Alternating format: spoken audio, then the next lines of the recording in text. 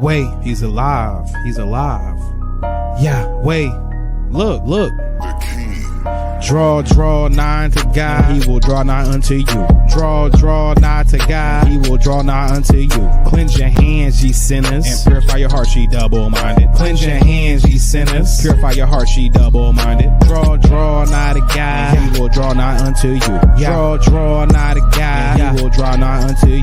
Cleanse your hands, ye sinners, and purify your hearts, ye double-minded. Cleanse your hands, ye sinners, and purify your hearts, ye double-minded. Yahweh. Hey, it is the Draw Night of the Creators series here at Take on the World TV. Welcome, whether you're brand new or not. For those of you who are new, yes, it is common for me to be late to my own show. And apparently sometimes my guests, which I don't have too often. So I'm wondering if Vicki Joy, who I was on the phone with not too long ago, got the time zones confused and that she's an hour behind me, and I'm wondering if she's thinking an hour ahead. So when I told her the show was 8 o'clock my time, 7 o'clock her time, maybe she was thinking that reversed. So I'm hoping that we get her in here in the next 30-40 minutes, if not sooner. But I kind of figured, you know what? I tried calling her and she wasn't answering. I don't know if she's getting ready for the show or having technological issues. But I thought, you know what? It'd be kind of nice to come in here ahead of time anyhow, because there's some things I want to discuss. So for those of you who are aware, we are to set up a Take on the World TV Sukkot for this year in October. I don't have too many details that I am willing to share at this moment because nothing is concrete. So we've looked at a couple different locations. One of my favorite ones was in southern Ohio, about 3 hours south of where I'm at in Ohio. And it's beautiful. It's got all these waterfalls and all these trails and things, and it's got bunch of cabins, but there's some difficulties with that location in making plans because a lot of the cabins, most if not all, are through third party. So like you can rent one cabin at a time, and I want to be able to block book like a whole bunch of them.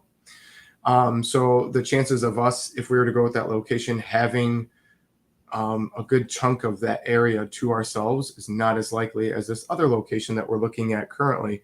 Also, I don't think that the cabins at the location that I was thinking in southern Ohio would be as affordable as this other location. So this other location is one that Jeff found. It's in West Virginia. I'm not sure if that's going to be an issue for people. Like I said, this is not concrete. We're still open to looking at other locations like the southern Ohio location, although it is difficult to get a hold of them, not just because the cabin's being through third party and trying to get group discounts and things like that, but also their hours of office are 9 to 5, and I work like 7 to 6. So it's extremely difficult for me to call them when I'm working, and I can't get a hold of them on the weekends. I've called them and emailed them like on my lunch break, which is not ideal because I only have a few minutes to talk at that point. And they basically called me back with a voicemail saying, look at our website. Well, I already did that.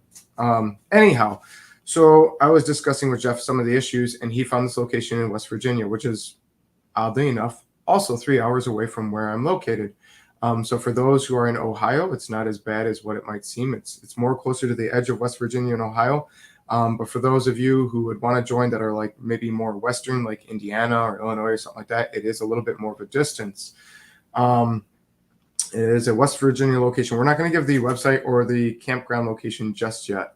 But I have talked to the director of the park, and unlike the other location, there is a lot of neat things at this location that Jeff has found.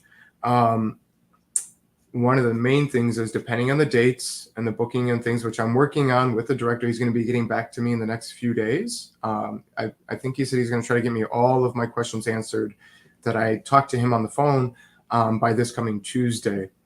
So if we get enough information answered by then we might be able to move forward and start on Facebook putting event pages and things together, which I've kind of already started to do, but I haven't made anything public yet. But if you are listening live or otherwise and you're interested, we need to know, how many people are interested in going. We have an idea, but we really don't know, especially now if we're talking West Virginia. Does that change it for how many people?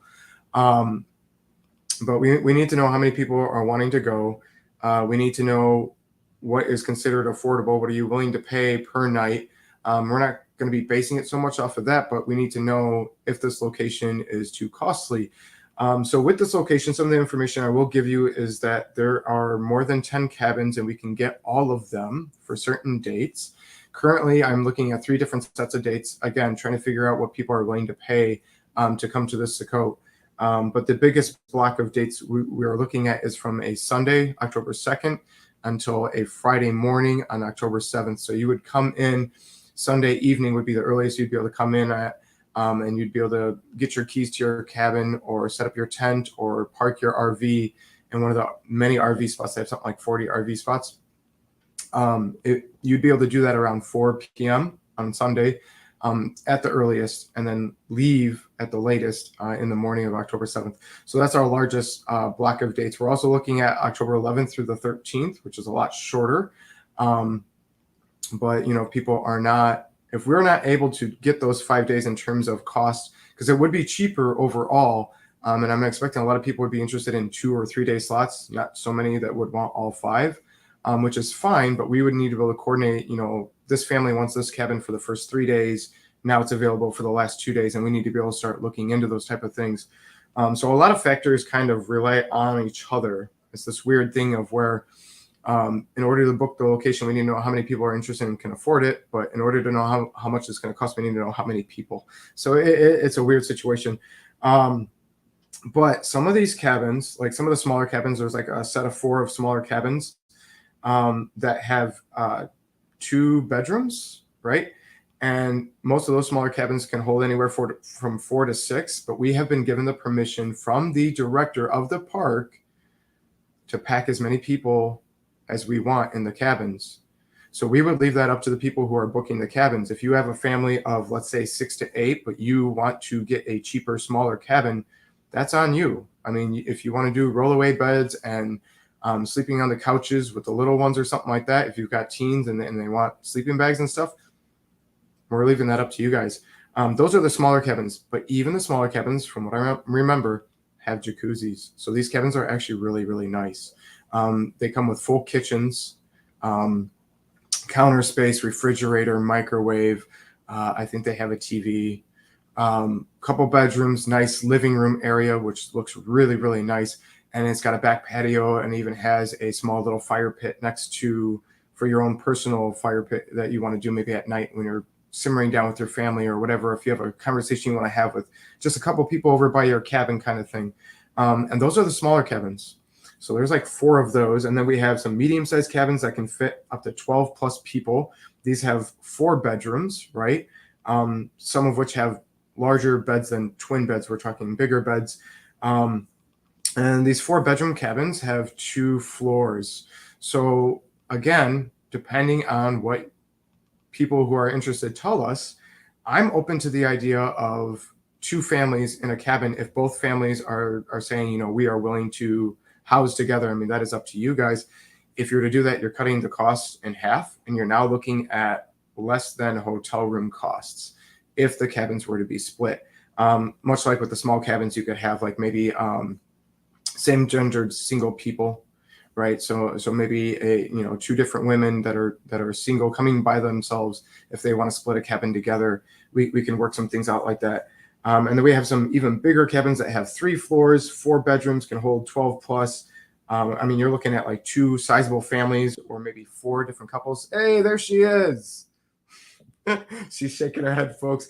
Listen, before I bring her in, you guys need to know Vicki Joy is one of my most favorite people in the world. I can't say that enough. I love her so much. From the moment I met her, I actually met her meeting David Arthur, and I spent the whole time talking to Vicki Joy. I don't know if she enjoyed the conversation nearly as much as I did, but I would not let people come to her table and bother her. I mean, they were coming up asking her questions about books, and I was like, look, here, just take it and go. We'll take your money. Just leave. Yeah, whatever. I want to talk to her. And I spent the whole time talking to her. And ever since, I mean, she is brilliant, an amazingly talented writer. She has a personality that goes really well with mine. And some of my best, most deep fellowship conversations are with this wonderful woman. So I wanted to kind of proceed bringing her in with that.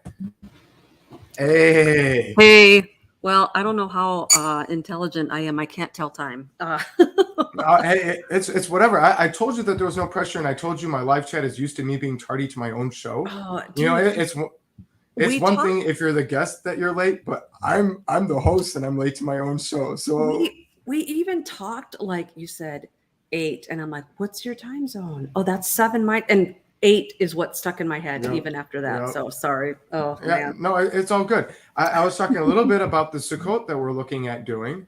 Oh yeah. So I was giving a little bit of information. We've got a couple locations we're looking at, but there's one in particular that Jeff. Have you seen Jeff? I've never met him. I've seen a couple of your Exodus shows, but I watched your show last week or the week before when you gave a whole spiel about the place in West Virginia. It is West Virginia. Yes. I heard all that. I was very excited. I did kind of plant a bug in my dad's ear about it. So Hey. I don't know if he remembers that conversation, but yeah. Well, so I was just giving a rundown idea of the cabins, because a lot of these cabins, Vicki, I mean, there's like 4 of them that are smaller that you're looking at, like maybe 1 or 2 couples, or maybe a small family of like 4 or 5. But I mean, the director actually told me, Vicki, I was on the phone with him and he was like, you guys can do whatever you want. And I was like, what do you mean? And he's like, if a cabin says sleeps 4 and you want to put 8, that's your prerogative. That's up to you. Wow. And so we have cabins that house 12 plus. And I'm sitting there telling the people, you can either spend twice as much and try to get this huge cabin for just your family, or you can split it because there's double floors. And I was looking at them, Vicki Joy. And I went on there, and once we released the website and stuff, they have one of those little tour buttons. You can click on it and go through room to room to room. 4 bedrooms, cool. But you're talking double layer. There's an actual door at the top of the stairs there that blocks off that first from second, and they have multiple bathrooms upstairs, downstairs, right? So, I mean, you wouldn't have to be sharing bathrooms with the other family. It said loft area, but then you go in there and it's like basically 3 bedrooms. Huh. So I would, as long as I get along with the family, I would be fine with having my family upstairs. In fact, it seemed a little too big for just my family of 4 to take that upstairs and then somebody take the downstairs. And when you have that, it's actually cheaper than hotel rooms. Wow. That people might consider at that area. And then there's one huge cabin, Vicki, that holds 17 plus. Wow. And that's only going off of beds and bedrooms. That's not including all the couches that pull out, all the rollaways. It has a full basement. It has something like 2 living rooms. It's ridiculous. So I don't know what we're going to do with that property, because I mean, at that point, I mean, you're looking at like 3 whole families if you really want to get the most bang for your buck. Yeah. And they'd be spending probably the least out of everybody if they split up 3 different families. So I don't know how many of the listeners and people who are interested, if they're willing to do that. So that's kind of what I was putting out tonight, is I wanted to get that. And the park director told me he's in charge of everything. If he says it's okay, it's okay. He told me he has acres of flat land that whoever wants to bring a tent, he said, however many tents, he said, you want to host Woodstock, have at it. $10 a night for a tent. Now, okay, so I don't know if you caught it, but when Jeff first brought this location to my attention, literally all he told me, he said, I think I found a location. I said, okay. And he goes, they have room by the bathrooms for tents. And that's all he told me. And I was like, oh my gosh, dude, like, no, like, that sounds terrible. I can pick a public park at that point. What are you talking about? And then he sends me a link, and it's got zip lines, 2,000 feet of zip lines, ropes courses that go 60 feet up, multiple layers, rock climbing, professional mini course, 40 different RV locations, all these different cabins. Even the smallest and least luxurious cabins have jacuzzis and hot tubs. Vicki Joy, and their own back porch and their own fire. You see all these things, and his selling point to me was there's rooms for tents by the public bathrooms. Okay. And I was like, I said, Jeff, I love you, and you found an amazing location, but do not quit your day job. Do not become a salesman, because you outright stink at it. In fairness, being born and raised in Minnesota, I spent almost every vacation growing up fishing in Canada, right? And it was remote, where you're in a tent in the rain the whole time, peeing in the woods or a coffee can. So that probably would have sold me right there. There's a bathroom.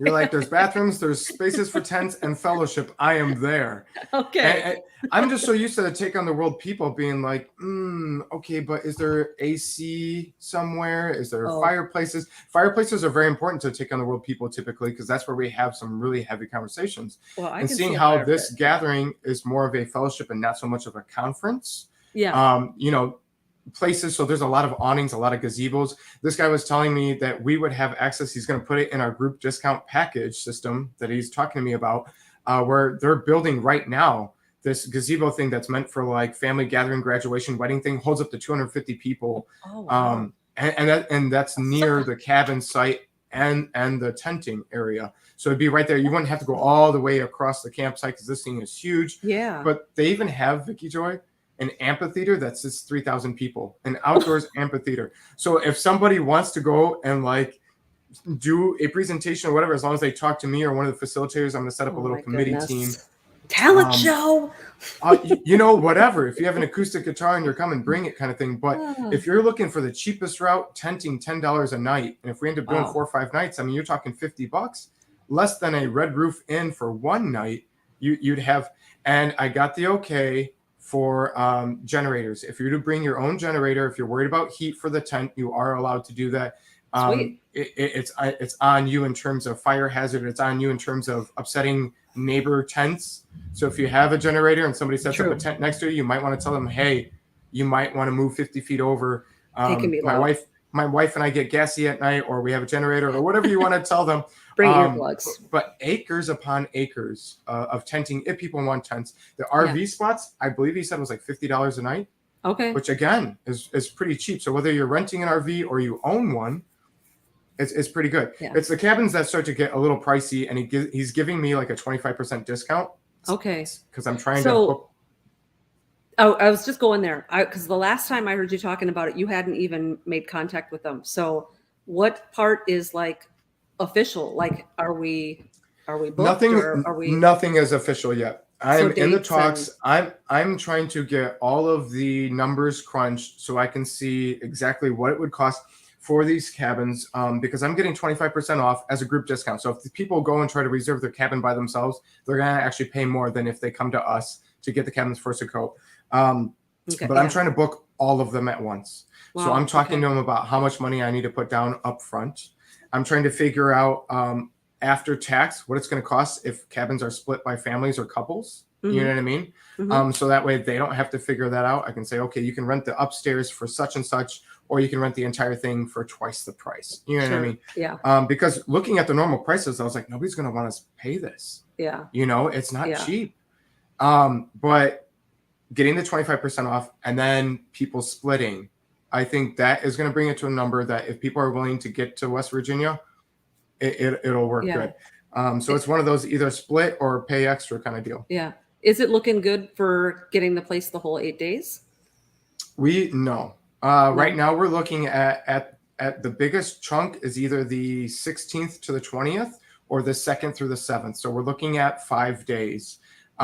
October, when I first started looking at, and I was trying to get Chris's approval to use Take on the World label, from that time till now, the weekends have been booked for weddings. So cabins are being booked, gazebos are being booked. And so like we would be able to do a smaller version if we want to try to get a whole 8 days, or we can have the whole campsite to ourselves, Vicki Joy, basically. I mean, he basically told us if we do a Sunday evening to a Friday morning and we can book the entire campsite. Wow. You know, and I reassured him that there wouldn't be drug usage or nudists running around, you know, but I asked him, I said, is there policies I need to be aware of? And he's like, no. He's like, we try to have it not to be too loud at 10 o'clock at night, but you're going to book the whole park. So do you? And I was like, okay, well, it's not Woodstock. We're actually Bible believers. So, you know, if there are questionable things going on, we'll check our own. You don't have to worry about that getting around to anybody else. But we're going to be vetting who comes through, who shows interest. We're not just going to let anybody buy a cabin, reserve a spot, things like that. We're gonna go off of things like that. But that's where we're at right now. We're looking at multiple cabins, but if everybody wants a cabin, it's not going to happen. So I'm trying to see how much interest is there, how important are cabins, are people willing to share, tenting and RV, are these actually viable, or am I buying spots for no reason kind of thing? So that's where we're at. But zip lines, The mini golf is free.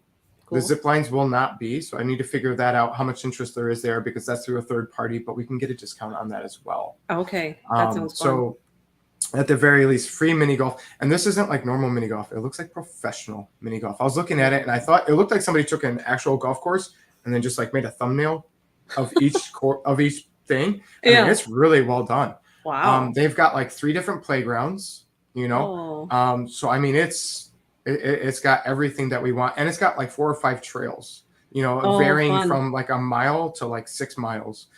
So the things I was looking for was cabins and trails, and I got cabins, trails, mini golf playgrounds, possibly zip lines, you know, awnings, amphitheater.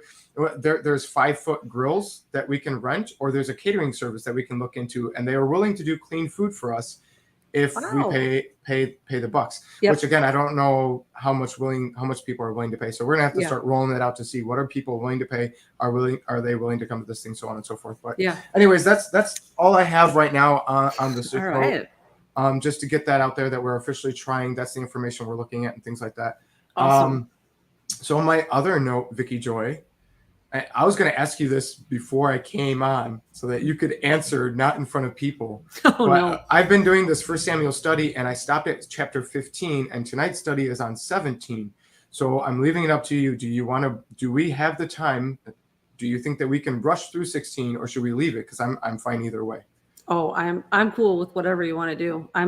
I'm winging it, man. So that's okay. Winging it is good. I think my only concern is that as I try to brisk through 16, I'll start wanting to pick apart the Hebrew on everything. And an hour and a half later, we'll be starting 17, and we have so much to discuss. Yeah. So I was looking at the notes so just for everybody in the chat, you and we've been talking about this for a while, like maybe even 2 years. I know it's been over a year. It has. And so originally when we talked, it was sort of this generic sort of like David. And so I had all these notes, but now that we're actually confined to a certain bracket of chapters, most of my stuff don't even come into play until 2 Samuel. So my notes are like way off in left field. They're in a campground next to a bathroom. Hey, it is what it is. Hey, Jeff told me he's planning on getting a tent by those bathrooms, and not to bust on my buddy, I love him, but it seems to me that he wants the closest access to the bathroom that he can get, and he's going to get first pick because he found the location, and he's going to be one of my main facilitators. Plant his stake.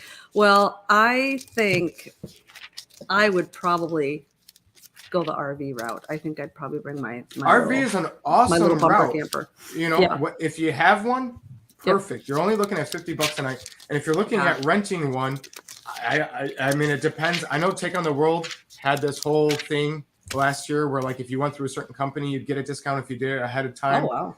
So I'm hoping to talk to Chris about how he did that. Vicki Joy, I'm in over my head.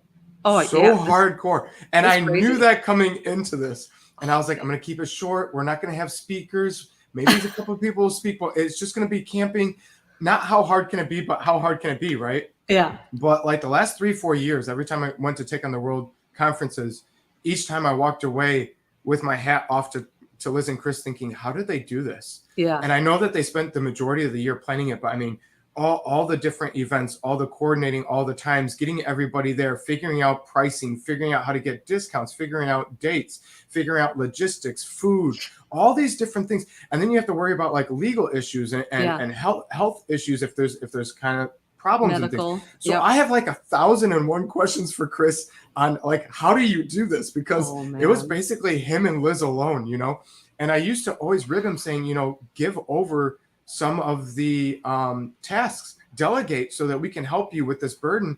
And he would once we were there, but they wanted to do most of the planning. And I was like, in my heart and in my mind, Vicki Joy, I'm going to confess, I thought it was a little bit like, man, you really want to make sure it doesn't get out of control and you need to let go of that. And the more and more I'm looking at this, the more I'm understanding Liz and Chris, I'm wanting to have hands on because the moment, I mean, even my right-hand people that I'm looking at helping me with this, I haven't let them say anything yet because I'm afraid that they're going to open it public and I'm going to have, as my live chat knows me to say, goofballs and nut bars asking to come to the Sukkot. And there are certain, Vicki Joy, I'm going to be blunt with it. Okay. You know how I am, Vicki Joy. I'm Mhm. not letting just anybody come to this thing, okay? Yeah. It's open, and if you're interested, let us know for sure. And if there's no reason to have a red flag, then I have no problems. But there are individuals out there with red flags, and it's not that we'd have a bunch of them, but I think there is a couple that would come knock on the door. And I'm not having it, Vicki Joy. I'm just not having it. No. I've prayed on this, and I was like, am I being too controlling? And I was like, no, we don't need people with religious spirits that are going to constantly be just trying to convict everybody at a Sukkot gathering. And there are individuals like that. Not a lot, but there are some. So anyways, so there'll be some vetting. I'm just putting it out there now. I don't want to discourage anybody. If you're interested, chances are I don't have any red flags or any issues. So definitely let us know. And if we do, we probably won't tell the person. It's just we'll prayerfully consider how to go about things. So before we get started, Vicki Joy, the number 17 keeps popping up on me for this study, like ridiculously. I had to go through 17 notebooks. Interesting. To get this, and I can't remember some of the other ones, but that was the one that mainly stuck out to me. I mean, 17 kept coming up in the math too when you're looking at pounds and varying grams for a size of a shekel.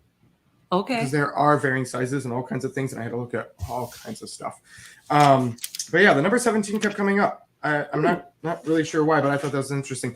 And when I say 17 notebooks, Vicki Joy, front to back, page after page, going through it, thinking, when did I do this study? Because I couldn't remember. And what notebook is it in?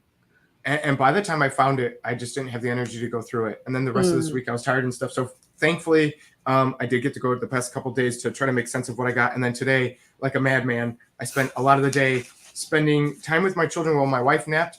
And then, hour with the children, half an hour, 40 minutes, like crazily going through Hebrew terminology and varying weights and comparing combat armor of then to now and all these different things so we can get a better picture. 17 is overcoming the enemy, says Karen. Interesting. In a numerical value, I'm assuming. Very cool. But it just kept coming up in this study. So I found that very interesting. 17. Oh, who's saying that? Oh, Karen. No, Karen, you are welcome if you're willing. I know it's a long distance for you, and we're not coming out in your direction. We're just not doing that. But if you want to come, you can come. Okay, shall we get started? Yep, let's do it. Was there anything you wanted to get out ahead of time? No. I'm just ready to hit the mat. I'm putting my seatbelt on. You can say, like, I am in a brain fog for like the last 2 days, and like for real. And I don't know that I've ever used that phrase, brain fog. But I have been in an absolute brain fog, which is probably also why I logged in late. So if I'm a little slow on the uptake or I look like I'm staring off into space, just say a little prayer for me and I will hit the reboot button over here. But yeah, it's been a whirlwind week for me, and talking about goofballs and nut bars and religious spirits and occult trolls. I've had all of it just this week, and I'm not even joking, and I'm just worn thin. Yeah, I have coffee over here, and I have matcha tea in a through the black mug. If you'd like some. Nice mug. Should I just hand it over to your side of the screen? I've got I've got a sweet tea, aka 3 cups of sugar with a little bit of water. I guess this is like that's a southern thing. Yes, yeah. I'm addicted. We didn't have that up in Minnesota. You could get plain iced tea, which was terrible, and so here I was like, oh, I'll try that sweet tea. I've heard so much about it, and I was like, oh my goodness. This is sugar in a cup. Yes. When you're really south, it pours like molasses. It's awesome. Even their unsweetened tea, which I'm sitting there going, how did you unsweeten it? Shouldn't it just be tea and sweetened tea, not unsweetened? Did you have sugars that you extracted? Grammatically speaking, to a wordsmith, Vicki Joy, wouldn't you have to extract the sweetness in order for it to be an unsweetened tea? I see what you're saying, and I see both sides, because if there was no such thing as sweet tea, it would just be tea. But then when you introduce sweet tea, if someone doesn't want the sweet tea, they could just say regular tea, normal tea. Okay, you can say unsweet, but it's not unsweet. It's called unsweetened. Well, that's true. which implies true. that there was an extraction. There is. So who's extracting the sugar from the tea, Vicki Joy? I don't know. There's a And why do GMO they factory somewhere. And why do they extract less in the South than they do in the North? Can you explain that to me? I don't know. I just know that if you're in Minnesota, you might not want to order an iced tea. It's like water with ice cubes added. The Scandinavians, we can't handle a lot of flavor at all. You know, you want to see something hysterical. You get a stoic Swede up in the North who's like maybe in their 70s, and you give them a nice hot plate of Mexican food, and you just see what happens. Okay, so Vikings are horns and no sugar, no flavor. I hate to break it to you, but the whole horned helmet thing. I wasn't talking about the horned helmet. I was talking about the horns. I know where that comes from. I know the whole demonizing and everything like that. It's fake. I'm familiar with that study. I know. But yeah, very, very it makes for good art, though. That's true. That's true. Good costumes. But they did like horns for their clothing, though, and they did have like a shofar type of situation. That's what I was talking about, drinking cups and stuff like that. Okay. Yes. Okay, so I'm going to throw another question at you, Vicki, before we get going. Let's go. We have two ways we can go about this. We can either just start hitting our notes and kind of just throw it at the listener, and if they're ready, they're ready, and if not, they're going to have to deal with it. Okay. Or we can read through the chapter, mentioning as we go through it, saying, okay, that's a verse we're going to come back to, and then going back through it. So do you want to go through it as we go through it, or go through it and then come back? Yeah, let's start with the word and let that be the guide. So read through it and then come back? What was the other? Sorry, what was the other option? Read through and stop as we go. I'm confusing. Right? Yeah. I'm sorry. So are we stopping as we're going, or do we want to read through it and then come back?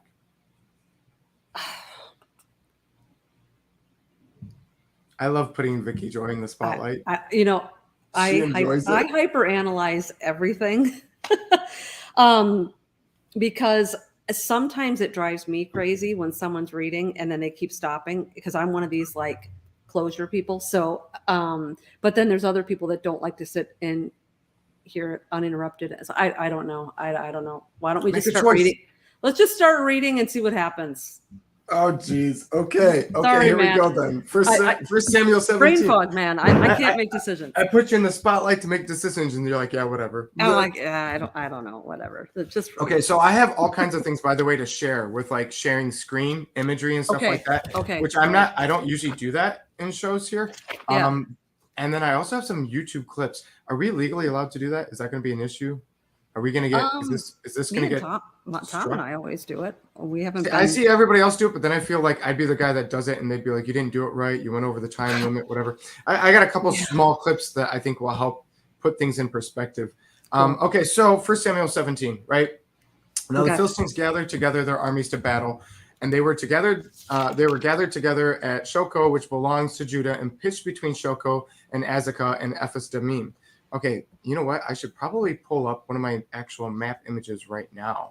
That way they can see it. Cool. As we discuss this. And Vicki, you're going to have to tell me if you guys can see what I'm showing, okay? All right. If this is going to work. Okay. All right. Are you still able to hear me? Yep.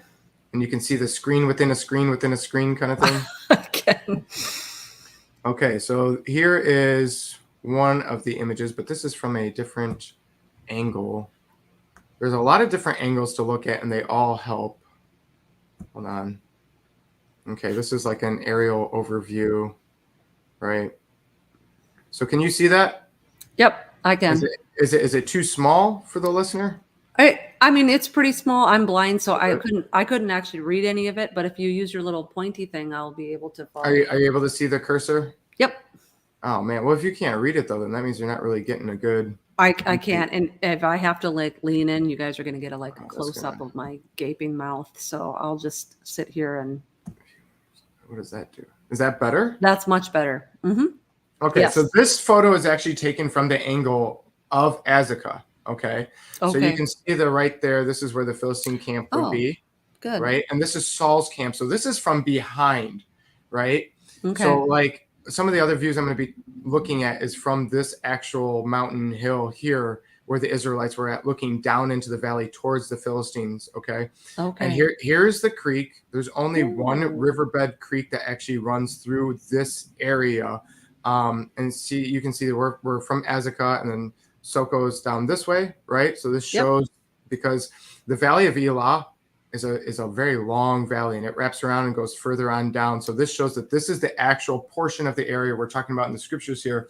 This is why it's telling us between Sukkot and Azekah, so it gives you a better picture of the area, and it's very helpful that we actually have the one creek bed. And that's going to come into play here when I start talking about ballistics and things like that. Okay. But so this is where the Israelites would have been at, and this is where the Philistines would have been at. Interestingly enough, the Philistine cities are in this direction, right? So they would have had to come down this way, wrap around, unless they were coming back from a different area and stopping here. You see what I'm saying? Yep. So these are things we need to be thinking about. But they would have been on the edge here, and they would have seen the Israelites over here, and you have a bit of an impasse chess-like situation going on here because the army would have to go down the mountain into the valley and up to expose itself to the other army. Both sides would have to do this, so neither of them want to. Okay. Right? Okay. I see where you're going here with that. Yeah. And there's actually I'm going to stop that. I'm going to be going back and forth between the screen a lot, so just bear with me, folks, and Vicki. Bear with me, okay? I'm not the most professional guy. I've just got stuff to talk about. So, all right, let me go back to the scripture here, because you see this language that's explaining that they're a bit of an impasse. So Saul and the men of Israel were gathered together, and they pitched by the valley of Elah and set the battle in array against the Philistines. The Philistines stood on a mountain on the one side, the Israelites stood on a mountain on the other side, and there was a valley between them, right? So that shows right there, there's that impasse kind of language. They're stopping at the mountains. There's a valley between them, right? Mm-hmm. And before we start getting into the other numbers, can we stop and discuss, since you didn't pick an option? Can we do that? Yep. Okay. So let me look at my notes here. The Israelites are going to be on the northern ridge. The Philistines are going to be on the southern, right? And like I said, that you don't want to go down and up to expose. So that's part of the reason why they're in an impasse. But I also want to theoretically throw out there that according to 2 Samuel, I think 11, chapter 1, it says that often, and we see this all throughout the scriptures, but this verse outright says it, if I got the address right, if not, my bad, that springtime is the time for war. This is when the kings gather for war. If this was indeed springtime, that riverbed would have been full and rushing. Yeah. Another reason why you wouldn't have wanted to go down a mountain, past a river, into the valley, right? From the Israelites' perspective, and from the Philistines, you wouldn't want to go down the mountainside, possibly getting hit by any field artillery as you're coming into the field, have to cross a river, which is going to slow you down. You lose the momentum. Then you have to go upward.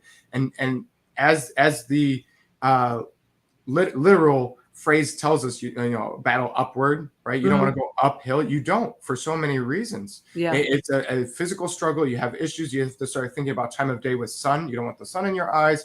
It's harder to see who and what you're coming up against as you're coming up, because your line of vision is going more up into the sky than over the hill. These are things we need to think about, because these are warriors who are very familiar with this type of mindset. So when they come to this, they're not like, okay, what does this mean? They already know right away. We don't want to go down and back up to fight. And if that river is heavily flowing, is it possible, Vicki Joy, that this might have been one of the many reasons that they would have halted for 40 days? Waiting for that springtime rush to slow down to a point where the river would have dried up, or at least enough so that it'd be shallow enough to pass through with much more ease. Mm-hmm.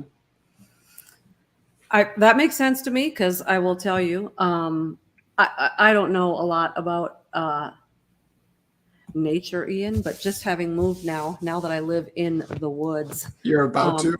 I'm learning real quick. But anyway, it's interesting that you say that, because it wouldn't have had much meaning to me a few weeks ago, but we actually have a spring on our property. And it is so amazing to me how, depending on the season, it can go from a tiny little trickle like a faucet to literally a raging stream all the way through down the property. So, yeah, there's times where I want to be down on that property. And there's times where I don't want to be down on that piece of property because I don't want to be sticking my foot in a marsh where all the snakes are. And I don't want to be down there when, you don't know what parts are deep and whatnot. So it is very fascinating to me how so many aspects of nature are sort of alive, for lack of a better word. They're ever changing. They're organic. They also have their seasons and their tasks. And so it's fascinating to me all around Missouri. I told my dad once, every season I feel like we're in a different place because there's water and then all of a sudden there's no water anywhere. And it's rocks. And then you'll drive one place and there's all of these lush like flowers. And then 2 months later, there's still tons of flowers there, but they're completely different ones. And in Minnesota, where everything is dead 9 months out of the year, you don't get, I've never seen so much changing of the landscape before.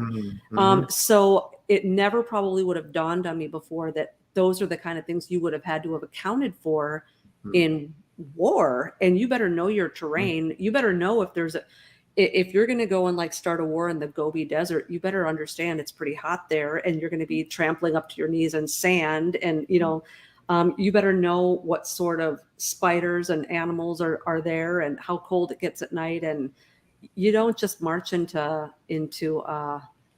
foreign territory to make war without having a little bit of an understanding of the topography. And I'll just add this. Michael Lake always says that you'll never understand scripture if you don't know like the history, the language, the culture, the context. But he adds geography. You will not understand scripture fully if you don't know the geography. I thought that was weird at first, but it makes total sense.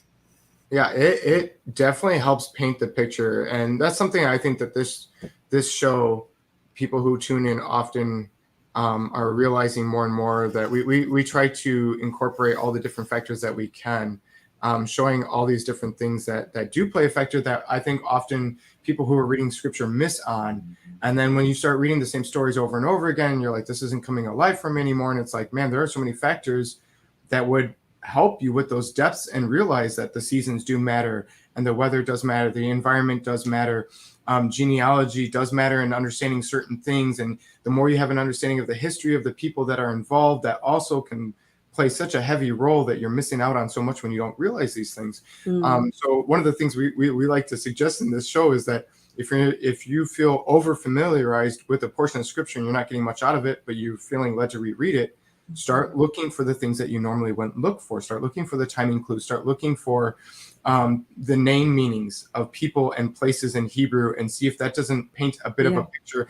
And in last week's video, I was looking at Saul and the Philistines splitting up into 3 companies and trying to come at the Israelites from multiple angles, right? And we talked about the military battle tactics of splitting into 3 and how that helps corner and tunnel the enemy and things like that. And the 3 companies moved into lands that in the Hebrew meant like jackal, fox, all these different things. And where Saul made his decision to do the sacrifice without a priest and break Torah was a place that means wheel, as in motion, movement. Let's go. I'm ready. Let's get going kind of thing. So you can see subtle layers of depth in these things if you start looking for the things that we wouldn't normally look for.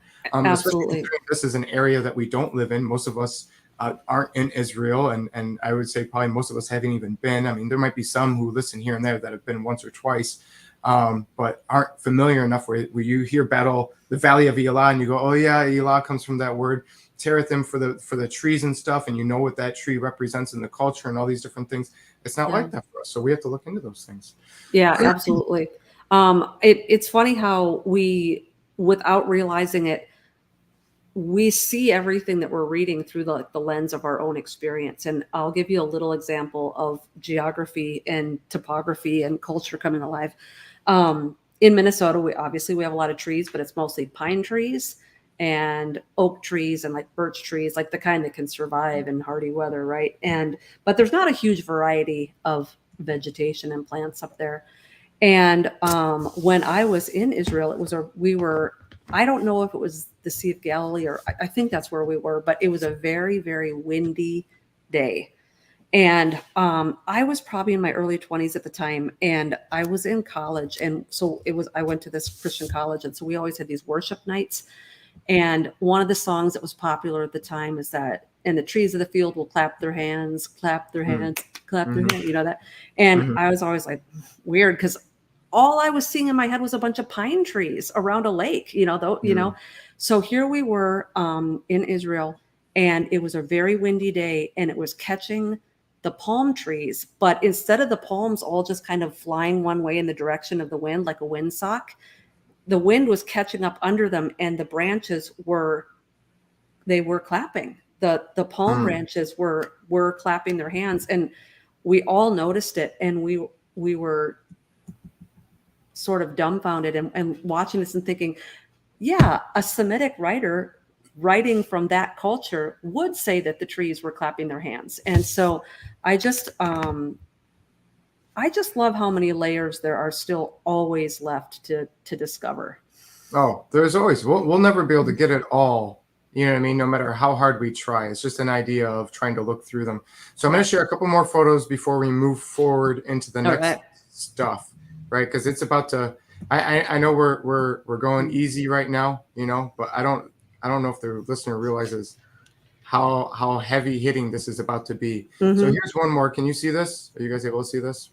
I can see it. I can't. This is another image. Okay. Oh, you can't really read it. Really? I'm blinder than a bat, so I'll just I'll follow you. So this is a more of a drawing map, but again, for anybody who didn't catch it, I'm trying to give the picture of the area, right? And I've got other photos somewhere. Let's see. Am I going to be able to? How would I do that?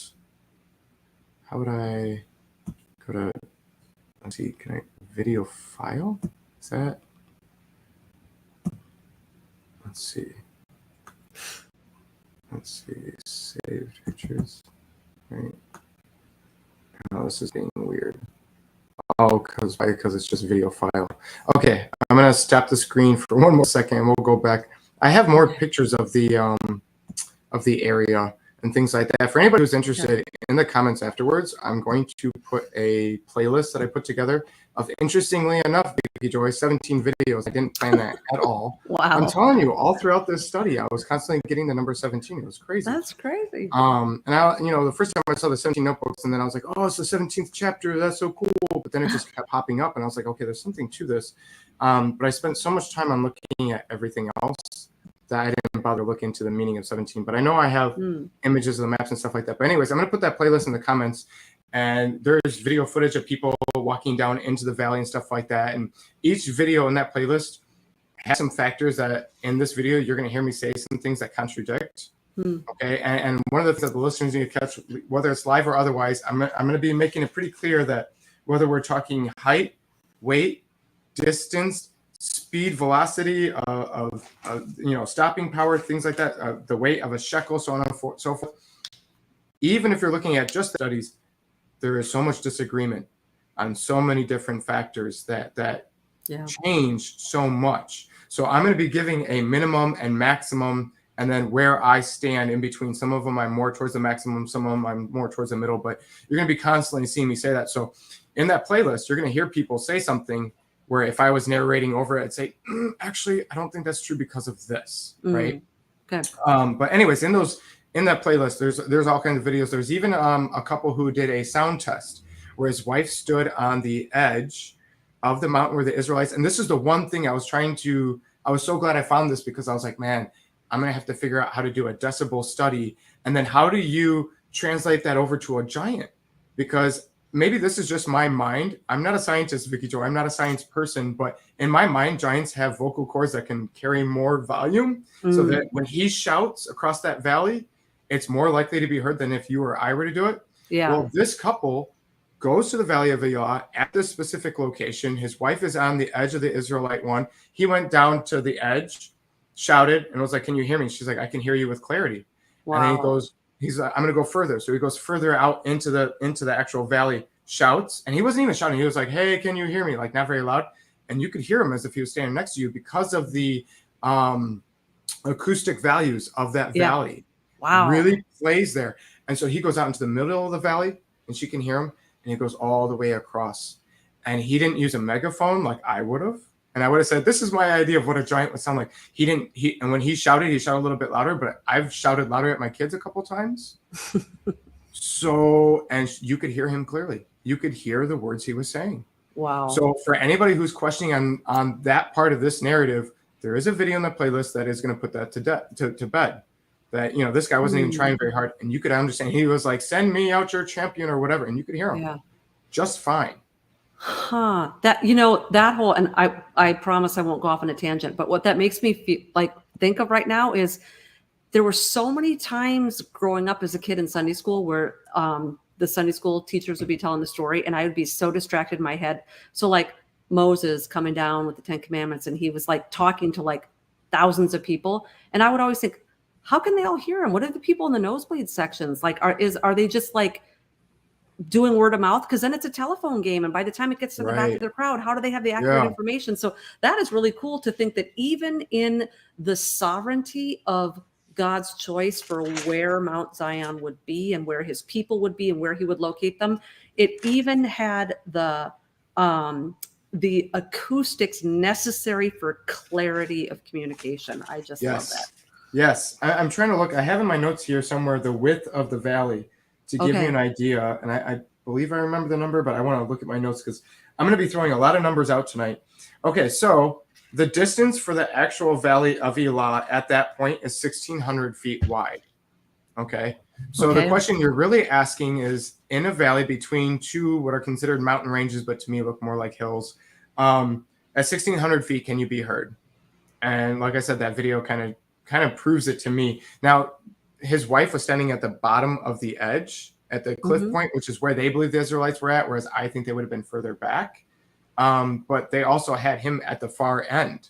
Okay. And when Goliath is doing his shouting, it seems to me, based on the scripture, he's actually in the valley at this point. So just probably a really basic question, but just was the reason they did that video, is the reason they were doing that test, were they trying to test this same thing that we're talking about? Yes. In that video, they go to the location and they wanted to see a few different things. They wanted to see if there's a creek bed that's actually nearby.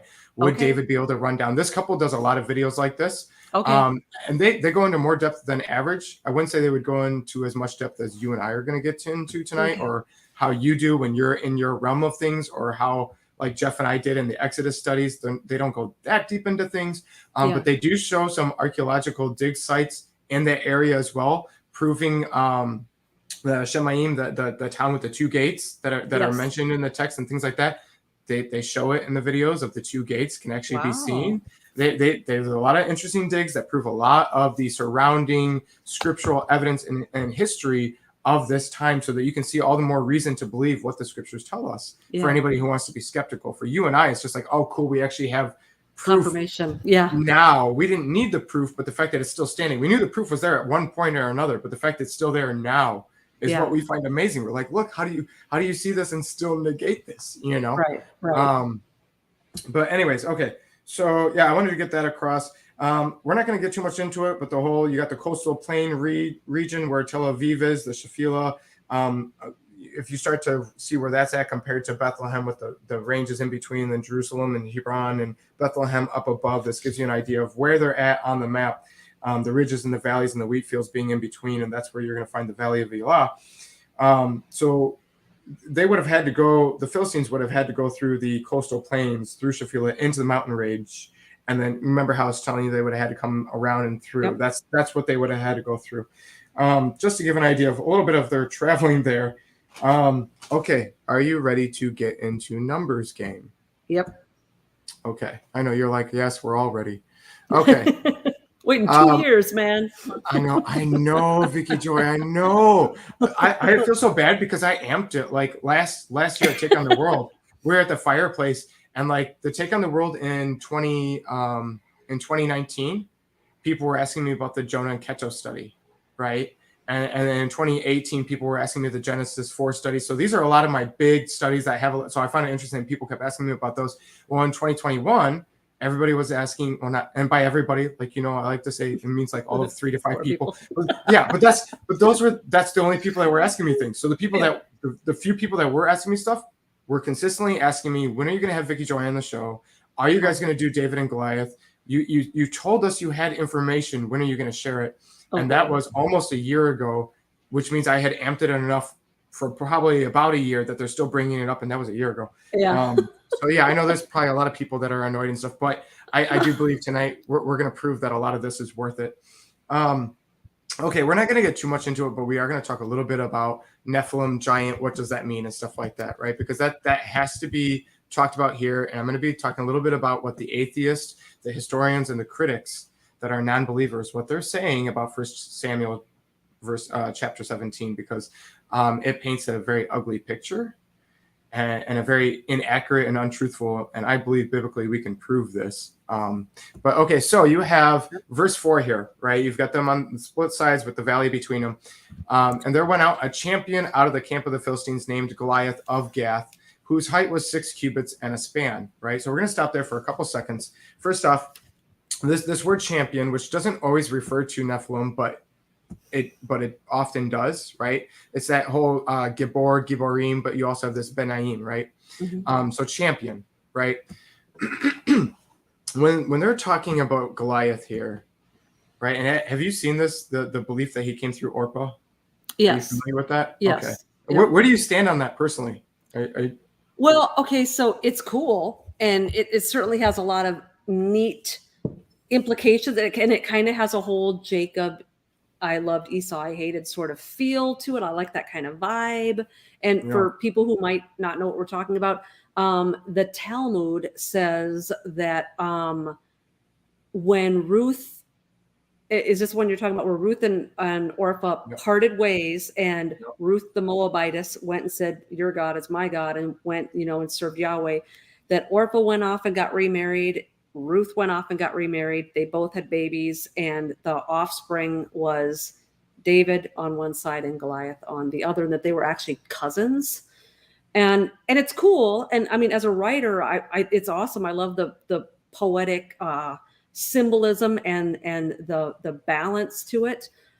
I always get like the hairs on my neck always go up a little bit when I see that it's in the Talmud, and it's not that every single thing in the Talmud's bad and wrong. Like, I mean, I know that's not, right. but and that's another thing too. A lot of people, we talk about the Talmud, but it's the Babylonian Talmud, and that, I love how people like sort of leave that adjective off, but this is writings that was added to the Torah during a diaspora, during a rebellion, during sin, during a time where they were thrown out of,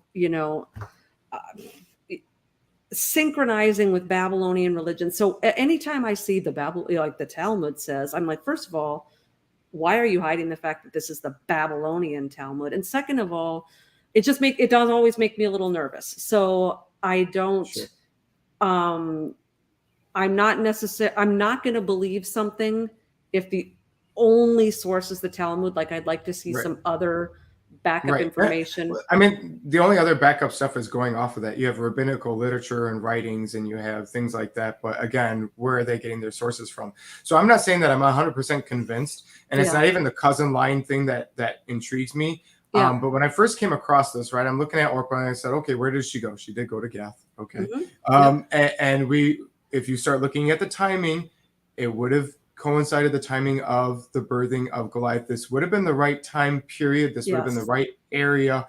And then there's always that weird, like, did you know Oprah was named after Orpah? I do. Yeah. So like that means nothing, but then again, it also kind of hints to something, does it not? That's why I said. That's why I said. I love the poetic imagery of all of it. It's not proof at all, but it makes you go, of course. You know what I mean? Like, interestingly enough, of course, that'd be this. And she was very proud of that too. I was born. I was named after Orpah from the Bible. It's like, yeah, but Oh, that's like, yeah, it's like, I was you named can pick after all kinds of Belshazzar. you know what I mean? Like, there's so many wicked names and individuals you could pick, and Yeah. what does that mean? That means nothing, my middle name's Jezebel. right? You know what I mean? Which, It's in the Bible. have you ever looked at that compared to the name Isabel? No. Okay, I know. I'm just throwing that out there because one day I got a random feeling of like, we don't see that name anymore except for goofy people who name their children weird things. Yeah. Sorry, people who name their kids Lucifer Yeah. and stuff like that.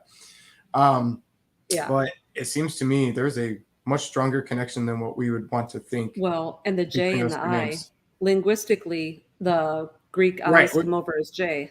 Right, which is why I was like, oh, that would make sense. You I know what I wonder, mean? Like, I wonder if her name was Isabel. Oh man.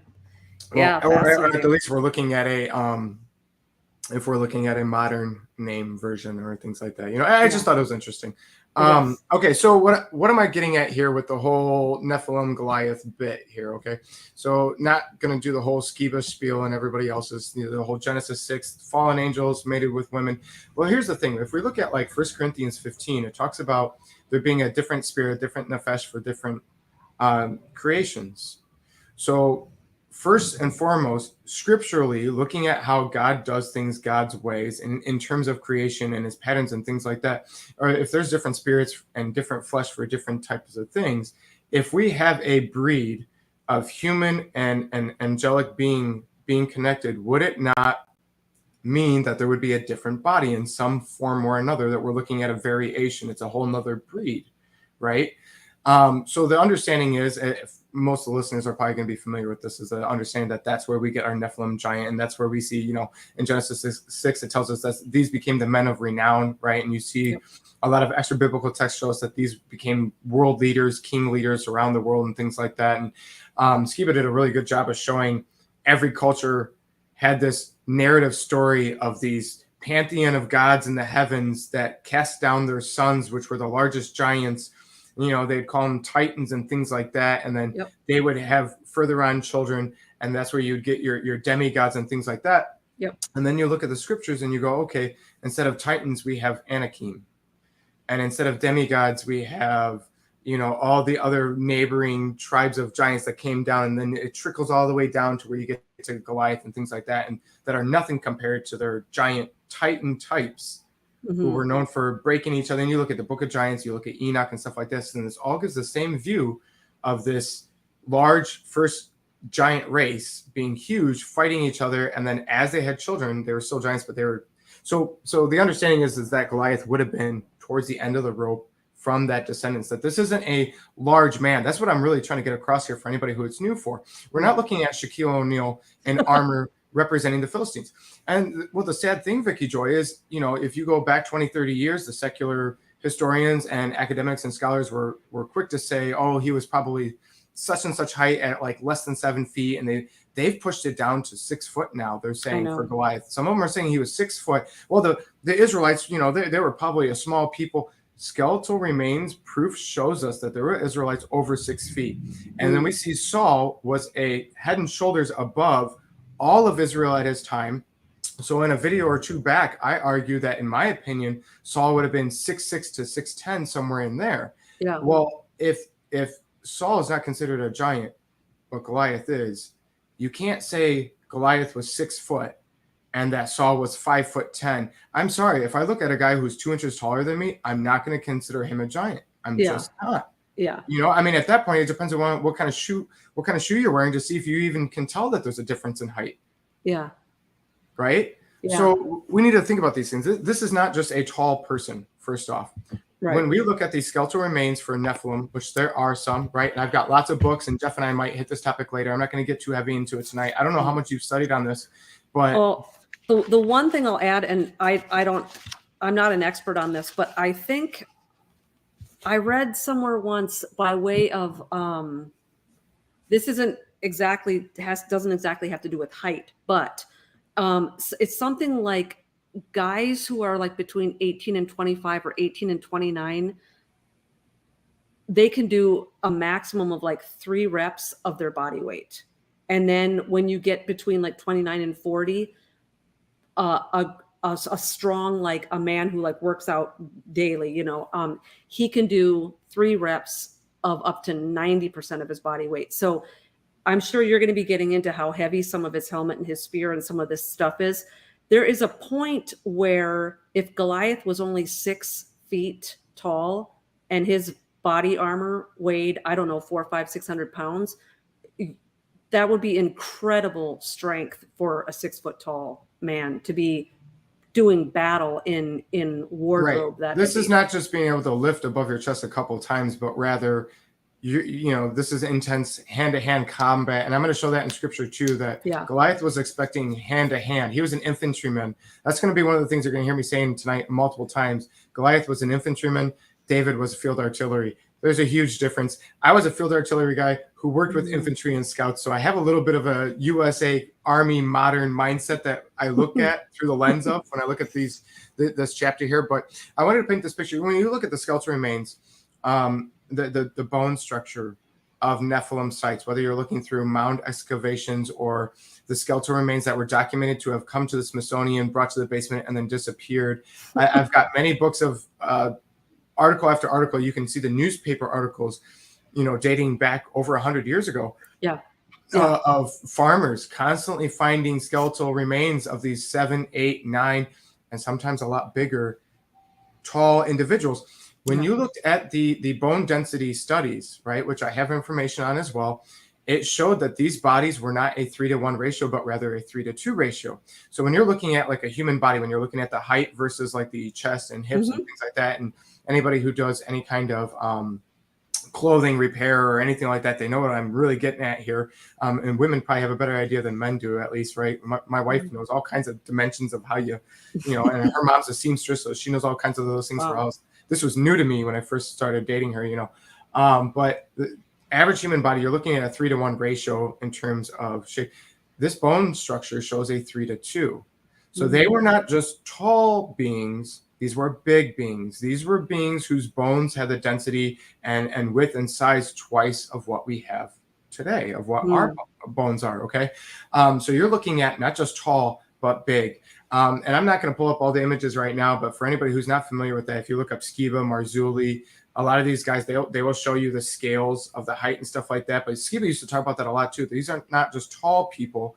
I had to go look to see if he was right about the bone density and stuff, and he is. That these were big. These were big, sturdy. So, I mean, you have to think of like Schwarzenegger on his like, what do they call that? The Olympic man or whatever, the strongest man in the world competitions. You have to look at Schwarzenegger's body type of what that looked like for those years, not now, right? Yeah. And then take that and make him taller and proportionally as you go up, go out. Yes.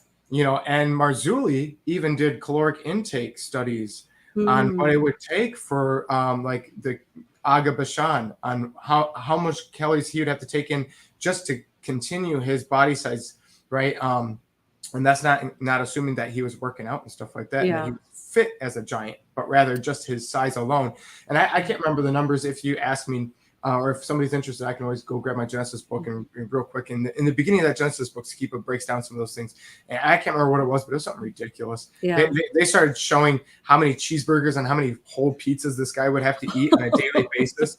And then you start to think about it, because you look at what like Enoch tells us and things like that. And it talks about how the giants were consuming the land. And this was becoming an issue between the giants and everybody else. Well, if they're eating freaking 40 sheep a day just for their own caloric intake, or 30 people a day, whatever it is they're eating, So I wanted to drive that in right now. I'm not going to go much further than that. Simply to state, for anybody who's not familiar with, let us know if you're interested. But that is a rabbit trail worth looking into, that these giants are not just tall men. Because if you look at the secular version, if you watch the History Channel or you listen to these guys, they're going to tell you, oh, they were just really tall guys. And the Israelites were just small statured men at like 5 foot, 5'5", and they saw Goliath at 6 foot. And conveniently enough, Vicki Joy, first off, there are varying sizes for a cubit. Okay, so we see Yep. Goliath's height here in cubits. So there's varying heights in cubits, right? Yep. And the Noah's Ark in Kentucky does a good job showing you all the different cubits on that as well. But there's also a Royal Egyptian cubit that's a little bit longer. Yep. And something I think people tend to forget about, because they say, well, the cubit was said to have been from the tip of your finger to your elbow, right? Which varies from person to person, right? But something that's often lost, Vicki Joy, is that a cubit was also referencing the size of a doorway. So I don't know about you, but if I were to go to my door frame right now and hold my fingertip to my elbow, it is not going to be the width of my door. Thank Yah on that, because we would have troubles bringing anything into the house. Yeah.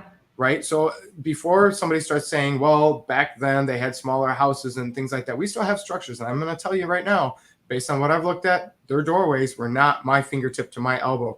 Now, I'm not the tallest of people, but I'm 5'10", which means, according to these atheist secular critics, I'm taller than most of the Israelites, that I'm like Saul's height, right? Yeah. So we need to compare those things.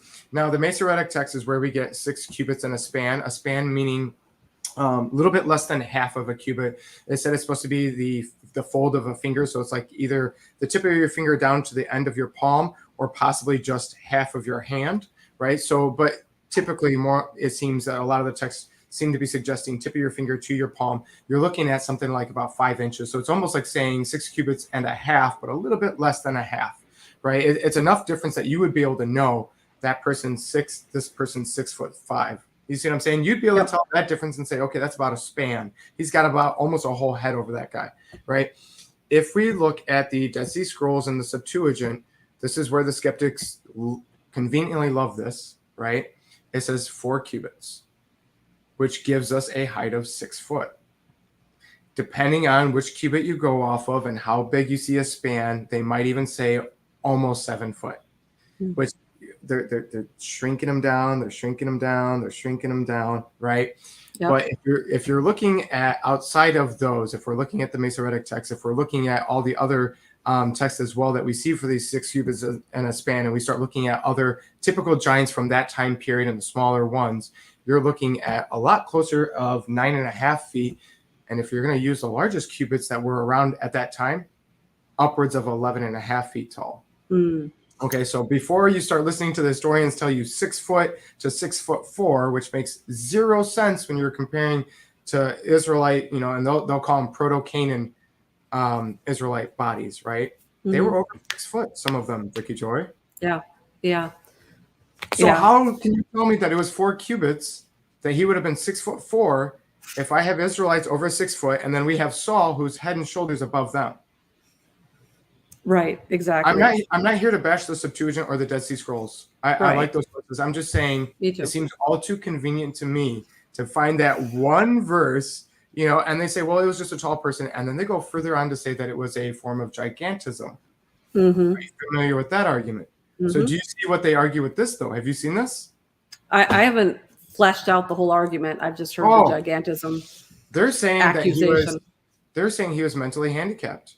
They're saying that he had visual impairment. They're saying that he had the mind state of a toddler, right? Now, this is the warrior that the Philistines have put their lives into the hands of the Israelites. If he doesn't win, a tall at 6'2", coming in with the mind of a toddler and can't see across the valley, Goliath. That's the story they want to sell you. And that's what the college students are listening to. And then all of a sudden the Bible story becomes this insignificant little thing. Then they have a picture of David with a slingshot. It wasn't a slingshot, right? And he goes up and he's shooting a stone at this gigantic 6'2" guy with impaired vision and mental handicaps, right? And they start pointing out and they say, well, he said, am I a dog that you come at me with sticks being plural? And they're saying, see, visual impairment. He couldn't even see straight that it was one simple staff, right? So they have this disgusting, you see what I'm saying? They make it so ugly. And Sunday school has already done a wonderful job of turning this amazing combat story of faith and trial and testing and hope and overcoming and moving therein against Nephilim seed, right? And Sunday school already turns it into this slingshot little boy shooting a stone. and then they had to take it one step further. So I wanted to get that across. He was not 6 foot. He was more than likely 9.5 feet. 9.5 feet is the smallest that I came to. 11.5 feet being the biggest. I'm leaning more towards around 10 feet personally. But I could see him being closer to 11.5. I could see that being possible. I just wanted to get that out there. I don't know if you have any comments on that before we move forward. I do. Also, another point is we know from the text that a lot of these giants had additional digits. They had extra fingers and toes. And so if I had an extra finger on both of my hands, it would actually make my life more difficult. It would get in the way. This is perfectly proportioned to the things I need to do, like holding silverware and grabbing things. And if I had extra toes, in fact, there are people nowadays that are born with extra toes. I used to babysit a kid who was born with 6 toes on both feet. And the first thing they did is he had to have a surgery where they were removed because they were going to be in the way and it would impair his walking. And so my guess, just total layman's terms, I don't know anything about, anatomy, other than the fact that for a human being who ranges between 5 and 6 feet, 5 fingers and 5 toes are sufficient to the weight that we're carrying around. It's sufficient to our balance. It's sufficient to the way we need to walk. It's sufficient to what we need to pick up and hold and maneuver. And if you have even one finger missing or a tip of a finger missing, it impairs you. Like, it's very specific to what we need to function. And so I'm thinking that if someone has got 6 fingers and 6 toes on each, and that's not a problem or a disability or a deformity to them, my guess is that the number of those fingers and the number of those toes are necessary to support the extra weight and the extra height. And so I don't want to belabor the point too miserably, because I think we all get the idea. But the fact that we are told that there's extra digits and extra jaws of teeth, I mean, what in the world do we have creatures out there with elongated skulls? And I mean, that's another thing too, Ian.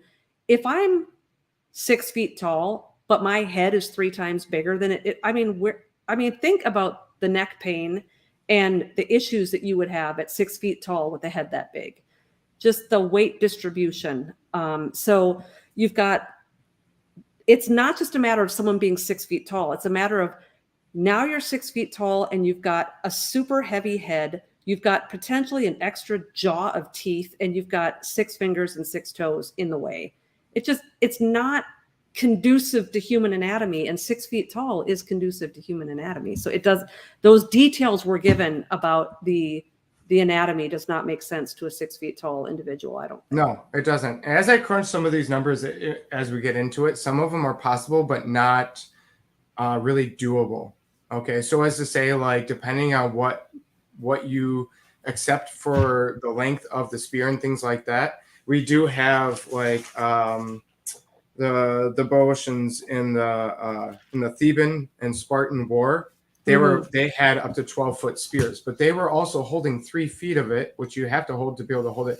And the whole point was to be able to have a 9-foot reach for cavalry and the likes as a front flank, which is not the situation here. Goliath isn't getting ready to disarm and bring down cavalry. He's not hoping you run into a spear. The language we see here is he's talking about taking him and feeding him to the birds. That's where you take and lift up and throw. Yes. A 6 foot or a 7 foot, even an 8 foot man, normal man, would not be able to hold this spear and pull that feat that he is threatening. Yeah. Okay. Yeah. So a 6 foot man could hold that spear, but to lift it up and to be able to throw it or fight with it. And I've got all kinds of information when we get there about sizes of spears and when you're looking at what you're looking at doing with them, because if you actually want to fight with them, they need to be a lot shorter. In fact, they need to be shorter than you are. If you're looking at simply throwing them, they need to be close to your height, but they can be a little bit longer. But if you're looking at just holding out for a distance range, that's when you start getting into Goliath's size spear, but you can't do anything else with it. Yeah. You can't parry with it. All you can do is hold it up. That is it. And so now we have a picture of the 6-foot man crouched down, holding the end of it so it's up, so that hoping that David runs into it at this point. You see what I'm saying? Yeah. So I mean, there's so many things that, you know, and they discount. They say, well, you know, when they say giants, they just mean taller than them. They're discounting what Scripture has to, how it defines a giant, which is fine to them because they don't believe the Scriptures anyways. Yeah. But you're taking a source and attacking it without considering what it even, how it finds its own information. Yeah. Not to mention, if the archaeologists perpetuating this myth that Goliath is only 6 feet tall and that made him a giant, these same archaeologists who are perpetuating the Shroud of Turin being Jesus's clothing, that Shroud of Turin shows a 6 feet tall man. So you're now telling me Jesus is a Nephilim if a Nephilim is constituted by a 6 feet tall man. It would have really stuck out in Israel if they're looking at him, thinking back to what the text said about Saul and Goliath. Yeah. Right? Because according to them, those are the only 6-footers and above. Yeah, absolutely. And in Isaiah, 53, it tells us that Jesus was really not an attractive man. He wasn't anything to look at. Whereas we know from Saul and we know from all of David's brothers that back then height was equated with power and handsomeness and stuff, because God had to tell the prophet, don't look at this guy's height. He's not the one I've chosen. And so, they were tall. Right. So if height back then was a beauty marker or a mark of royalty or kingship or power or handsomeness or whatever, and Jesus was 6 feet tall, according to the Shroud, then Isaiah wouldn't have said he was a man that people hid their faces from. They would have admired him. They would have thought he's of a royal line. Look how tall he is. Right. Yeah. This is a guy we can get behind. This is a leader. He has that presence of a commander. Yeah. That was often the understanding I was getting when I looked at the goodly appearance. They talk about Saul and the brothers of David and stuff like that. It's this goodly appearance and, you know, maybe strong jawline. But in my mind, I always think of, what do the average Americans, right, like your white suburban America looks when they think of a politician: clean cut, strong jawline, right? Not a pretty boy, but not, you know, and often it would be a 6 foot, 6'1", 6'2". You see somebody like that, you're like, oh man, I bet you he's going places. You see that a lot, which is really silly to think about. But it's almost like the beauty standards of today that have still exist in 2022, that a man has to be tall, big and buff, handsome, strong, big jaw. This all goes back to descriptions of these giants, men of renown. And men to this day are still being told to emulate the look of these men of renown. And I think we probably would see it I've done a little bit of research and I won't bore you with it now, but a lot of the fashion trends that they push on women go back to Canaanite stuff. I'm glad you brought up the double rows of teeth. I mean, there's all kinds of things. The extra digits we're seeing here in the scriptures, and it's like, if that wasn't a marker, which we see scripturally and elsewhere, then what would be the point of even bringing that up? Is he gripping the spear even better because he has a second pinky? Yeah. Why bring up the double digits, the 12 fingers, 12 toes? Why bring that up? Except that it's a marker. It's for those who go, oh yeah, that means he was of that line. He had that DNA that is not purely 100% human. Yeah.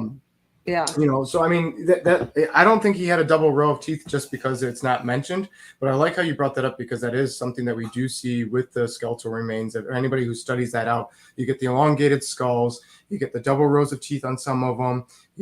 I mean, there's all kinds of different things. But yeah, the 6 fingers, 6 toes on each hand and foot, not just one hand or one foot, is actually very common when you start looking throughout the world at all the skeletal remains of these giant beings that look like not just tall people. And you'll usually see there's patterns with the mounds and the placement, what they're buried with, the seashells, the copper, the bronze, the positioning of the body, one sitting in the middle of a circle where they all have their feet sprayed out. A lot of people don't know this, but there's a lot of patterns, how there's flowing water.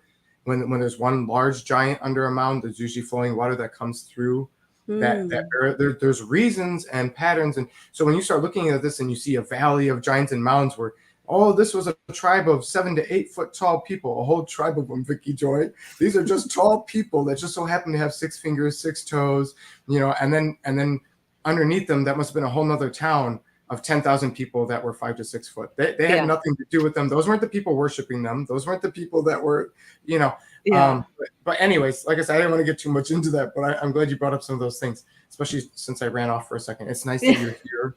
I was like, I went like this to let you know I'd be right back. And I was like, I hope she didn't think that I meant like stay sitting quiet. I was like, no. I was like, please, I got it. I hope she doesn't. But I was like, dude, better get back soon because there's only so many times I can talk about these fingers.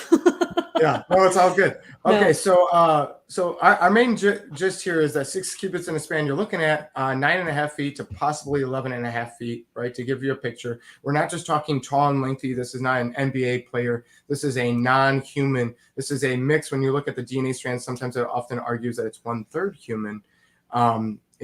There's a whole study on that, the 1/3 and the 1/3 and the 1/3 and things like that. And there's even extra biblical texts that talk about that, where like in terms of Hercules, they say 1/3 human. I don't know if you're familiar with that, but there's a lot of information out there that shows this triple strand DNA instead of the 2. Yeah, I have read about the triple strand. Yeah. Right. So you got the 6 cubits in a span, right? 9.5 feet, 11.5 feet, or a little bit under, maybe 9 feet and like 5 inches or 4 inches, something like that. Okay. So helmet of brass upon his head, armed with a coat of mail, and the weight of the coat was 5,000 shekels of brass. Okay. So first off, a lot of people say the Philistines did not typically wear brass. So when they see brass upon the head, again, and this is going to bring up a whole nother thing. I'm not sure if you're familiar with this, but we'll get into it tonight. But a lot of the Philistines, brass armor was not common. This was not what they would normally wear. It was heavy. It was big. This is not something that you want to use. So a lot of people are thinking, a lot of these skeptics are saying, oh, that's a nod to it being a Greek style of armor because the Greeks would use brass, and that the Greek helmet would cover the forehead, but also the nose. So then there's some implications there on what they're getting at about the forehead being covered and the nose. And we'll get to that in a second, because I'm about to throw you a curveball that I don't know if you're familiar with. But we're looking at a brass helmet as opposed to the helmet of today for the U.S. Army is typically 3 to 4 pounds. Okay. The brass helmet would be a lot heavier than that. I don't actually have a weight for the brass helmet. I was going to look up weight of brass and for a helmet, but then you have to figure out the size of this guy's head and try to figure out, so there's a lot of varying factors that I'd be speculating more than not on that. But either way, it's heavy and it's uncomfortable. Armed with a coat of mail, right? So when we look at that coat of mail, we're getting this understanding that it's a scale, right? Okay. And if you look at it in the Hebrew, right, it's an unused root meaning scale, as in like a bark, like scale of a fish. Okay. So let me ask you something, Vicki Joy, because I'm going to start subtly putting this in the back of the minds of the listener here. Are we looking at a shimmering snake? You see what I'm saying? I do. I'm not saying Goliath is a snake physically. No, but I know. Think about how brass looks in the sunlight. Now, keep in mind, Scripture tells us that Goliath has been fighting since he was a little boy, indicating that he's no longer young. He's not a young man. He's older. He's been fighting. But that armor that he's wearing, how tarnished is it? Now, what does brass look like when it's tarnished? Now, imagine it's tarnished brass, but scales. You're going to be looking at a more greenish, like a snake. Green. It's shimmering. It's shiny. It's got scales, and you're getting more of a green tint now. Do we have a subtle language reference of a shining one? Of a shining one, of a serpent, of a snake. Is that part of what's going on here with Goliath's armor? Wow. Is that new? It is new, because I'm even thinking, our brain always goes, I think, when I hear shining one, I think angel, fallen angel. Angels are bright. Satan disguises himself as an angel. But, I think that kind of shining. But I like what you're saying, because it's the double entendre here, because if these Nephilim were warriors, they were champions. Now, think about it in modern terms. If I say to you the Marines, you think of a whole bunch of guys in a very particular uniform, and you see their dress blues and their dress sword and everything. If I say the Marines, you don't think of a whole bunch of guys in blue jeans playing pool somewhere. You know what I mean? You're thinking of them in their armor, because that's why that's what shows their prestige, and that's where they look the most handsome and the most powerful. And Yeah. so if you think of the champions of old, the Nephilim, and they did back then what we do now. When I say Army, Air Force, Navy, Marine, you think of a particular uniform. So if that was their uniform, that could have been why they were shining. Not that they had some sort of illumination or angelic fallenness about them, but literally that their why can't I think of the word? Their the coat of mail, the scales here, the armor. Yeah, the armor. Sorry, I got a brain fog. I mean, you've got the light shining off of it, and look at the subtle onion layers of language there, like you were suggesting, right? I know, and this understanding, this pictorial view of it being related to a reptilian snake type of thing, right? This is a deceiver. This is somebody who dishonors God. This is an abomination in terms of like to humanity. It's not a full human being thing, speaking blasphemous words, coming in a shining, scaly thing, bringing back to the mind Genesis 3, right? Yeah. Right. And then on top of that, but you also have this understanding of claiming to be an illuminated one, claiming to be shining, claiming to have a source of light, even though it's a reflection thereof. Yes. Yeah. Right. I love it. A counterfeit reflection. I love it because even there's something sort of theatrical about it. You know what I mean? Like yes, like much. the armor serves a practical purpose of protection, but it's also a costume of sorts that makes them look like the general himself. Yeah. Well, of course, you're going to give a nod to, right? If you have these tribes doing cradle head shaping and basically more often than not killing their infants or giving them some severe mental trauma, physical trauma that often leads to death or such handicap issues down the road that they have troubles functioning, all to look like their skull might be shaped to emulate their deities, these elongated skulls, which I had somebody throw me an article this week trying to discourage and trying to attack this understanding of elongated skulls not being shaped by cradle. This person found an article that said, that can't be proven, that's not from that. Yes, it can, and it has been. And the sources you're looking at are very biased. I'm biased too, but I accept my bias, okay? but you look at all the proof that we have of the people in Africa right now and other tribal areas that are killing their children to this day trying to do this. And not once do we see success of the shape of the skull turning into this cone head shape.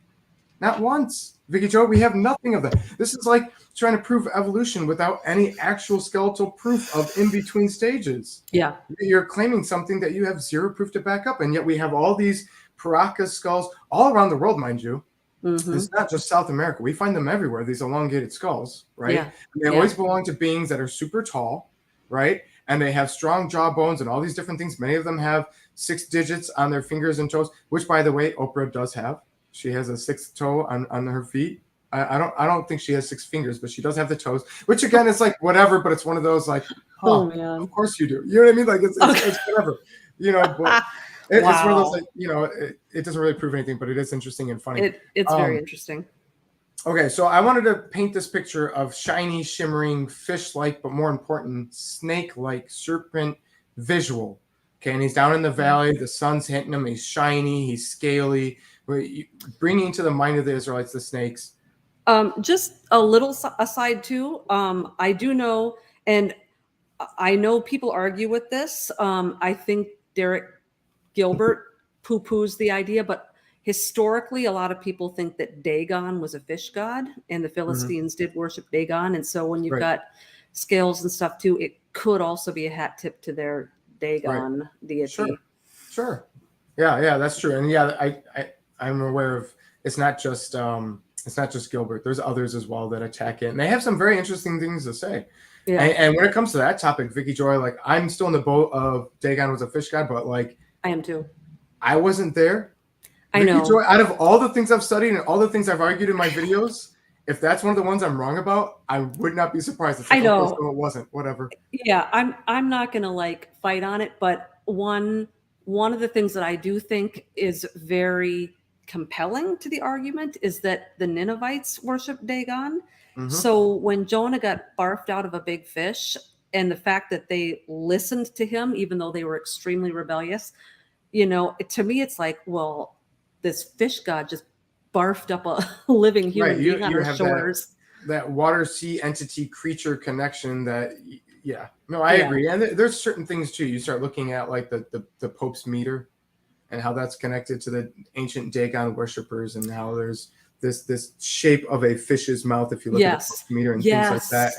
And there's direct line connections to those. So if that's not to represent a fish's mouth, even though we have what looks to me like architectural proof of that, Yes. you know what I mean? I don't know what it is, but I have seen some interesting arguments, and I'm not going to claim to be an expert on it because I'm not. Yeah, me neither. The one thing I'm arguing here is that Goliath looked like a 9.5 to an 11.5 foot snake. That's something I'm more willing to stand behind and say, it's a lot harder to shake me of this. Okay. Yeah. Okay. Yeah. So we have the weight of his coat was 5,000 shekels of brass. Now it's interesting because typically a shekel wouldn't have been brass, right? So we have to look at all the different types of shekels and things like that. What's being suggested here, Right. And his armor is in brass, right? So you have varying grams for weights of shekels, depending, right? Yes. And so you've got your skeptics who want to find the lowest ball. They want to lowball everything.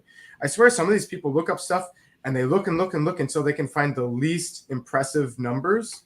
Yeah. And they say that must be it because that's believable. Yeah. These are the same people that say it wasn't the Red Sea, it was the Reed Sea. And I'm not arguing the Reed Sea thing. I'm saying the people who chose the Reed Sea simply because they say that was the most shallow point.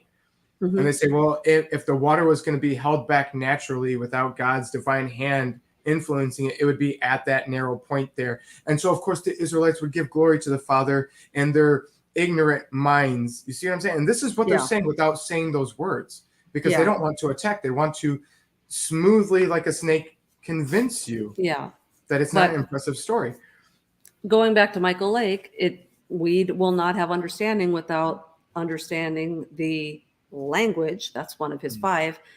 Read and read is very convenient in English, but if you go back into Hebrew and Aramaic and Greek and all the various translations of I'm not so sure that read and read were that one letter off like it is in English. It's a convenience argument, Vicki Joy. Yeah. Usually the people who try to argue the Reed Sea, what they look at is they're looking at distance of travel. I talked about it a little bit in the Exodus study, but they're basically saying you're looking at 3 to 3.5 days time travel, right? Which is interesting because then that means he came up on first fruits. But anyways, but they're basically saying how far can you go, right? Well, Scripture tells us that they moved on like as if on wings of an eagle. The camping and dwelling doesn't say that they were staying all night. In fact, we're shown that they were led by day by a pillar of cloud and by night by a pillar of fire. So they were moving day and night. That doesn't mean that they didn't sleep and rest. That means that they didn't spend the entire night encamped. Yeah. So when you start looking at that, your 3 days of travel based on this understanding of 8 hours in the day and you're walking really slow versus people moving with a purpose and more than just 8 hours of travel a day, you can get it further. That's usually the main argument. Like I said, it's an argument of convenience. And so that's what they're doing with this. They say, well, he was probably about 6 foot, not 9.5 feet. So they'll take the varying grams of a shekel, and you have the typical average agreed upon is 11, 14, or 17 grams for a shekel, right? So you take any of those numbers and you multiply them by 5,000, and then you start converting that into pounds, and that's where you get your idea for weight of coat. The skeptics, and they won't tell you this, Vicki Joy. I was looking up all these articles, and they were giving such lowball numbers. Yeah. And then I looked at the weight of the grams of the armor, and they're saying, well, it's 11, 14, or 17, but mathematically they're doing it off of the number 7. And I'm like, why would you do that? And they did the same thing. Okay, so for the coat of armor, they were saying 75 to 78 pounds. No. But if you take the grams and multiply it, you're looking at 125 pounds off of the same source website, off the grams of what they said they were going off of.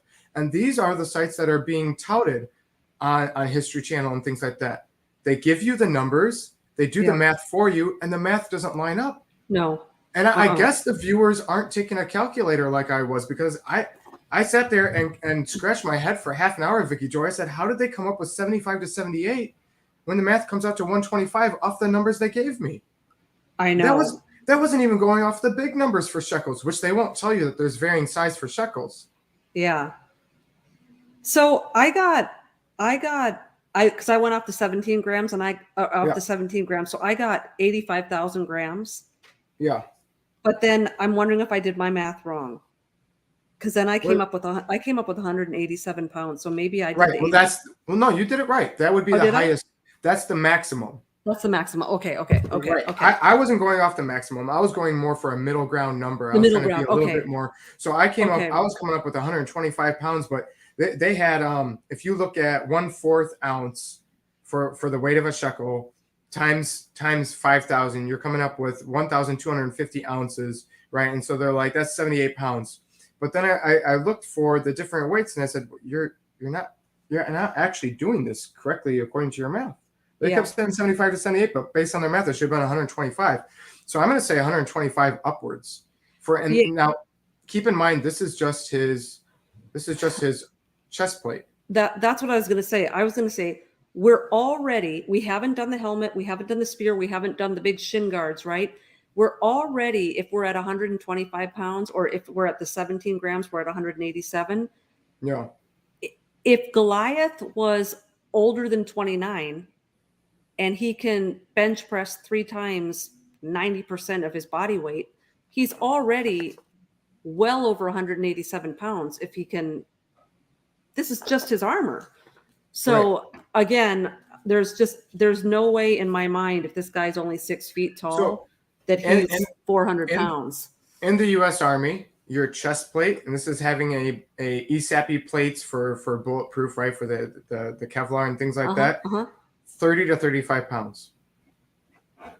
Wow. 30 to 35 pounds. Okay, now we're talking 5 foot up to 6.5 feet. 30 to 35 pounds. Wow. Now you can start adding on some things, which we all tended to do, right? Sure. But you're also got to think, Vicki Joy, our combat was mostly you have a rifle and you're moving and then you would stop and shoot. This is not combat that involves swords, spears, shields. This is not involving combat that you need to be doing like CrossFitness for your life. Yeah. With your weapon.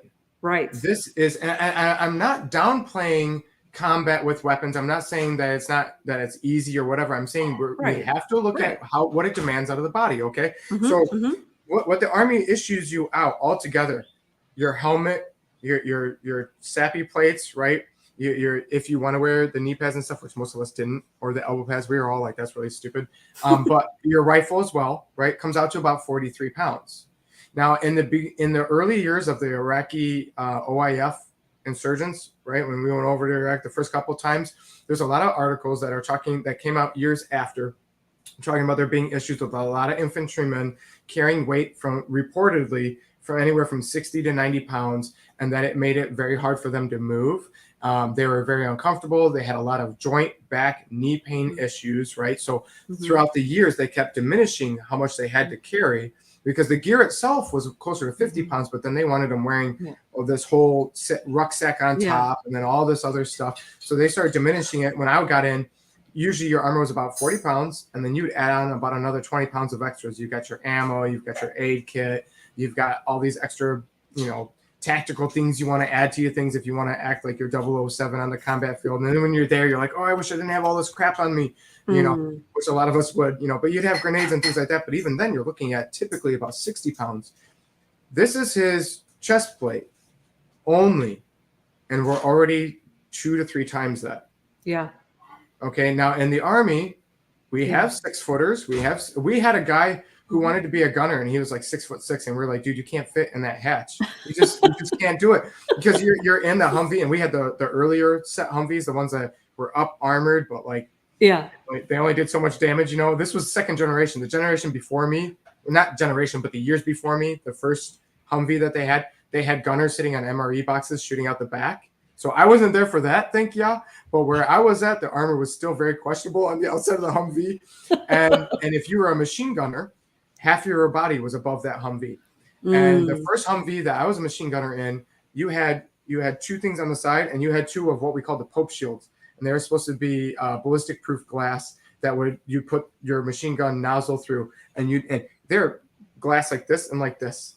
That's it. And that, and so you were halfway outside this thing. So we would, this might sound ridiculous to anybody who's not familiar, but we would take chicken wire and make an arch out of it and shape it so that we would have a roof over our heads to make it less easier to lob grenades into our laps and to shoot us. And we would take camo netting, and we would take, brush and stuff like that, especially my first tour. A lot of us gunners would talk to each other about, oh, I see you got this going on. Yours has got a little bit more of an arch. And we had that one guy who tried to be a gunner for one day. And we were looking at it, and we were like, you're never going to get an arch that high. It's just going to fly right off. And we were laughing because he had built this huge thing, and it looked like some huge oval. And we had pulled out of the gates, and it went off. And then he was like, oh, I'm vulnerable. There's 4.5 feet of me outside of this Humvee. Like a giraffe. And we were like, we told you, Oh, my goodness. But that guy wore the same armor we did. He was wearing 40 pounds of armor, Vicki Joy. And I got to tall you, he would not have been ready for a sword fight. He would not have been ready to throw down with a spear and a shield. You put him in the valley and say, okay, you're going to work out of your life for the next 5, 10, 15, 30 minutes in the heat of the day in the valley of the Middle East, ready, go. He would have thrown his armor down. He would have taken it off right away. Yeah. Yeah, absolutely. And you've got Goliath too, who's probably a lot older than a lot of these Marines who are 18, 19 years old, in prime of their youth and their adrenaline, physically fit, all their PT, all their training. I mean, well, in the chapter before it says that he had been fighting since he was a young man, and it gave this understanding that he's no longer a young man. Yeah. Yeah. That's from Saul talking to David about trying to get him to wear Saul's armor, which also had spiritual implications of not taking armor that you haven't proven and things like that, right? Yeah. Yep. But, it also shows us that David wasn't anywhere near the size of Saul, but I've got a theory and some speculation on his age, and we can get into that in a minute if you'd like. Cool. I didn't mean to cut you off. I just wanted to add that in there, that scripturally there is reason to believe that Goliath was not a young man. He's probably closer to my age, if not older. Yeah. Yep. Yeah, I just think that it's sort of preposterous, like that guy you were talking about. He's 6 feet. If he's got 60 pounds on, and you were saying that the guys who were carrying 60 to 90 were complaining that it was too much. Yeah. These are guys in peak physical condition. They've got all this adrenaline. They're physically fit. Their weapons are nowhere as heavy as back then. It's just preposterous to me that Goliath, with all of his 6 feet tall and older than a young man, wearing I mean, we're probably going to keep doing the math here. I mean, it's going to get to several hundred pounds just of his clothier. Yeah. Not even his own body weight that he's carrying around. Right. I don't even have a number to throw at you for a brass helmet. There was so many questions I wanted to, because I went through my notes to Vicki Joy, and like you said, this was from like 2 years ago. And as you are aware, my note taking is beyond chaotic and haphazard. Right. So I looked for my notes Monday and I couldn't find them, and I was tired, and I was like, that's okay. I have the rest of the week. And then Tuesday I spent like over an hour going through 17 notebooks, which was kind of neat because now I have sermons in the back of my mind of like, oh yeah, maybe I should bring that up. But after going through front to back 17 notebooks, I didn't want to take notes that night anymore, because I was going to study Tuesday to get ready for the video. That was as much as I got out of it. Was like, I am not going to do any more for the day. Wednesday and Thursday were really heavy for me. So a lot of my reviewing of the notes was yesterday and today rehashing through, and there was some open-ended questions that I wanted to answer. So I didn't get to the helmet today or yesterday because there were some other things like the U.S. Army weight and gear and other things that I wanted to bring up tonight. Okay, so I don't. Did you see the comment here? No. I thought you might find that interesting. Wow. Oh, wow. So maybe a nod. Amazing. Wow. I love it. Okay, so he had greaves of brass upon his legs. Again, not the lightest weight for metal here. And a target or a targe, a shield, right? Of one of those shorter, smaller ones that are meant to protect your shoulder blades, of brass between his shoulders on his back, right? So that's not the weight of his coat of mail, Vicki Joy. Yeah. That's not including that. Yeah. So on top of his coat of mail of 125 to 180 pounds, we're adding another at least half that, if not more, Yeah. Yeah. just for his back. Yeah. Not including helmet, not including spear, which by the way has a very telling weight for spear tip. Okay. Not including greaves, not including he has to go down a mountain and Yeah. into a valley and fight hand-to-hand combat, or at least that's what he was expecting. Yeah. Okay, so we have staff of his spear like a weaver's beam, and his Yep. spear head weighed 600 shekels of iron. Notice the difference of weight factors there of type of shekel. Yes. And one bearing a shield went before him, right? Which, Yeah. how many times do we see people forgetting that he had an armor bearer with him? Which again also indicates his fighting style, his understanding of hand-to-hand combat. If I need you to hand me something, you can stand at a distance and throw it to me. You know what this also tells me though, Vicki Joy? What's that? That spear is something that he could throw. Mm. Do you see what I'm saying? I do see what you're saying. So it's he had a sword on him and a spear. He had the capability of throwing the spear.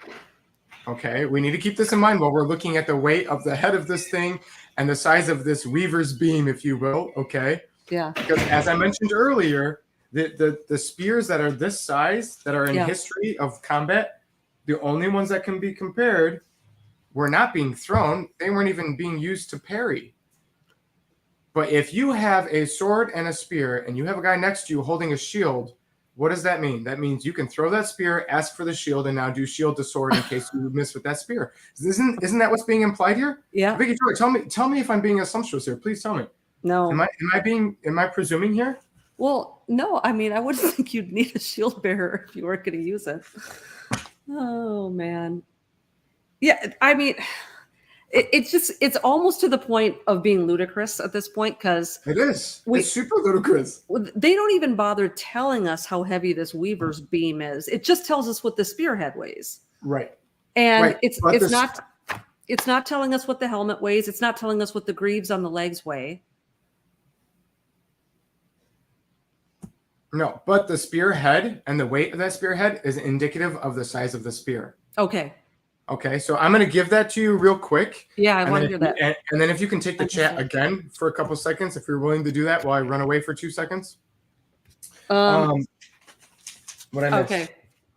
Yeah. So I was just going to give a little bit of the detail that I have on. There's not much here, but this is some of the information that I was giving earlier, just to put it in perspective.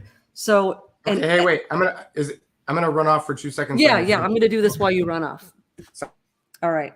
So let's see how long I can milk this. But so this is just to do a comparison of like an average man today. The average man today with no weight training whatsoever, so not in any sort of shape whatsoever, can bench press an average of 135 pounds. So compare that to the 125 pounds that is just his armor, just Goliath's armor. So the average man today, if he put on just Goliath's like armor, not any of the helmet or anything else, he would only have there'd be like a 10-pound differential. But and this isn't just bench pressing it 3 times. This would be like wearing it in combat all day, right? So the 3-rep maximum weight for a 20 to 29-year-old in today is 100% of their body weight. And 30 to 39 years old, a 3-rep maximum weight would be 90% of the body weight. So this just gives you a couple of just points of reference for it. If an average man today who's 6 feet tall, if this is all that they can accommodate, how different would that compare to someone who was 6 feet in ancient times? Now, granted, Goliath was a warrior. He was trained, we're not trained like that, to just go to the gym. Right. So it's not an even comparison, but other than that, I did have pretty much just the same notes that Ian has had thus far. I did not get anything weight wise from the bronze greaves, which was the shin pads, what the actual spear weighed, or what the helmet weighed. So I'm going to be really interested to see what Ian has to say about that. So anyway, I don't want to go too far off topic because I don't know where Ian wants to go next. So, Sorry, did I leave you too long? It's the coffee and the tea, man. You get points as a co-host. My dad just dropped off coffee for me too. That's awesome. Yeah. So no, I was just kind of reiterating some of the comparisons of an average man today who, with like no weight training whatsoever, they can bench press 3 reps at 135 pounds. So if they just put on Goliath's like chest plate, they'd be almost at their limit for what they could lift 3 times. And these guys did battle all day long, didn't they? Yes. Okay. So you got to be able to run, and we're going to talk about some distance here. I'm not going to give you numbers, but we're going to go back to some of those maps because the Philistines had quite of a distance that they were chased. According to scripture, they chased them to Gath and Ekron. Okay. They chased them. So you got to be able to run in this armor. And, people might not like it when I say this, but scripture often gives us details when details are needed. And when armor is thrown off, we are told. And we are not told in this instance. So I do not think it is wise to assume that armor was being thrown off. If he's got the spear, that seems to me to be implied that he can chuck it, okay, that he can throw this spear. He's ready to move in this battle. He's ready to throw, which that already takes energy to be able to throw a spear. Now, this might not be the most professional thing of me to say, but one more attack at the critic here. If he has the mind of a toddler, are we to actually expect that he's going to keep his armor on? If he's 6'2" and he's got hundreds of pounds and he's going down into the valley like the secular people want us to believe, and he has trouble seeing, what are the odds that he's going to be like, I don't want to wear this? Okay. There are individuals who have mental handicap issues and is portrayed in physical and things like that. And gigantism does come with issues like eyes and mental and things like this. Okay. And they can fight. Okay. But they're also about comfortability. And I have met, and I have talked to individuals with issues like this. And though I don't want to get hit by them, I would not expect that they would keep all that gear on for a battle. I really don't. Yeah. I'm also along those same lines, Ian. Later on, when Goliath taunts David, and then David gets righteously indignant and he says, how dare you speak this way against the living God? When a child comes to us, or if someone was mentally challenged and came up to us and said something horribly blasphemous, we would probably give them the benefit of the doubt that they didn't know what they were talking about. They're just a child. They have no idea what they've just said. They're just repeating this, or, right. we would have a different level of grace for someone who was a child or mentally. The fact that David gets righteously indignant and that those blasphemous words actually moved him to an emotion that surged in adrenaline to make him basically kill this man for his blasphemy. You wouldn't do that if a child just stuck his foot in his mouth, or someone who was mentally retarded who probably didn't even know what they were talking about. You wouldn't take what they were saying seriously at face value for something like that. And exactly. So that's a good point. The fact that it stirred up righteous indignation in David, where before the eyes of God, he was right in taking his life because he blasphemed God. Right. It's not just David's anger, but it was honored by Yah. You don't just go murdering a mentally challenged person because they said something stupid. Right. Yeah. Exactly. No, that's a very valid point. I didn't even think to take it that way. Mm-hmm. Okay. So the staff of his spear was like a weaver's beam, which tells us, a little bit of an idea of length, okay? But again, that can vary depending on what weaver's beam, what ancient weaver beams are you going off of, and there's all kinds of different varying sizes for that. But what I honed in on was the spear's head, because that's the weight we're given, okay? So we're given 600 shekels of iron. Of course, the skeptic's going to do what the skeptics do, and they're going to lowball the number, and then they're going to mathematically make it seem even smaller than that. But even their lowball small numbers don't add up to the rest of the narrative that they want to give you. So looking at the varying grams for a shekel for iron for a spearhead, we're looking at middle ground being 16 pounds and 11 ounces.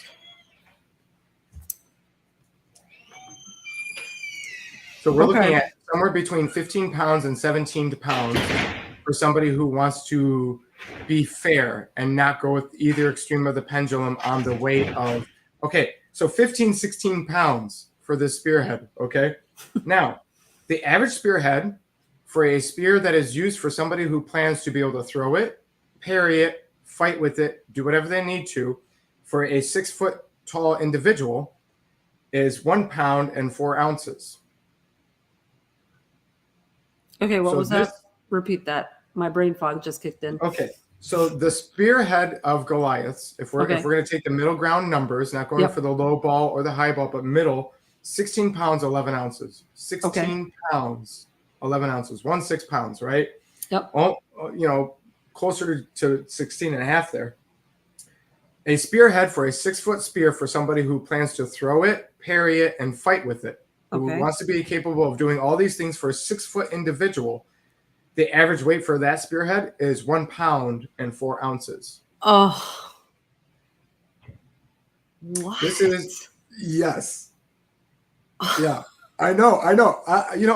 When I was doing my thing, I kept feeling led to highlight on the spearhead, and I was like, no, I want to figure out the length of the spear. And I kept feeling like, no, you will get the length of spear idea based off of average spears, but look at the spearhead. There's a reason why Scripture gives us details on that information. That's what I kept feeling. So I started looking into it. Now that's somebody who wants to throw it and parry it and fight it. So now let's play the skeptics game, Vicki Joy. 16 times too big. Because they don't want to hear that, right? So now that's for a 6 foot individual with a spear. Okay, now an average person who wants to use a spear for all those things is going to pick a spear that is somewhere around 15 centimeters shorter than them. Okay. So if Goliath is 6'2", I mean, we're looking at, it being a little bit shorter than that, 15 centimeters. I mean, what is that? Like a 5.9 inches shorter, right? So there's that span. If Goliath is 6 foot and a span, then his spear would be 6 foot. An average spear that would be actually smaller than that would be around 1.16 pounds. So let's play their game, or a pound and 4 ounces. So let's play their game and up it up to 2 pounds. Okay, let's play their game. We're still talking 8 times that. Okay, so now let's look at somebody who wants to be able to move and parry but doesn't plan on throwing the spear.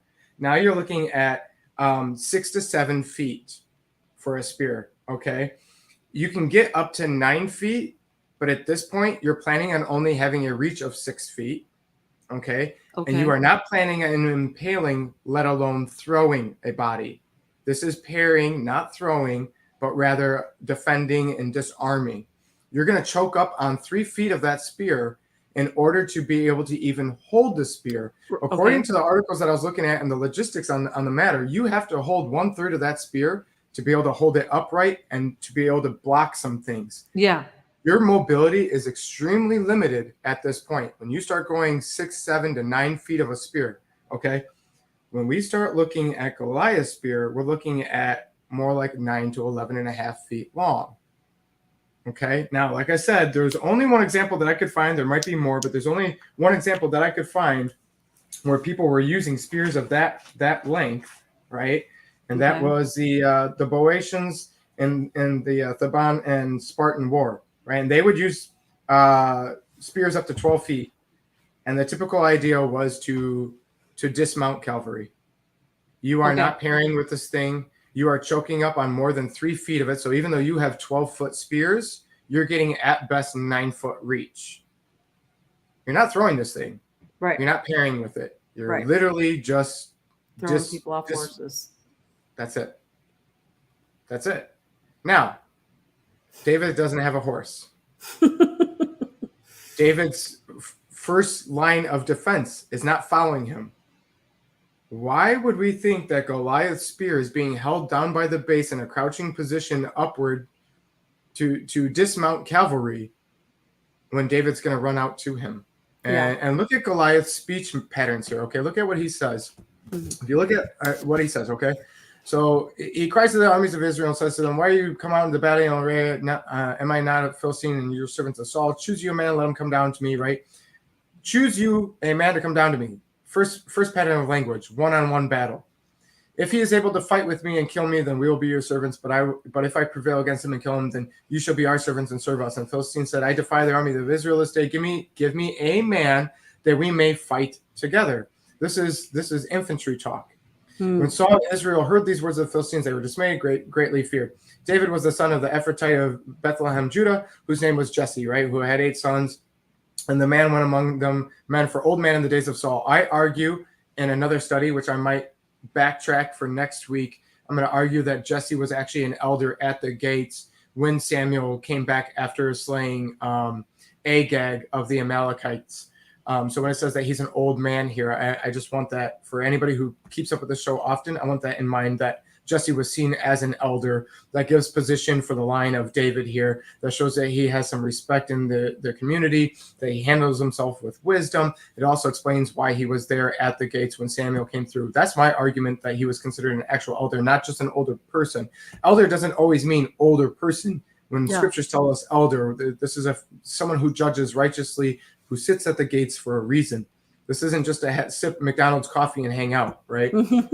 So I wanted to put that out there. Okay, so the 3 oldest sons of Jesse went and followed Saul to the battle, right? They were old enough and capable of. And the name of the 3 sons went to the battle were Eliab, Abinadab, and Shammah, right? And we'll backtrack on those as well for anybody who's like, hey, slow down. We'll go back to last chapter next week maybe, and we'll go over those things because they got passed up for the anointing, which is something we need to think about too. David's already been anointed. David's already been anointed. Okay, so David was the youngest, right?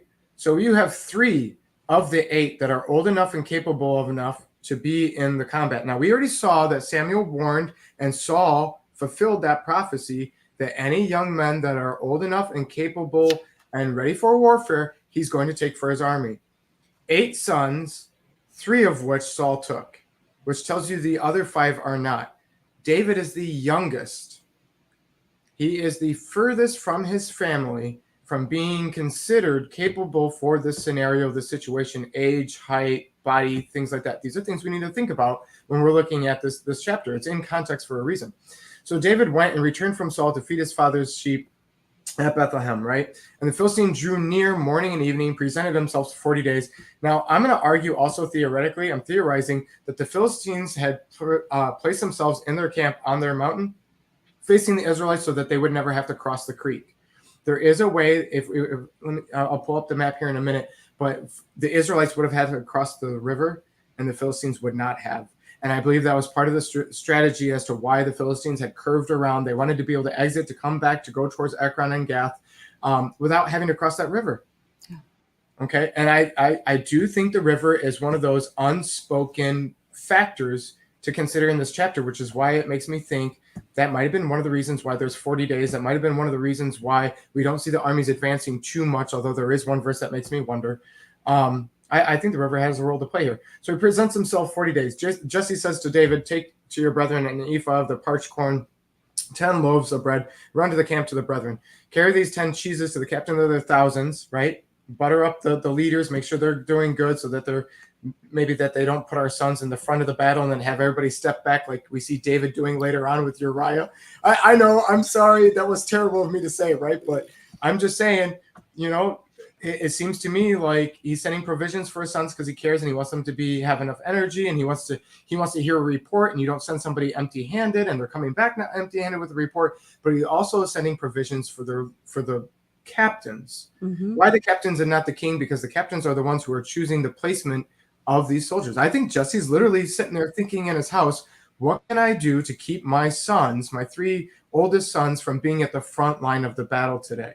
And so he's sending David to do a report, which is not uncommon, just like what we see with Yaakov, right? We see that Joseph was disfavored because he'd be sent by the dad, the favored son, sent to make a report on the older sons. I'm just saying there's some parallels here, some patterns here, some things to think about and to consider while we're reading these scriptures. So carry these 10 cheeses. You think they were cheese wheels? I know if they were cheese wheels, my wife would have been so excited. She's asked me for a cheese wheel for almost, we've been together for what, 12, 13 years. She's been asking for a cheese wheel pretty much that entire time because they're very expensive. If I ever buy my wife a cheese wheel, you will know it because you will see her and she will have a grin ear to ear for probably a year straight. He sends 10 cheeses to the captains of their 1,000, right? Which is one of the lower captains, the ones that would be more direct communication with the soldiers. These little factors to think about when we're looking at this chapter. And look how your brethren fare and take their pledge, right? Now Saul and they and all the men of Israel were in the valley of Elah fighting with the Philistines. Vicki Joy, what is up with verse 19? For Saul and they and all the men of Israel in the valley of Elah fighting with the Philistines. Vicki Joy. Well, Vicki Joy, were they fighting? I was just going to say, I'm a literalist. They're not really fighting. Are they fighting, Vicki Joy? For Saul, well, and Saul's not there either. He's not. Is he on the battlefield where he belongs? Because when David goes to him, doesn't he go to the court? I don't know about the court, but it definitely seems that Saul's positioning is as far back from the front line as you can get while still being able to go back to the campground and say, I was there. Okay, that's the situation that I got. I've got some of the maps. I don't know if I showed them already, but they had the placements and things like that. And there would have been a camp not too far off on that mountain of the Israelite station. So even if he was back in the court, it wouldn't have been too far back. But it seems to me that he was there just very far back, which is interesting because if Goliath is like under 6'6", why isn't Saul out there challenging him? They're about the same height, right? Yeah, that's what I was thinking. And one's just a really tall guy, but they're about the same height, apparently. You know, it's interesting. We're starting to kind of see the pre-anointed Saul who hid in the janitor closet again here. We kind of get this impression that was a one-time thing, and then he was anointed and he got over it and stepped into his role. But he was anointed before that, though, before he hid. Yeah. But we all kind of think that he fell into his role and never had that struggle ever again. But here we're kind of seeing hints of his propensity to. Well, we see him fearful when getting ready to fight those Amalekites. The Israelites are fleeing, dispersing, and hiding in caves and thickets and in ditches and in cisterns and everything like that. True. And you have Israelites on the sides of the Philistines. True. And Saul sacrificed knowing that he's not a priest. And as a king, you're not supposed to be doing these things. Yeah. And Samuel shows up and his first thing he says is because the people were scattered. And then his next argument is because you weren't on time, even though Samuel got there at the end of the sacrifice. So, I mean, what was he, 3 hours late according to Saul's timeline? Yeah. But you see what I'm saying? So we see fear is definitely something. In the beginning, we see scripture telling us that he was small in his own perspective, that he had a humble, meek mindset, and he was discouraged and didn't ask for the anointing when he's hiding amongst the stuff. Well, now he's hiding in a different manner, it seems. But I just wanted to ask your view on that with the fighting with the Philistines in verse 19, because sometimes it is argued that there is some battle going on. It is just not full army on full army, and that Goliath challenging is simply saying, look, we can have each army kill each other, or we can stop this nonsense and have one-on-one. So I wanted to see your take on this. If verse 19 should be taken literally or not when it says fighting with the Philistines, if it's just referring to simply bickering or they actually clashing swords. Bickering. I like that. I like that possible meaning, because it sounds to me like the fighting isn't going to start until someone faces Goliath. Because weren't they kind of at a standstill, facing each other every morning? And the language we're given is that they're each on their mountainside, and every morning and every evening, twice a day, Goliath presents himself. Yeah. Yells across the valley, is heard undistinguishably, presenting this threat of one-on-one battle. If we win, you're our slaves. If you win, we're your slaves. This verse is one of the few that would be used to indicate an understanding that there would have been fighting in the midst of those 40 days. Okay, so I'm leaning towards them not. But if we're going to play the advocate of both sides here, looking at the different things, you could say that Goliath presented themselves morning and evening, being the beginning and the ending of the day of the battle for that day each day, saying, hey, before we start again today, do you want to do one-on-one? And then as the sun starts to drop, both armies are starting to split from the valley again. Goliath says, okay, after all that bloodshed, do you want to end this, or do you want me to propose again in the next morning? So there's a couple different ways of looking at it. Is it possible that, I mean, Jesse has not been to the battlefield. Right. He's sending David, like, go tell me what's going on. So it might be Jesse, if they've been out there 3-4 days already or a week, it might just be Jesse's assumption that they're fighting. Because that's what you do. Like, maybe Jesse didn't have any idea. They're all just standing there talking. Verse 19 isn't Jesse's speech, though. Look, he says, carry the 10 cheeses to the brethren, see how they feel. And then the next verse starts out with, now Saul and they and all their men were in the valley fighting with the Philistines. David rose up in the morning, left the sheep. This is no longer Jesse talking. Isn't it? Because it's quotation marks. What? You have quotations in yours? I don't have quotations in mine. Mm-hmm. You have verse 19 in quotations? Because that would be very interesting. It is in quotations in my NASB. I mean, albeit quotations, we have no indication of quotations in a Hebrew text, but that is interesting because if that is Jesse's speech, if that's the end of his speaking, then it means nothing that he says they've been fighting. Yeah. And for Saul and they, see, this is why I thought it was Jesse talking, because it doesn't just say for Saul and all the men of Israel were in the valley. It says for Saul and they, Jesse's sons, meaning Jesse's sons, and all the men of Israel. So they're segregated from all the men of Israel, which a father would say. Right. It would make sense. I mean, a biblical narrative in terms of setting the stage from God's perspective would do the same for the reader as well, though. Mm-hmm. But that's very interesting. I had never considered it being Jesse's speech, because if that was the case, then that one verse, which is why I wanted to throw that wrench at you, because it is the only verse that really seems to indicate hardcore there's a possibility of them fighting. Everything else would be speculation to support. Everything else is you taking verses saying, well, then this verse would have to mean this if they're already fighting. Yeah. But on first look at this chapter, it's a standstill impasse, like I said at the very beginning of the video. It's an impasse. It's a chess movement. Neither side wants to go first, because you have to be exposed and become vulnerable in order to go first. And you can't say, Red Rover, send them over. We'll meet you halfway and agree with you. There is no honor amongst thieves in this situation. We'll meet you halfway in the battlefield. It just coming out into the valley alone, this needs to be emphasized. Coming out into the valley alone already exposes you to higher ground for artillery. Okay, there are many verses that show us that Israelites were stone slingers. David wasn't the only one. He wasn't just a shepherder who liked to play with stones and some leather or whatever rope he used. We have many scriptures talking about the slingers of Israel. Yeah. We even have David commanding certain people being trained to be slingers, but we also have archers, okay? Every army is going to have their long distance, long range field artillery, if you will, range option. You do not want to come down the mountain into the valley, out in the open. Even trying to hit a valley, you have to figure out depth and distance for angling. You come out to the valley, it's now flat field. You can literally see the formation, you can see the position, and you can lob arrows and stones all day. Nobody wants to come out into the valley.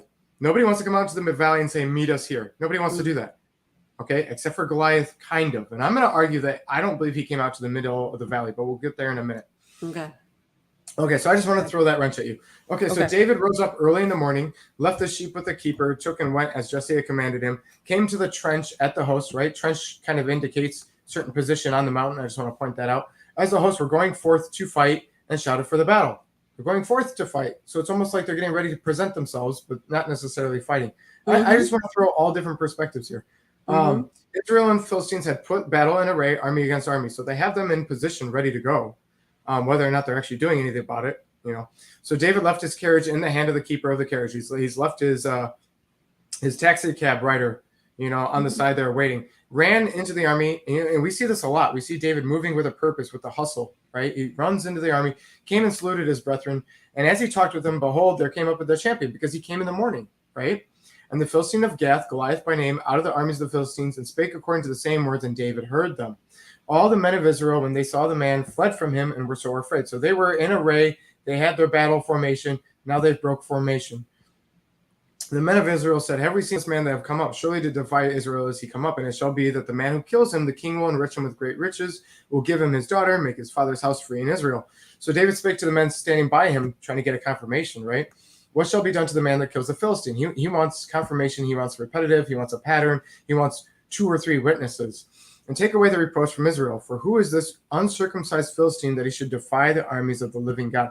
Look at the form of communication here. Look at David's perspective of Goliath, this uncircumcised Philistine. This is not about genitalia. This is about unclean. Mm-hmm. This is about spiritually unclean. This is about who is and is not in covenant with Yah. And that is really what David's speaking here. He's calling him a wicked, unclean individual. But furthermore, he is not in covenant with Yah. We are. Yeah. That is what David is emphasizing here. When he says this uncircumcised Philistine, he's saying, why are you afraid of somebody who's not in covenant with Yah? Do we not have the one true living God behind us? Why are you cowering? And I just want to point out here that David, we always think of him in terms of being from the tribe of Judah, but he was, I'm going to pronounce this wrong. He was an Epathite. I know I'm getting that wrong, but he was a descendant of the wife of Caleb. So David is in the bloodline of Caleb. And I think that he's like living out his heritage here. Caleb was the one of 2 people that came back after spying the land and saying, who cares if there were like, he wasn't afraid of the giants either. So you see, it's a heritage. And so I don't know if David grew up hearing about great uncle Caleb or whatever, but the fact is David is literally replaying that same scenario where Caleb, his ancestor, was one of the 2 that said, I don't care how big they are. Let's go in. Right. Let's take them. God said we're going to take them. And so here is now David, descendant of Caleb, is doing the same thing. The armies of Israel are all standing there, mouths agape. And he's saying, what do we have to be afraid of? Like, we serve Yahweh. He doesn't. Like, let's do this. Let's do this. And so I just love how we just see that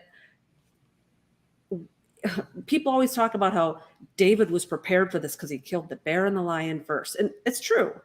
But I'm just wondering if the preparation for this type of heroism was in his blood way before the lion and the bear, going all the way back to his ancestor, Caleb, who did the same thing. And which is before the witch in the wardrobe. Yeah.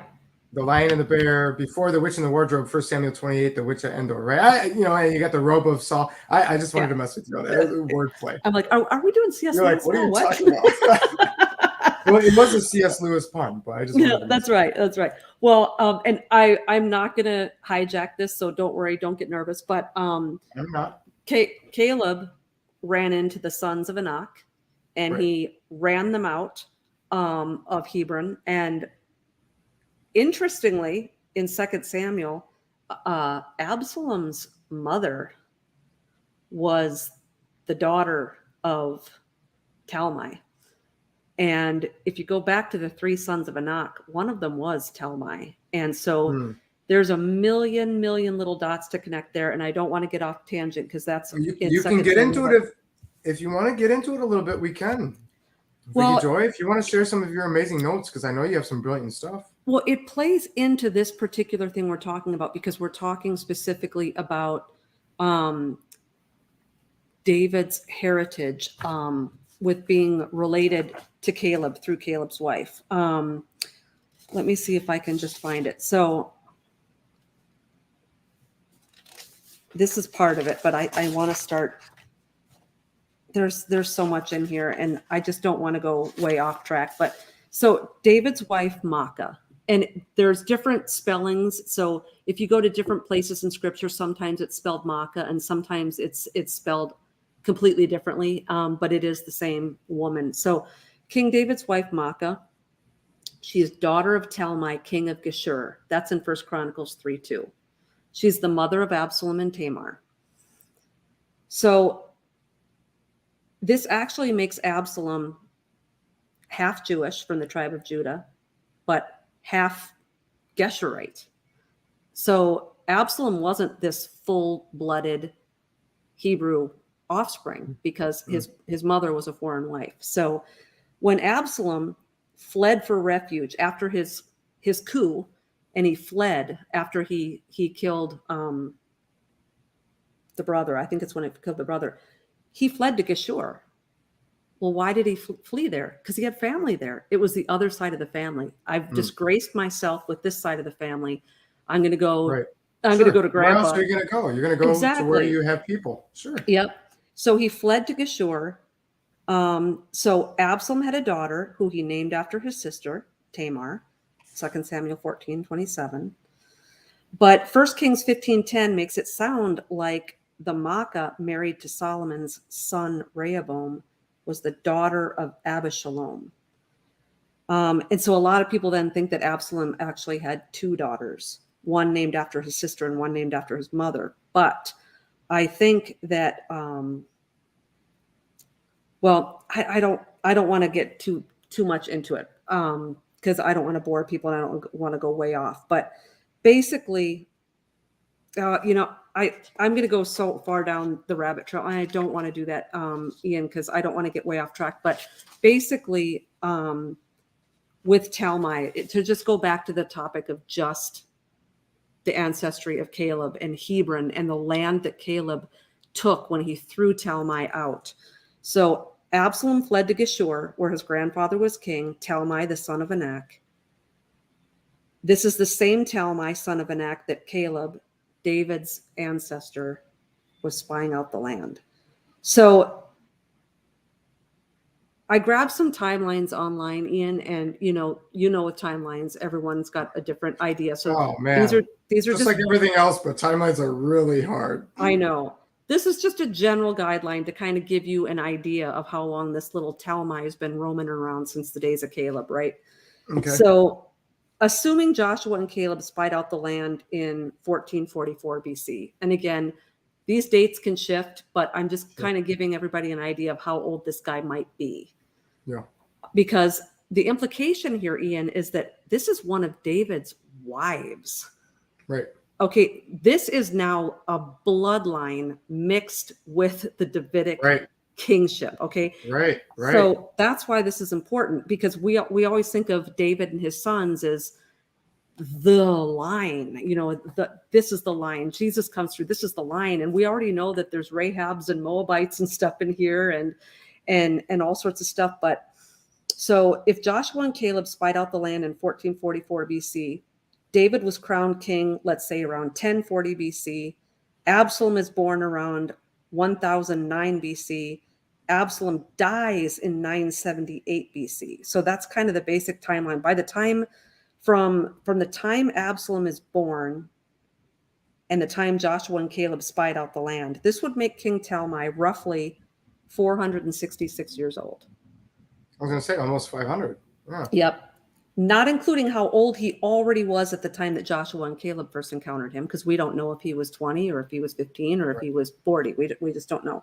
So this not only makes Talmai ancient, but according to most sources, the sons of Anak were also Nephilim, meaning David not only violated the Torah to intermarry with a foreigner, but he married the daughter of a Nephilim, making Absalom not only half Gerushite, but half demigod, thus marring the line of Judah with the Nephilim genetics. So I could go on. I've got like a million tangents, but this is just one of those things that when we talk about David, everyone talks about Bathsheba and everybody talks about the adultery.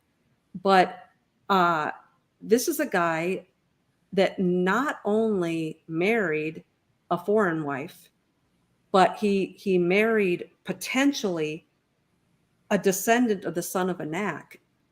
And through Absalom, David almost lost the kingship.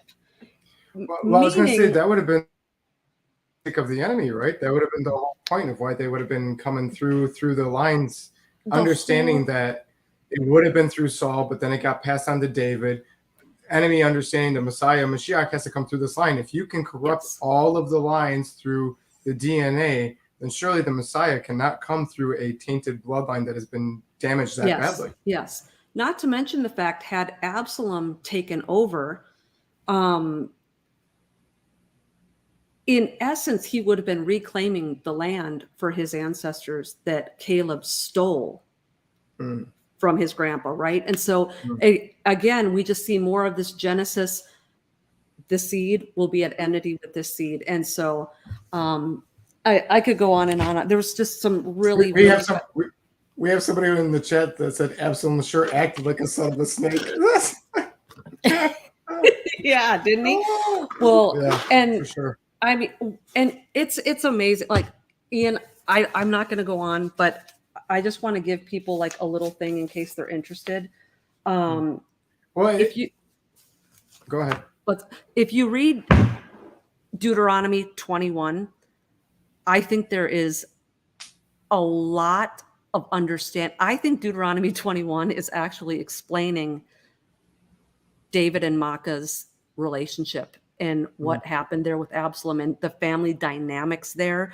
Deuteronomy 21 talks about all of the laws for when you go into war and you take a wife from the spoil. Right. And there is it kind of looks like on the surface that there is kind of like, there's a list of like, do this and do this and do that.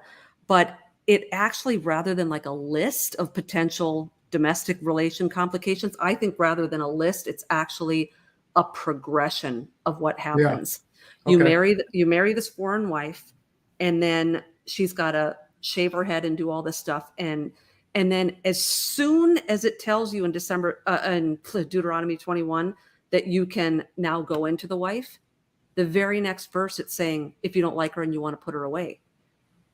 So is that an if, or is this something that happens? It's bound to happen, kind of thing. Yes. And so you bring the woman home, she shaves her head, she cuts her nails, she mourns her losses. So she's bald and likely not physically attractive anymore because she's cut off all these things that symbolize her beauty.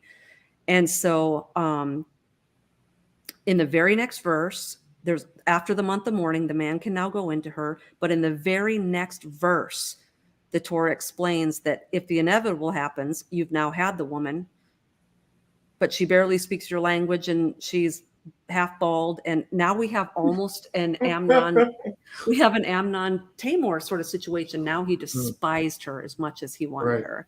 Right. And so then by verse 14, it says, if she wants to go, let her go, but don't sell her, don't mistreat her. And then verse 15, it says, if a man has two wives, one that he loves and one that he hates. So now what's he done? He's gotten a second wife because that one wasn't what it lived up to be.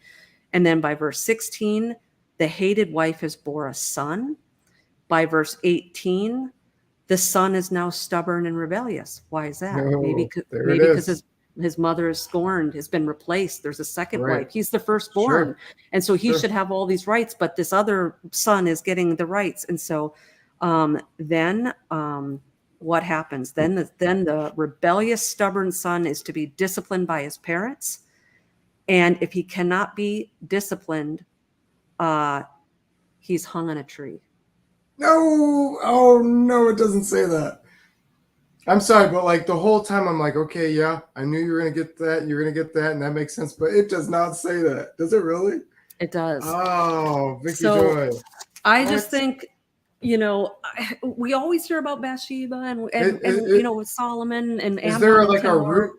Is there a root word for hair in Hebrew there in the text somewhere? Ooh, I don't know. You stopped and looked at your notes, and I was like, no, she does not have a note on that. Like I was half joking, but that's something I would have looked for. Yeah. So Well, if anyone isn't go to Deuteronomy 21 and read it through the lens of, because what it tells us earlier is, I thought I had it written down. Okay. Yeah. 1 Samuel 27:8 and Deuteronomy 21:10. David makes war against the Gerushites. Mm, And then all of a sudden, he's got a wife right. from there. And then Right. Deuteronomy 21 lays out, hey, this is what happens when What you happens when you have a do that? spoil of war wife. And Oh I man, literally think it's explaining exactly the that's downfall of pretty Absalom. cool. But you hit me hard with the hanging by a tree, because I that's like know. synonymous with Absalom. You know what I mean? Like, when Mhm. anybody who's familiar with Absalom, that's one of the first things you think of. You think of the poetry there, the significance there. You think of cursed being hanging on a tree and how he kind of did it to himself and all this other stuff. Yeah. But like, that's brilliant. So here's my question to you, Vicki Joy. I Yeah. know you have all kinds of outlets. For anybody who's not familiar, when I said that she's a talented writer, and by all means, I literally mean that. My mom's side of the family, this is where I get reading from. We are readers. And when I Mhm. mean readers, most of my mom's side of the family has personal libraries that you know they've all read to completion many times through. We tend to be readers. So when I say somebody is a skilled writer, I mean, yeah, I enjoyed the writing, but it was written by a writer. And for somebody who likes to read and somebody who likes to write, you understand what I'm saying here. This isn't somebody who had good content who wrote something well. This is well written. You know what I mean, Vicky? You know what I'm talking about. And so when I say that about Vicki Joy, I'm not just trying to pump her up, and I'm not saying that she writes well. I'm saying she writes really well. She's an actual writer. And she has books for anybody who's not familiar. I did put the links that you gave me in the description of the video, meaning anybody who goes, not meaning for you, but meaning for the listener, meaning for anybody who's not familiar. If you go underneath when it says show more, you should see multiple links that Vicki Joy sent me.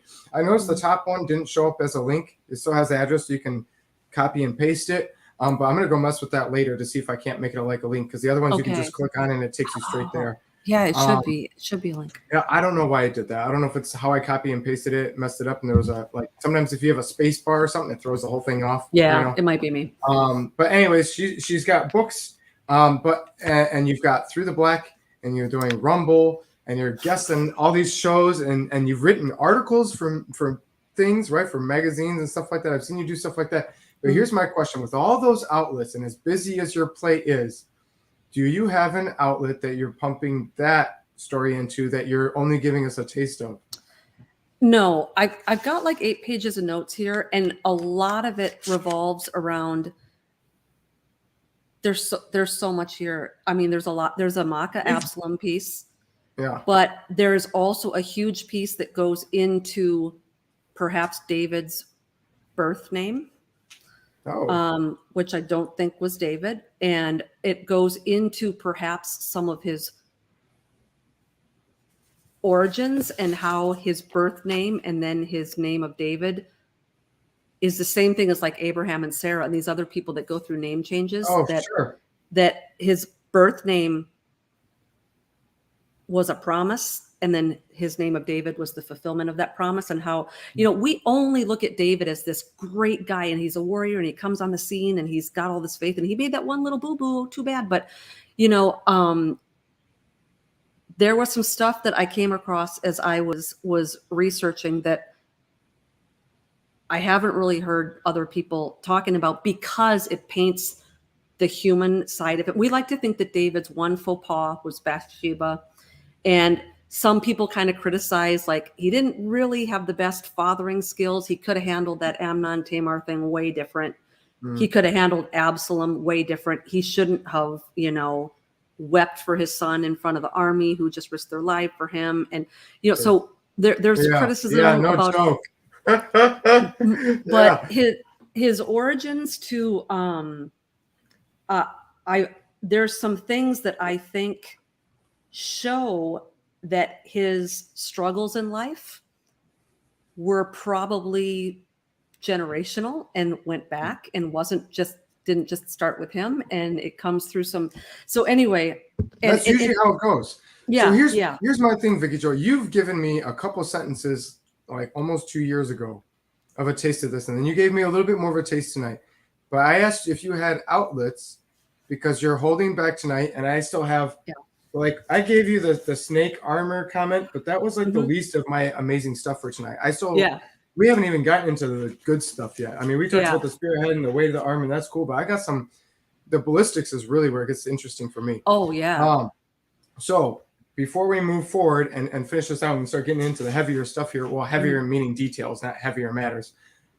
Would you want to have Take on the World as an outlet to come do this show, whether it's with me or somebody else on the channel? Because if you have 8 pages of notes, you've talked to me like for a couple minutes 2 years ago about this. You brought up a little bit tonight, but you have a lot you want to get into.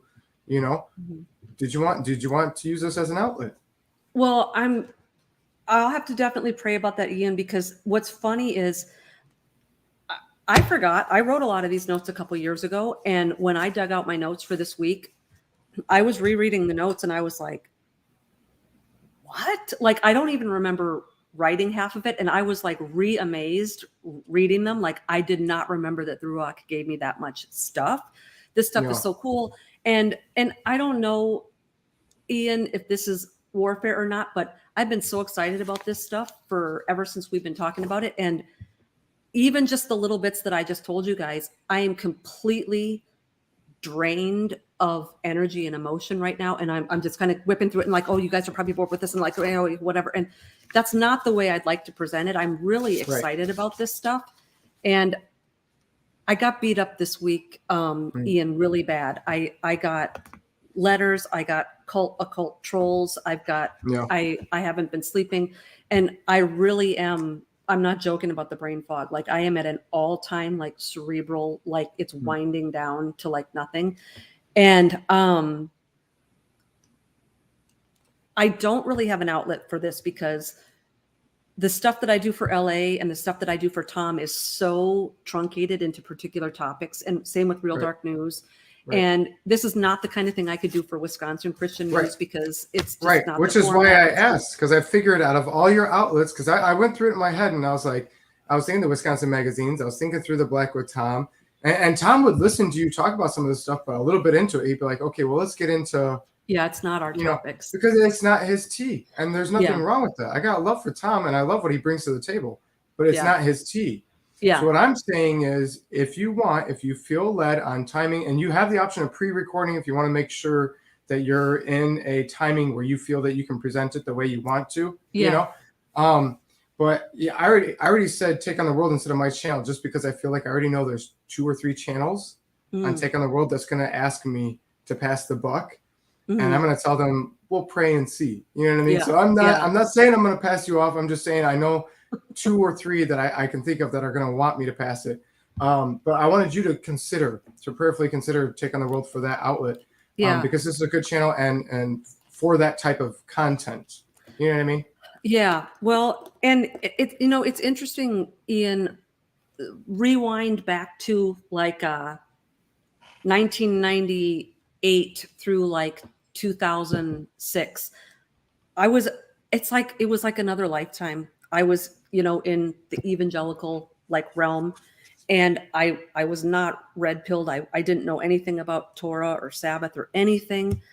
That didn't come until after my mom died. So when I was walking in my evangelical life before my mom died, I went to a church that was very, very, very theologically, like lots of intellectuals, and like the pastor was a writer, and like he didn't even write for laymen, like he wrote for the seminaries and stuff. And so my whole life, because I was actually a secretary for that pastor, so my whole life was like his theology courses and dealing with theology and reading all of his books and his, and taking Greek and all of this stuff. And so there's this whole part of my life that was once an entire part of my life that has no outlet anymore, because I am doing writing and I'm doing devotionals and I'm doing like journalistic pieces and I'm doing, the occult kind of stuff. But the love of studying and writing the theological pieces it has no outlet anymore right now. Take on the World TV, Vicki Joy. we can talk about getting you on a guest on multiple things multiple times, or and I don't know if you really want to do this, and I'm not putting you on the spot, okay? And you already have a full plate, but I don't think Take on the World would mind you having your own little thing if you wanted to do that with no pressure of when and stuff like that. Yeah. You know what I mean? Well, I mean, the thing is, and here's where I have to be careful, Ian, because obviously I have to pray about it, but Yeah. I don't want, and I'm not looking here for just baseless flattery and applause. I don't need to be uplifted and applauded, and I'm not like looking for a self-esteem fill here. I know that if I say, well, is this something you guys would want? Like, oh yeah, Vicki, yeah. Like, I'm not looking for that. What I'm looking for is, I want whatever I would do, I would want it to actually be edifying. I would want it to bring glory to God. I would want it to expose the deeds of the devil. I would want it to set captives free. I would want it to edify and convict and uplift and encourage the body. And I don't want to just contribute to the noise. You know what I mean? Right. There's so much stuff out there. And if it's just me, banging a gong once a week and just contributing to all of the, it wouldn't have to be all the time. Yeah. And it wouldn't have to be, it's not like one of those, you don't have something that you want to talk about, so just do a show on whatever. Yeah. You could come and go as you please if you were to go that route. But I understand if you felt led not to. I don't understand you not doing it. Or if you felt like you were told it's up to you, but you felt your plate is full. Because my golly, you got so much going on. So I get it either way. I'm just saying, I'm just throwing that out there that would be an option if you wanted it. Yeah. If being the operative word there. But otherwise, you could come be a guest on my show. I bet you Sit Rep would like you if you would want to be on there. My show's better in terms of what you want to talk about, in my opinion. I mean, they have a great show too, but for what you want to talk about, I think you're better off here. But no, Aaron and Daniel, they would probably throw questions at you that I wouldn't think of. And if you want to debate things, they won't be shy to tell you, well, I disagree and this is why. Yeah. So if you're looking for that, they'll do that with you too. You and I tend to agree a lot on things. And then when we disagree, we don't hash into it too much because, we're just like, well, I get where you're coming from next. But they might poke at you and say, no, I'm not letting this go. And it could be a small thing.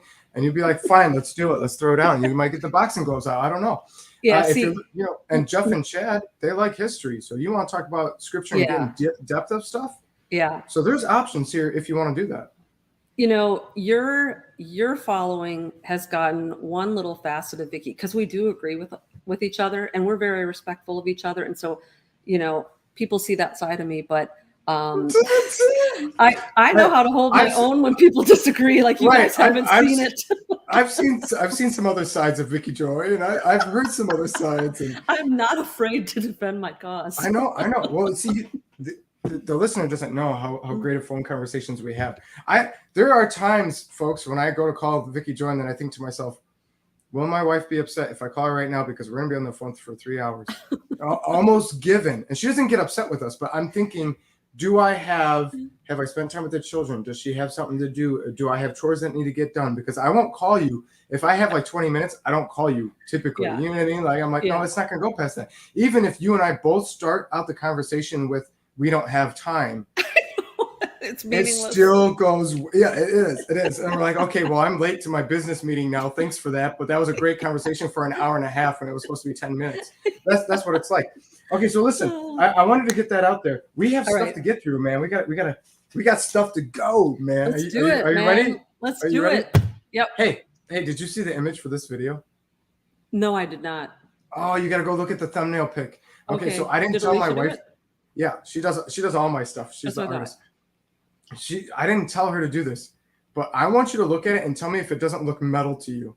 Oh, love it. I love it already. And I was thinking, like, this is perfect for Vicki Joy being on tonight. You need to look at specifically the topography, okay? The type of lettering. Okay. Typing style. Okay. Tell me that doesn't look metal. All right.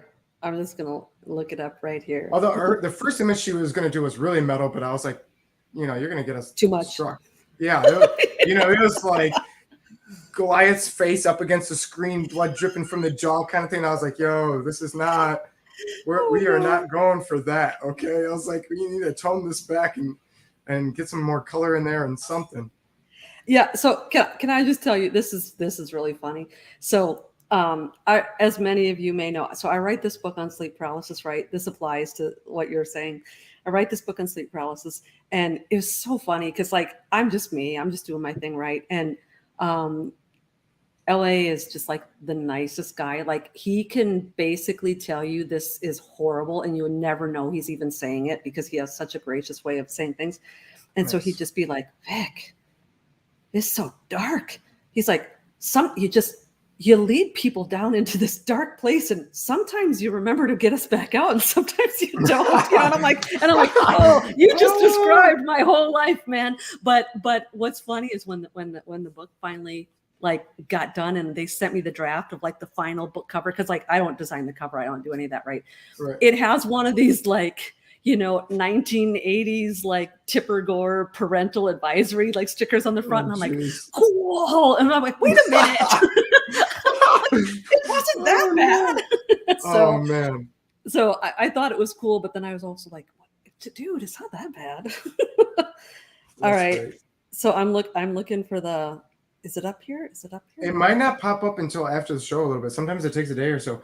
But if you were to, it might pop up as like now live or something like that. You see what I'm saying? Yeah. So instead of in the videos, when you search for Take on the World TV, before you click on the channel underneath it might be there. You don't see it? Not yet. I'll look at. Okay, well that's fine. When you see it later, tell me if you don't think it's metal. Okay. Okay. My wife brought images to me like 2-3 times, and then I was like, finally, I was like, okay, that one right there is bomb. And then we put it up there, and I'm looking at it, waiting for somebody to come into the chat room. And I looked at it and I said, oh my gosh, that lettering is metal. Vicky's going to love this. She just has to see it. Oh my goodness. Okay, man, we got to get to my favorite stuff here. We got to get to the ballistics because I spent more time on that than anything else. Sorry for all that mini counseling session. I told you to bring your stuff in, man. I told you to bring it in, and you know, I can't not chill with you. You know what I mean? Yeah. I just can't. I can't not chill with you. Okay, so okay, Eliab, his eldest brother, heard when they spake to the men, and Eliab's anger was kindled. Right? He hears David asking about it, and he says, "Why have you come down here? With whom hast thou left the few sheep in the wilderness? What do you know? Who's taking care of the sheep? Go back to your job. Go back to your chores, little boy." Right? Yeah. I know your pride and the naughtiness of your heart, for thou art come down with that thou might seest the battle. Okay. So for anybody who's new to this, the accusation here is that David was coming to see blood, guts, and gore. Mm-hmm. And David says, what have I done now? Right? Which shows that there's been accusations prior. Mm-hmm. Notice how he says, I know your pride and the naughtiness of your heart. There is some sibling rivalry issues, but I don't think that this is just basic. No, I don't think this is where you just push your brother or sister, pull each other's hair, fart on each other or whatever, but then afterwards you got each other's back. I don't think that's what's going on here. No. In fact, that verse right there is a little clue into some of the things that I would go into. I'm telling you, Vicki Joy, bring your notes, okay, and pray on it. And if you want the history major, Chad or Jeff, I get it. I won't hold it against you for more than 2 weeks, I promise. You know what I mean? But like, well, you should pray on it and think about coming to one of the shows. Yeah. It's probably the kind of thing I would want to do with someone else, because it's a lot of it is theorizing, and I would want to bounce it off people, because what I would want is right away people saying like, no. Throwbacks. Right. Yeah, I want the throwbacks. I don't know. Chad might be the guy then. If you hit him up, because I'll disagree with you, but Chad's the history guy. And Chad will say, I'll disagree with you, and this is why, and it won't be, me, you know how I view things, and you know how I argue things. Yeah. I'm going to say, well, this verse makes me think this, and the Hebrew root of this. Chad will hit you with history.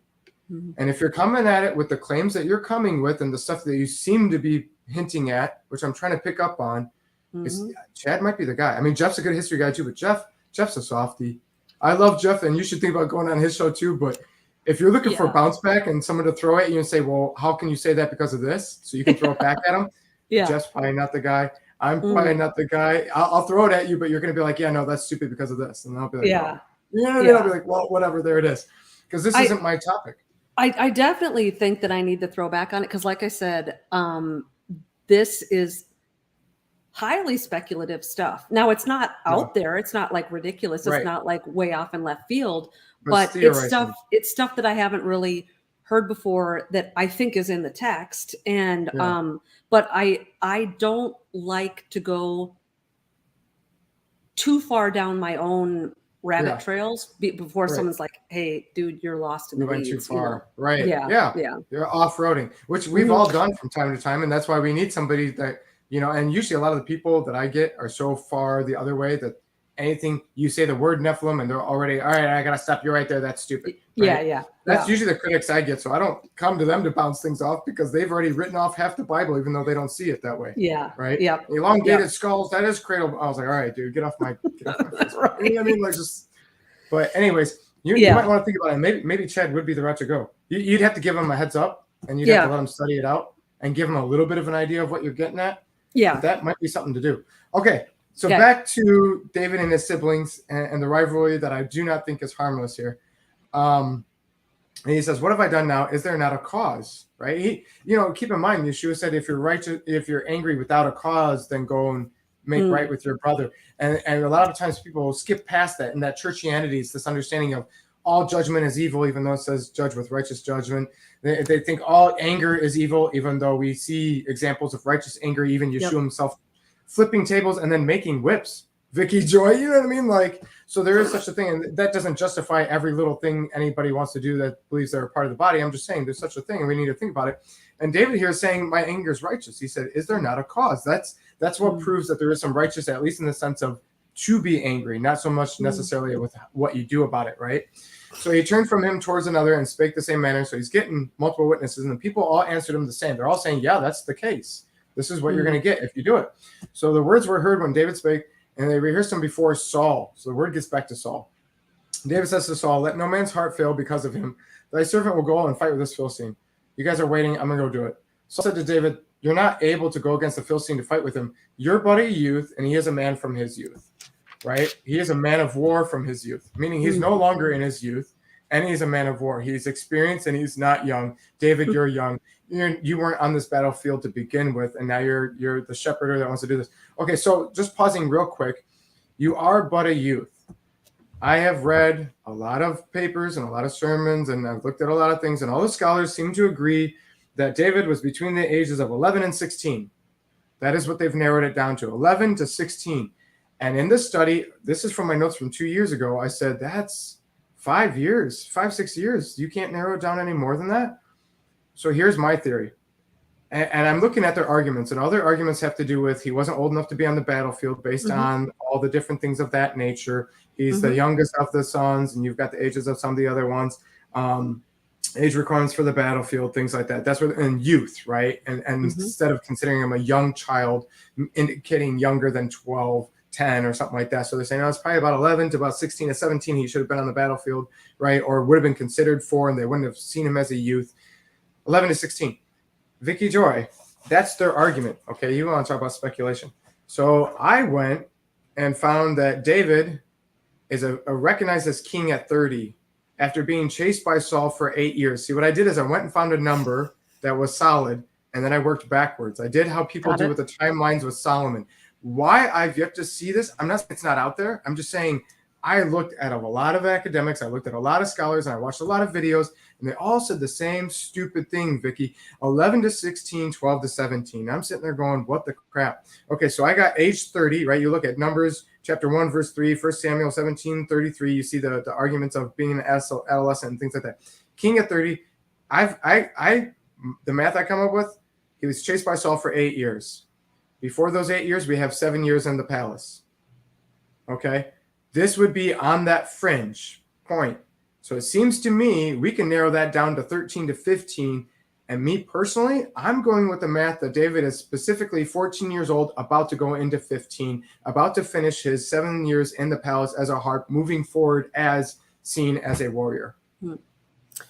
So the question I would have, and this is a genuine question, we know in the Jewish culture, like for example, the age of 40, you couldn't, like they said to Jesus, like, you're not yet 40, and there was disdain there. Because how can you call yourself a rabbi? You're not even 40. You're not supposed to be a rabbi till you're 40. What are you calling yourself rabbi for? That kind of thing. Timothy, don't let people despise you because you're a youth, that kind of thing. So my only question would be, way back in David's day, did they do these bar mitzvah type things? Were you considered a man of some kind at 13? And if 13 was the mark to which you wouldn't be called a youth anymore, is there something there?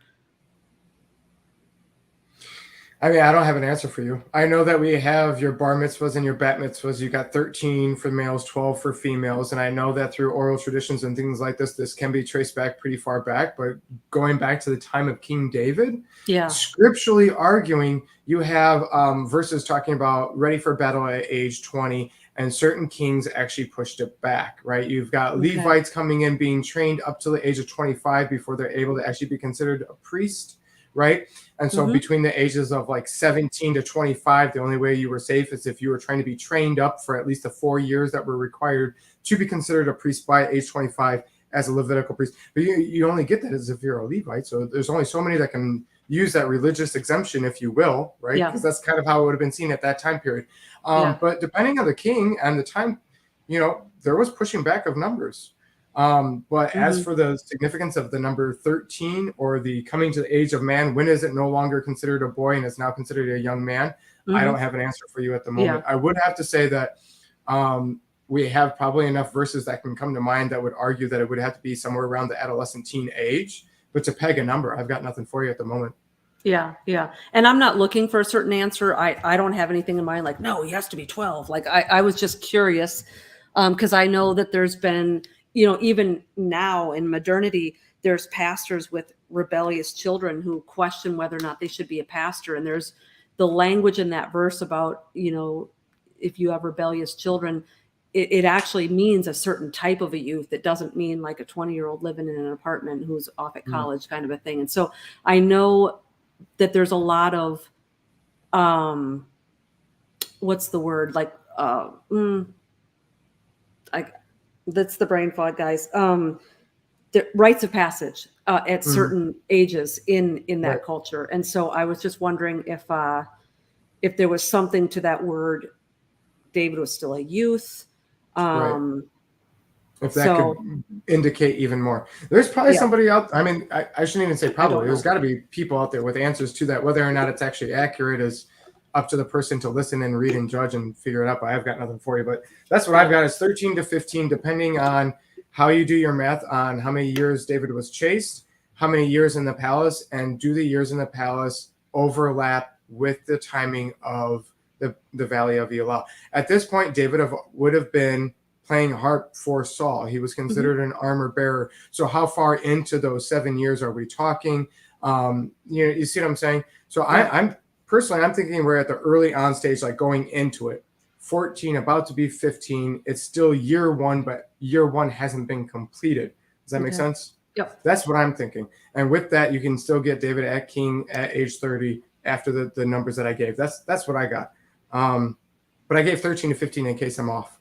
Unless you want to argue, because there's certain things that 8 years chased by Saul, I've seen those 15 years argued to be 14 and 16 years, depending on how you view certain things. There's a lot of, you know how it goes. You know the game, Vicki. You know how it is.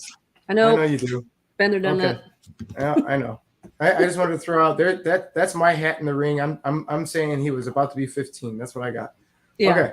Okay. You are about a youth, and he's a man of war from his youth, right? And since he was around your age till now, he's been a warrior. And David said to Saul, your servant keeps his father's sheep, and there came a lion and a bear, and he took a lamb out of the flock, right? And I went after him and smote him and delivered him out of the mouth. And when he rose against me, I caught him by his beard and smote him and slew him, right? And the servant slew both the lion and the bear, and this uncircumcised Philistine shall be as one of them. Again, comparing a wicked individual to beasts. Not the first or only time in Scripture that we see that, right? Which is something interesting to think about. I've mentioned that in other studies before. Seeing how he has defied the armies of the living Elohim.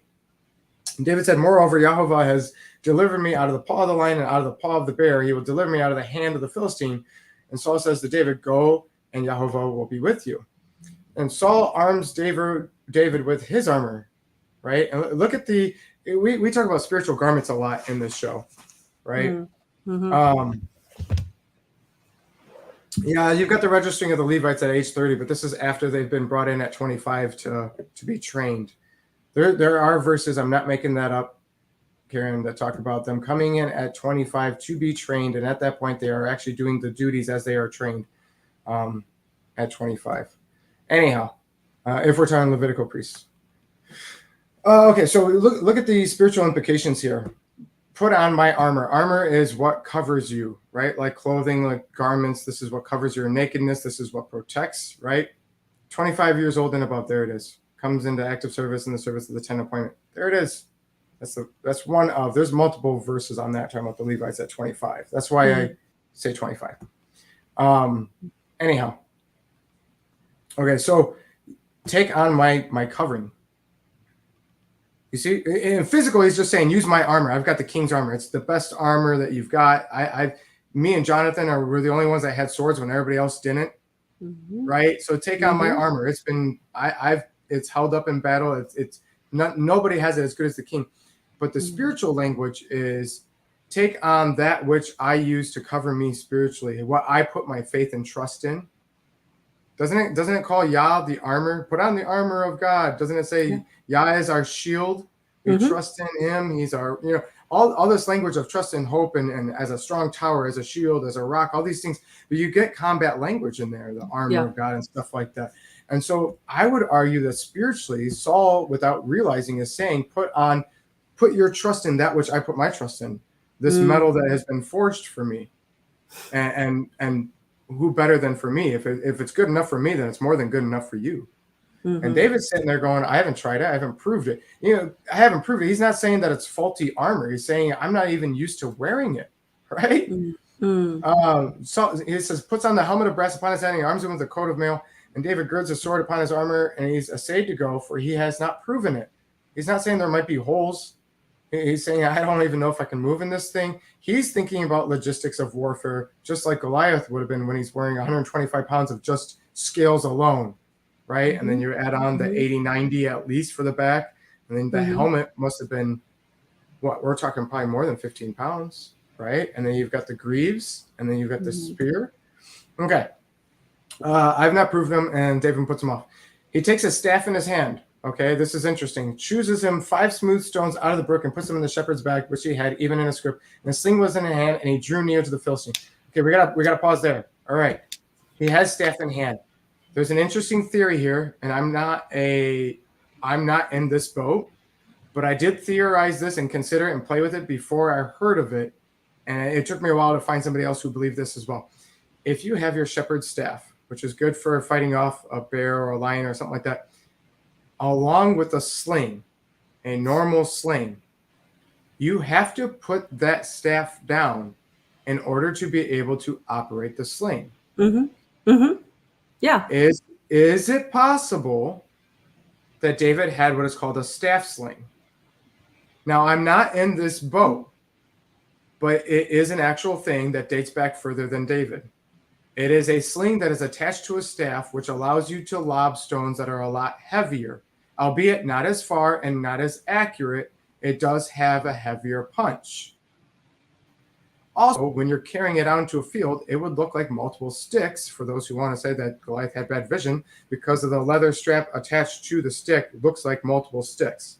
There's even staff slings that have multiple sticks to them, but I already think that the staff sling is not true. So the double staff sling thing is out of point for me. Okay, but I just want to throw that out there for anybody who wants to consider that. It's a possibility.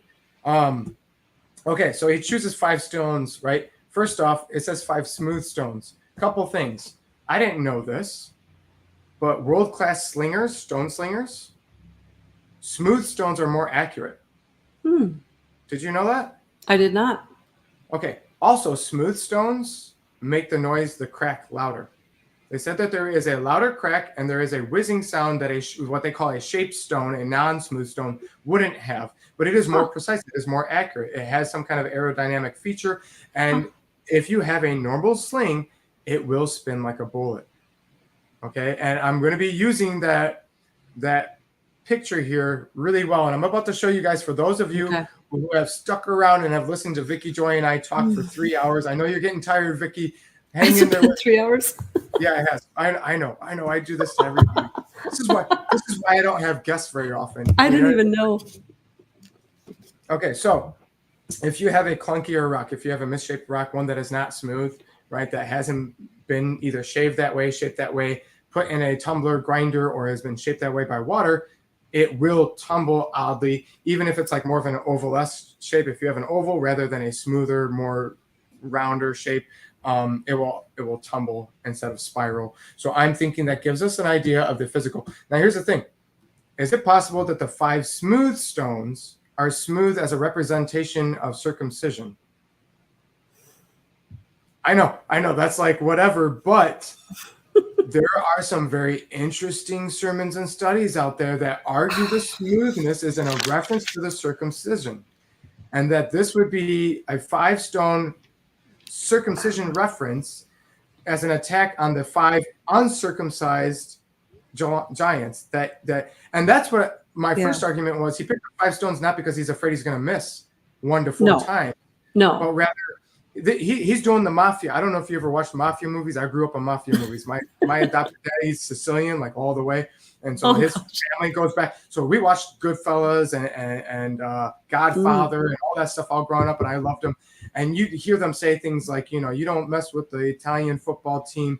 You sack our quarterback, we'll kill your football team and their family and their family's family, and we'll trace it all the way back to what country they came from, and we'll go kill them too.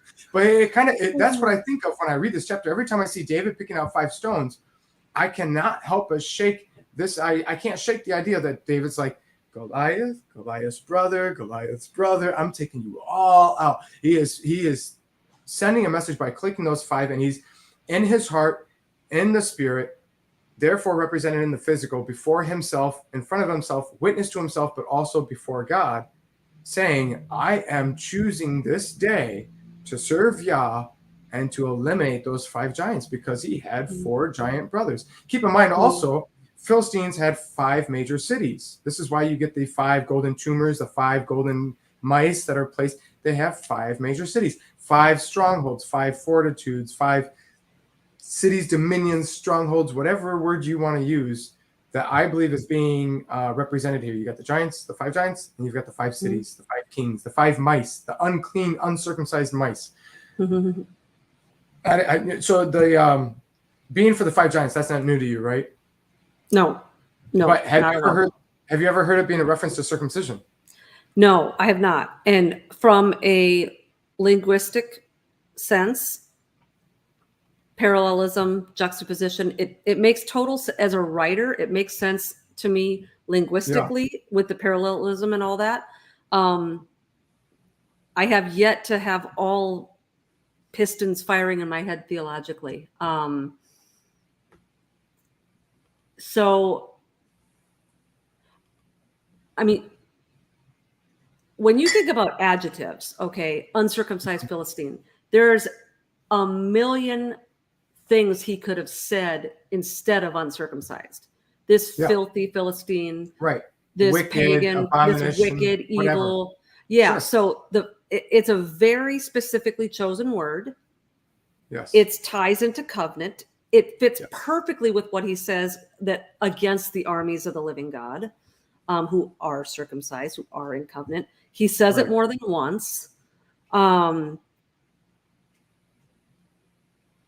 you think he understood that when he was picking out the 5 smooth stones, or did he just think that these are the best ones to really knock someone in the head with?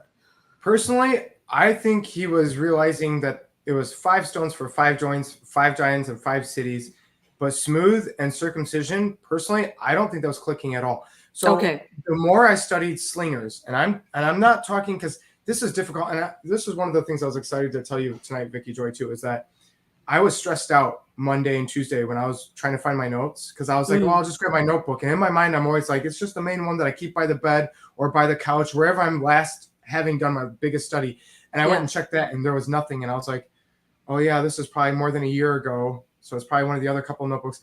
And I was frustrated. And it was to the point where I was like, Vicki, I have feet per second. I have velocity. I have minimum and maximum. I have stopping power. I have distance factors. I have comparison to bullets. I have the stopping power comparison to which type of guns. And Vicki Joy, I'm about to hit it hard with the ballistics, and I'm sitting there going, I spent all that time when you and I first talked about this. I spent all that time on this to where I felt like I could write a short book on this if I really wanted to, and it's nowhere to be found. I was freaking out. Today, I'm looking for the video clips that I want to show here tonight. If you're so willing to have the grace to withstand me and my silliness, I spent a majority of today, if I'm going to be honest with you, looking for these videos because I didn't save them, and I didn't remember what I had watched. I don't know how many hours of Slingers back when I first looked into this, because back then I didn't have a timeline. It wasn't, oh, I'm going to go do this video this weekend or whatever. Back then it was, I'm just trying to get into the study. And just like the Gen 4 and the Jonah and all these other big studies I've done, there's no timeline. I have nothing in mind. I'm just getting curious. And the more I study, the more curious I get. I'm like, yo, this is getting crazy. I mean, this is starting to look a lot less like Sunday school and a lot more like what I dealt with in combat. And why aren't people recognizing that David went out onto the field with a 45 Magnum pointed at the forehead? Why is this not being shown in the movies and the TV shows? And I'm not saying that we need to subject our 4-year-olds in Sunday school to this type of understanding, but we're taking those Sunday school lessons and preaching them from the pulpit. Yeah. And then you wonder why when they listen to the atheist and the historian who says, well, Goliath was probably 6 foot, couldn't see, his bones were probably covering his eyes, and he thought there was multiple sticks, and he had the mind of it. And they sit there and go, oh yeah, that makes sense.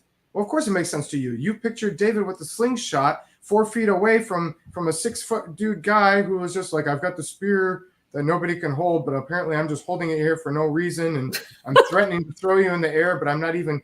You see what I'm saying? All this disconnection that drives me nuts. So I have all these things, and so I wanted to get these videos, okay? And we're about to do them, and I'm really excited to show some of these clips. Awesome. I spent so much of today. I'm typing in world champion slinger. I'm typing in slingshot styles. I'm typing in all these things, and I keep finding people in third world countries that are like, you see that pile of rocks over there? I'm going to try to hit it. And then like 10 minutes of video of them missing until they finally hit it.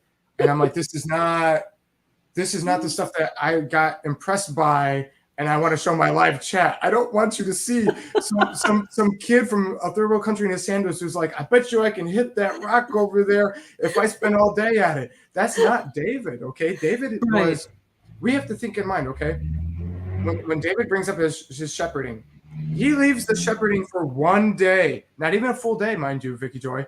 And his brothers are already harping on him saying, who's taking care of the sheep? Which tells you and I what? That this is a daily job.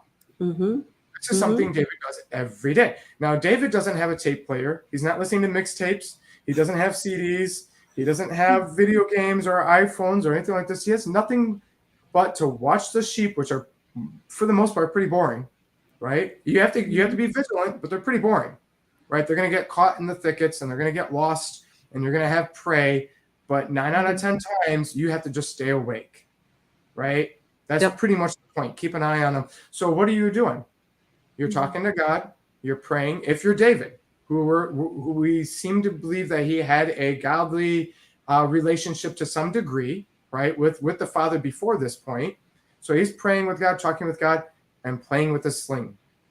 So all day, every day, he has time to train and practice. And you give a young boy a sling where he's around a bunch of stones, and you tell him he has to be outside for 8 to 10 hours a day, and you have him do that daily for years. I'm going to tell you what, I bet you he was pretty accurate with it. I bet you he was not like those videos where he's, oh man, I got within 10 feet. You see what I'm saying?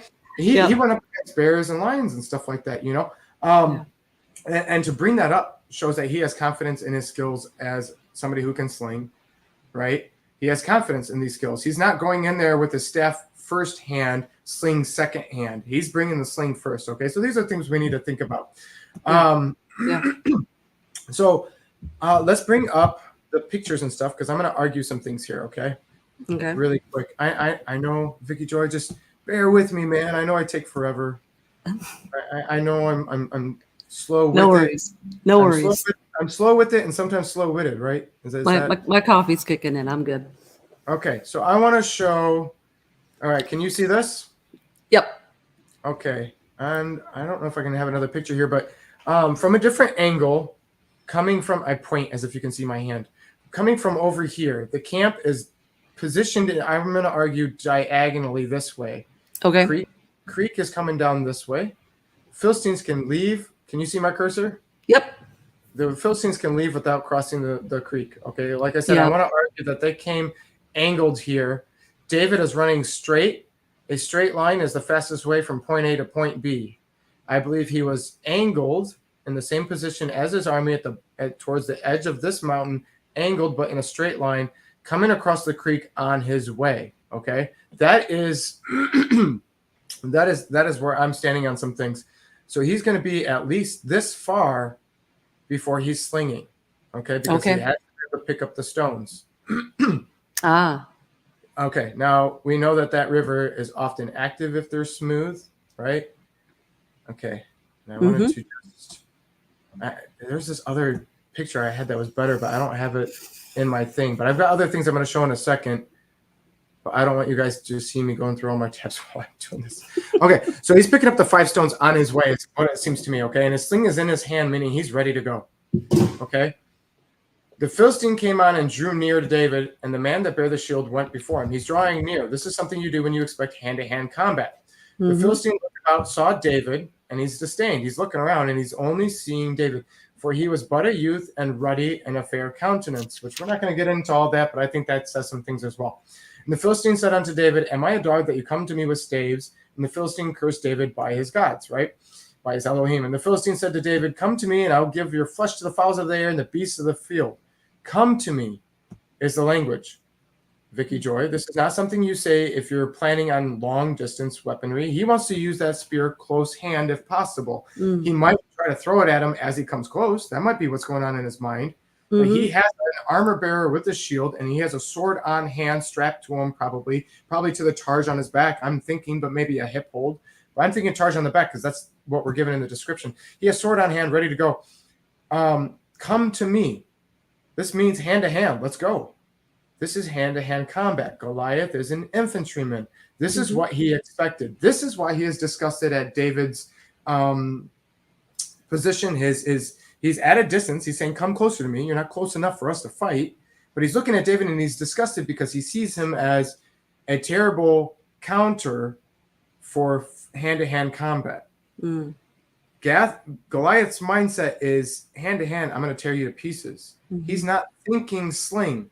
David's sling is in hand, which is one of the reasons why I'd say it's not a staff and sling, because the closer you get, the more you're going to be able to see that, right? But he's got it in hand. Goliath is not catching on, okay? So he's far enough for that. We need to think about that. But Goliath's saying, come to me. I'm going to feed you the fowls of the air and to the beasts of the beasts of the field.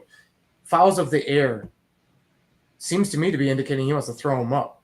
This is not just, I mean, the birds will swoop down, but it seems to me he's communicating. I'm going to stab you like a kebab and toss you. That's what the language I'm getting, okay? So then David says to the thing, you come to me with a sword. Look at that. With a sword and a spear. Some will argue that sword throughout this context can be found as shmitar, by the way.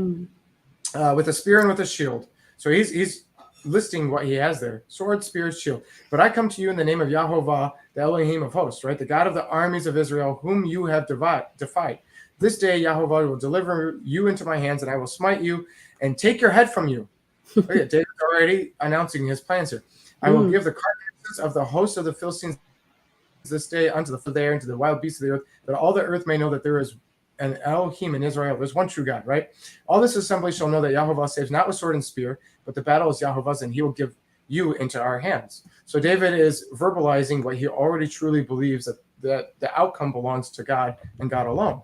And it came to pass when the Philistine arose, right? So he's not standing in battle ready. A lot of people don't catch this, but I believe that when Goliath is shouting this, he's sitting at the edge of the other mountain. Okay. Which means, I mean, I want you to be able to picture this. You're looking at David from Israel's sight. You've been afraid. Okay. And as the listener, we need to think about, are we Israel or are we David when we come across hard times? Are we Saul? Are we trusting in our own armor and then not even trusting it enough to wear it ourselves, but offer it to somebody else? Is our advice to somebody else not even spiritual enough to go to God on it, but simply, well, how much money do you have in the bank account? Do you have job security? Where do you have a 401k? All these other things. That's like Saul's armor. I'm not saying those are bad things. I'm saying to trust in those things is Saul's armor. And how many times when we have a Goliath in our life, a giant, which keep in mind, Vicki Joy, if we're going to say giants are Nephilim, then we're going to say that demons are disembodied giants. Mm-hmm. So when we have spiritual warfare, whether it's through another individual or there's some shadows in the house or it's discouragement that seems to be having voices in the head that maybe not be just us, maybe it's not possession, but oppression of demonic entities, you are in a way, in a very real, literal way, fighting a giant. It's just disembodied. It no longer has its physical giant body. So this whole fighting your giants, churchianity brings that up a lot, and they have some great sermons, but I think the actual literal connection there is over their heads. They're missing the whole point that you are literally quite possibly fighting the giant or the cousin of the giant that David fought when you're talking about these battles that you're struggling with. So when we have these battles, whatever they may be in, we could list all day. We could spend the rest of tonight. You and I could stay up till 3 a.m. listing what your battle may be, right? And it could be connected to the strongholds and dominions of the princes of the airwaves and these evil entities, disembodied giants. So when we have these giants standing in the battle of Elah, and they shout to us, and we come out, and they look at us, and they say, "Who are you?" Paul, we knew, but who are you? Type of language, right? Which we really don't want to be hearing, but maybe they taunt us anyways until the demon gets casted out, right? But there's those moments you get those dreams, like you go to shoot a bullet out of a gun, and it's just like a cartoon. Often, not always, but in those dreams, if they have significance, it's saying that you're not actually in a spiritual warfare state to where your tactics are being effective due to a lack of trust or faith or hope in Yah and things of that nature. So you are armed. It's just not being effective because your hope is not there. So as to say, you saw Goliath shouting out at you, you shake a little bit, and then he stood up. Vicki Joy, he was sitting, and then he stood up. I want you, I want me, and I want the listener, live or otherwise, to have this picture in our head. He's intimidating already sitting down. Yeah. But now he's standing up. From a far distance, and he's sitting, does he not look like maybe a tall guy? But then he stands up, and you're like, oh, here we go. You know what I mean? Okay, it's a great tactic. It makes me think of the Scots. They had these battle tactics where they didn't have the weaponry or the training of the British, but they had these tactics with the war paint and with the war cries that would stir up terror. Oh yeah. And we get that too in the book of Jasher, where it talks about some of these battles that the sons did. And I think, was it Judah? It said he had a war cry that like terrified people. Like people would be like literally fainting and passing out and wetting their pants just by this war cry. And so what a tactic to like, okay, I know he's a giant. and it's almost like Goliath thought, once he gets closer to me and I stand up, and we see this in movies all the time, where the guys are like threatening to beat the guy up, and then he stands up and turns around and he's this towering guy, and then he's like, that's oh, what I'm saying. mind. That's the picture I'm trying to show. Yeah. It's one of those intimidating moments where it shows you like, oh, he is serious. Yeah, I was just bringing up, I said I wasn't gonna. Why is it not? Oh, there we go. Yeah, it is an interesting study. I'm not going to get too much into it. I'm just saying that there's some views out there of what David would look like that I think aren't thinking about these verses. But I'm sorry, but that's the picture you want. He's standing up. Yeah. And, not only do you have that as a tactic, but you also have this indifference when you're sitting down. Yes. It's almost like when he goes to get up, he's like, fine. You know what I mean? Yeah, If we're going to do this, we're going to do this. Right. Yeah. I'm not threatened. I mean, it's been 40 days. Twice a day, Vicki Joy. Yeah. 80 times. Isn't there verses talking about 80 years and 70 years and being a generation and a representation? I'm just saying. And if he's only 6 foot tall, that stuff's heavy. He's got to sit down. Geez. That's a good point. That's a great point, Vicki Joy. Although I can't help but think, but based on if you start looking at what the torso of this thing would have had to been to weigh so much based off of scales of brass, and not a solid piece of brass. That's something we didn't talk about. There's a lot of details that I'm choosing to leave out tonight just because we're already 3 hours in. But in order to get that much weight in brass for scales, if you're 6 foot, that's going to be hurting your lap. You see what I'm saying? If you're sitting down, you see what I'm saying? But that's a great point for this guy with the mind of a toddler who can barely see. I'm surprised he even knew that David was was coming down into the valley to begin with, the way that these guys talk about it. Right. Okay. Moving forward, unless you had something else, because I did cut you off and I didn't mean to. Yeah, no, I love that you brought that up. I've never heard anyone say that before, and it's right there in the text. But yeah, if Goliath had been standing in all of his tall glory from the get-go, there's no room there for an intimidation tactic, For the beginning of the battle too. Yeah, so if he's like, okay, that's what I have to deal with, but for him to be running and then seeing this form rising up like a tower, I mean, you might be like, oh, what am I doing? Man. 9.5 feet to 11.5 feet. And we're not just talking looking like a basketball post. No. We're talking wide and strong. Yeah. You see that thing? I can't help but go ahead. I was just going to say, I'm just getting the visual in my head now, because we've always envisioned him in our head like he's standing there with his hands on his waist, right? But with everything that must have been going on in David's heart, with the heart palpitations and the adrenaline, like think of the adrenaline rush.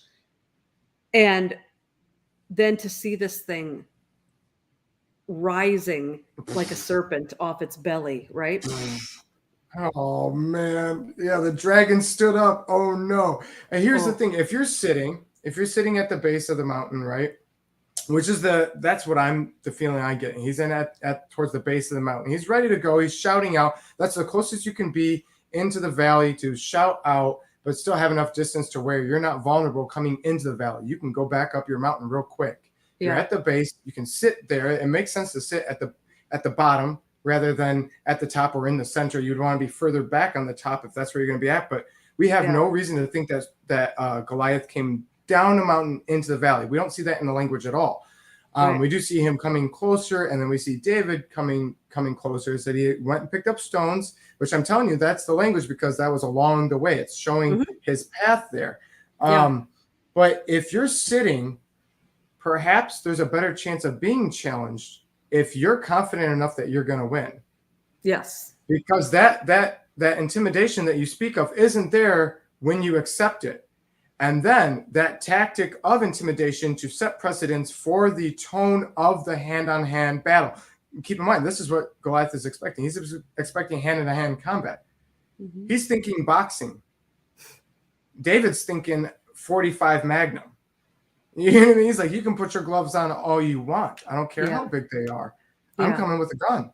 Yeah. So he arises and he's drawing nigh to meet David. He's going to meet him, which tells me what, Vicki Joy? What's that tell us? It, to me, and I don't know if this is where you're going with it,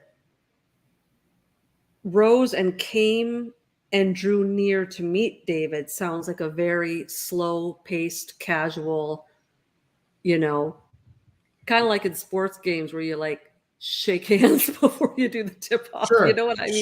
Sure. He's coming out. He's coming out to meet him, but then David is running quickly. So we've got. And I want to get to that. Yeah. No, go ahead. I'm sorry. So in other words, there is a David's already starting the engagement of the battle, and this guy's just kind of getting up and brushing the grass off of him. He's taking his own sweet time. Like he's not even, in the stance yet. No. David starts running. He's already engaged. He's fighting the battle right there. Goliath is just getting up. Now he's already recognized that David is small-statured and young. Okay, small enough stature that he's assuming he's young. But I mean, aren't all the Israelites 5 foot? So shouldn't he not be able to tell the difference between a 12-year-old and a 30-year-old? Yeah, right. I'm just saying, Vicki Joy, we need to think about this. I see what you're saying. The distance of that valley is 1,600 feet. In one of the videos in the playlist that I'm going to add in the comments, the husband that goes all the way across the field to shout to his wife, you can barely make out his form from the wife's position at the crevice at the edge of her mountain, and he's at the edge of here. Yeah. So in order for Goliath, first off, Goliath recognizes David's a boy, small-statured, after he's picked up the stones. so many people I've seen in the secular world, or in the not secular as well, but in the academic world, argue that the creek wraps around and that he went off to the side so that he wouldn't be seen doing it and things like that. But then you have this long L-shaped thing, and this whole time I'm seeing language that depicts David moving fast and to the point. He has no fear. Yeah. Why is he going off to the side to hide to find the creek? He's not. And this is why after he picks up stones, Goliath is recognizing that David is small statured. What am I getting at with this? The distance factor. I'm trying to paint a picture that they're not the entire valley apart. They're not close enough to where Goliath can use that spear, right? Which Saul ends up chucking a small version at David later on anyways. So don't worry, Goliath, because somebody else gets to chuck spears anyways, right? David's got spears coming out towards him so many times. So this is the part that logistically doesn't make sense to me. If David is this little 15-year-old kid, and he's this scrawny little child, and he's just, I don't know about scrawny. He's just not. Well, and that's where I'm going with this. But his brother is looking down on him. Goliath's looking down on him. But we already know that Saul is a head above everybody else? Head and shoulders. So why does he not think it's absolutely ridiculous to hand his armor over to this child? Right. So, I mean,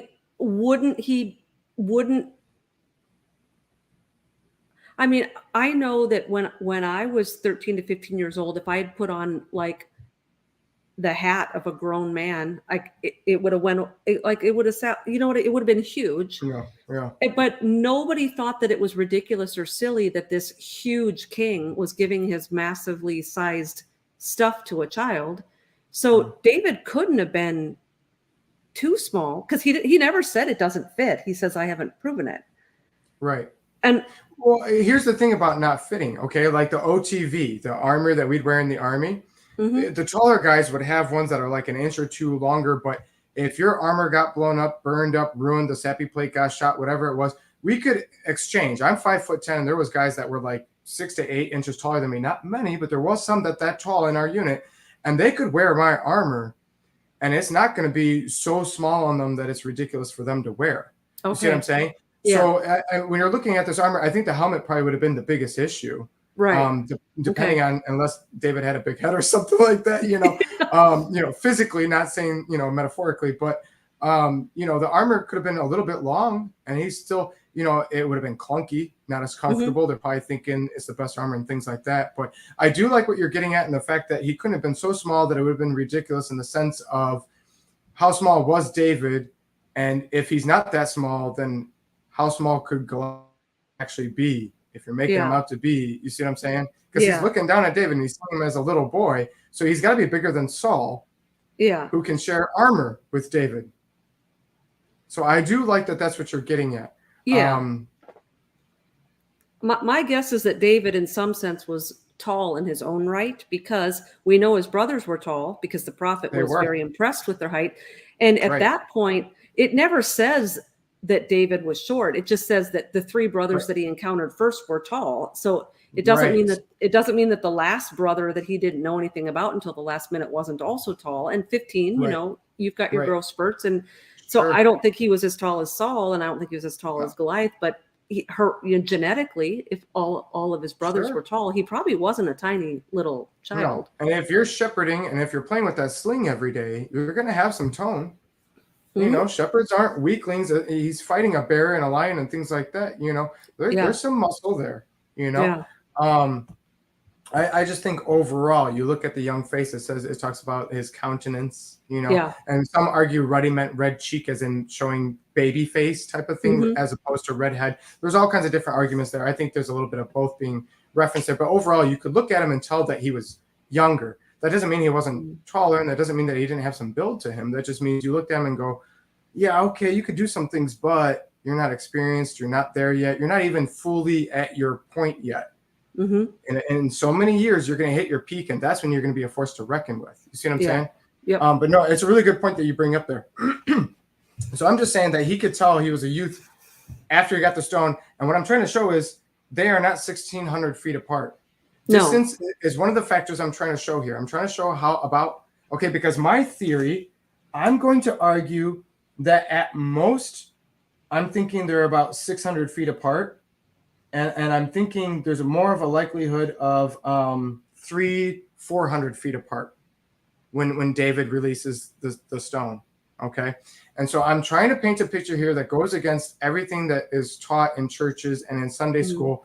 But I'm also trying to swing away from the extreme of like, well, they're on two far ends of the mountain and he shot it all the way across and everything like that. So at what point does he start running? Like how many yards does he run before he closes that gap and throws that stone? Or I don't know, but we see that let's pull up the picture again, shall we? Let's go to share screen, do this all over again, and then maybe I can bring up the video as I talk about some things because I got some cool stuff to show you guys for whoever's actually still listening. Why isn't it giving me the options here? There we go. All right. I don't know what have my other pictures here, but you can see the creek is a bit of a ways of a distance from that edge, right? And if you're looking at mathematically from this tip to here, 1,600 feet, right? You're already looking at, what, maybe about a fifth of it into it for the creek. You see what I'm saying? And so he would have been past the creek for him to realize he's shouting. You can be heard all the way from over here, so he doesn't have to be too far to be shouting. All right, so I don't have the homework that I had on showing the two red circles on where they were standing, but if you can see my cursor about right there. Yep. And about like right there or right here is about what I'm looking at. Okay. And so you have a straight line. He's hitting the creek. They're yelling at each other as he's walking, and then he runs. Goliath stands up. He's coming along. He's coming down here. David starts running, and I don't think he's running for too long before he cracks that whip. Okay. So here's the thing. Let's talk slings for a minute. There's a lot of different kinds of slings. Professional slingers. Should we get into this? Are you ready for this? Yep. Okay. Professional slingers in like Roman military texts and in other texts throughout the history of the world, it is common for a slinger to practice at 200 yards. This is practice. That is 600 feet. You can go past that with accuracy. 200 yards is your practice point. Okay. 440 yards is not unheard of in hitting your target with precision, but that is pretty much the maximum limit. At 440 yards, you're at 1,320 feet, meaning David and Goliath, if it was to be evenly spread out, would have had to leave the mountain at least 150 feet each. I'm going to argue that it's a lot more than that. But if it's at 440 yards, let's say it's the exact maximum moment and David decided to sling it, right? You're still talking less than 6 seconds before it hits Goliath. Less than 6 seconds. I'm going to argue we're looking at closer to half of that, even possibly less than that. Okay. So I just wanted to give you an idea of and if you look into, there's even films of slingers in the Spanish Civil War. You've got Homer talking about the writing of the Greeks, unable to stand against the Persian slingers of Artaxerxes II until the 200 Rhodians showed up. So slingers are formidable. This is not a little boy with a slingshot. Okay, we have medieval tapestry and artwork and text talking about with accuracy, precision, shooting birds in flight with slings. A slinger knows what they are doing. Okay. Wow. But yeah, so I'm thinking around 600 feet, as possibly as close as 350, 400 feet is what I'm leaning more towards. Okay. Now let me see. Are you ready for? Okay. Should we talk ballistics? Yep. Let's go. Okay, let's talk ballistics. Looking at the ballistic analysis based on the stopping power, based on the type of stone only found in that creek, in that valley, is stones of make of barium. They are barium sulfate rocks, which means they are twice the density of a normal rock. A typical slinger, when using a normal sling for slinging with precision for warfare, not for play, uses a stone between the size of a pool ball and a tennis ball. These are not little pebbles. These are not even golf balls. We are talking pool ball to tennis ball with the double density of a normal rock, with smoothness for accuracy, intimidation of sound, spinning like a bullet with the accuracy and the precision and the ability to take out birds in flight if David was so well skilled, which I believe he might have. Yeah. Okay. The mini cannonball. Yes. Are you ready for this? I'm going to argue it's like a gun. Okay. Okay. The stopping power, and this took some studying, Vicki Joy. I can imagine. The stopping power for barium sulfate stones from that creek of the size of a pool ball to a tennis ball at the low end is a 44 Magnum to a 45 Magnum, or well, like a Colt 45, 44 Magnum, Colt 45, right? Well, not Colt 45, but a 45, right? Yeah. Yeah. Up to a 50 cal Desert Eagle handgun. Now, I don't know. Are you familiar with guns? I've shot a 45 many times. Okay. See, 45s have a little bit of a kick, but they do. Are you familiar with Desert Eagles? I'm not familiar with the Desert Eagle. No. Have you ever heard of it? I've heard of 50 cals, but I haven't heard Desert Eagle. Okay. So 50 cal in the Army is a machine gun that requires what they call a butterfly trigger. You have to push both buttons. Okay. Yep. Yes. Yeah. That's a 50 cal machine gun. There is a handgun called the Desert Eagle that shoots 50 caliber ammunition. Okay. Wow. Okay. The barrel on this thing is ridiculous for a handgun. Okay. Like take any, PI Magnum movies you've ever watched or 007, whatever, and take that and extend it. Okay. Now this is a little bit twisted, but Vicki, I think you might get a kick out of this. When I first got out of the military, before I was born again, for those of you who want to be upset with me saying this, I used to get a kick. I'm not gonna lie. I used to get a kick out of looking on YouTube and saying people shooting Desert Eagle handguns for the first time, because 9 out of 10 times people break their nose. This thing has a kickback so strong that even experienced gun handlers, if they are not in a full trite stance, will hit their face with the barrel. And there is video after video after video, people breaking their noses trying to shoot this gun for the very first time. This thing has, so the stopping power of a 44 Magnum to a 45, like HK 45, up to a 50 cal Desert Eagle handgun. Now, this all depends on which statistics you're using for slinging method, style, and speed. Okay, there is a minimum and maximum there. Okay, and yes, there are different sling styles, which is something I want to bring up as well. We turn on David and Goliath in the cartoon. We have the pastor on the pulpit, and they're preaching great, and we're into it. And they're talking about David doing this. Yep. And he's like, you're going like this, and you're looking at Goliath, and you say, how dare you? And then you finally release. Okay. What does the text tell us? It says, it came to pass, the Philistines drawing nigh. David hasted, ran, put his hand in his bed, took thence a stone, slang it, and smote the Philistine in the forehead, and the stone sunk into his forehead, and he fell face to the earth. Okay. Does that language not possibly indicate movement while slinging? Mm-hmm. Typically, for accuracy, combat, trying not to hurt yourself, this method, which is often known as the helicopter method, is not what you would use if you're running towards a target in preparation to sling.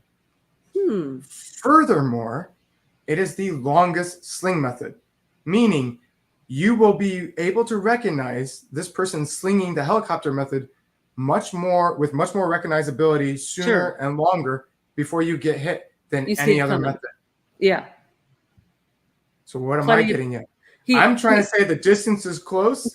I'm trying to say David's running towards him. I'm trying to say Goliath is expecting to stick his spear out and be able to hit him. He's expecting him to come within 6 to 9 feet. And long before that, I'm thinking anywhere between 300 to 600 feet prior, as he's running, David did a different method. Okay, now you guys ready? I'm about to show you guys some stuff. Vicki Joy, I'm about to show you guys some stuff. And this is going to, and we're going to talk statistics here in a second afterwards. And I want you to keep in mind, what you're about to see is not the fastest slinging in the world. It's just one of the most accurate slingers in the world. Okay. With some of the most accurate precision. Okay, and he's going to be doing it from a closer distance here. Right? All right, can you see this? Mm-hmm. Okay. I want you guys to be able to hear this too. Oh man, I hope that's not too loud. All right, you ready? Yep. Okay, wait.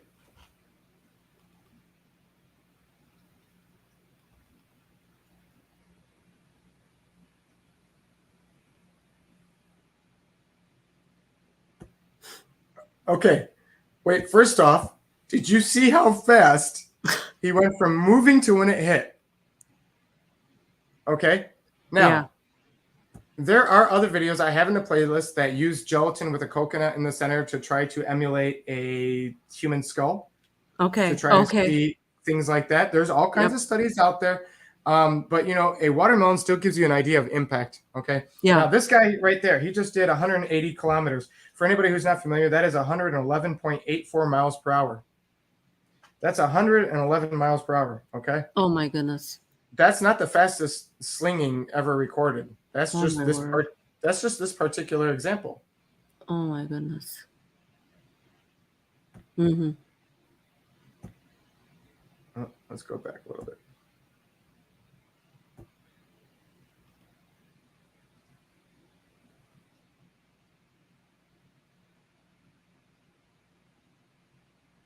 Right, so he has an average here of like 170 to 180, right? Oh And my he has word. 170. My goodness. Yeah, you're talking over 100 miles per hour. Okay. Let's see. Yeah. Oh, I know it. I don't think people realize. Okay. No. Oh, I have this on ridiculous.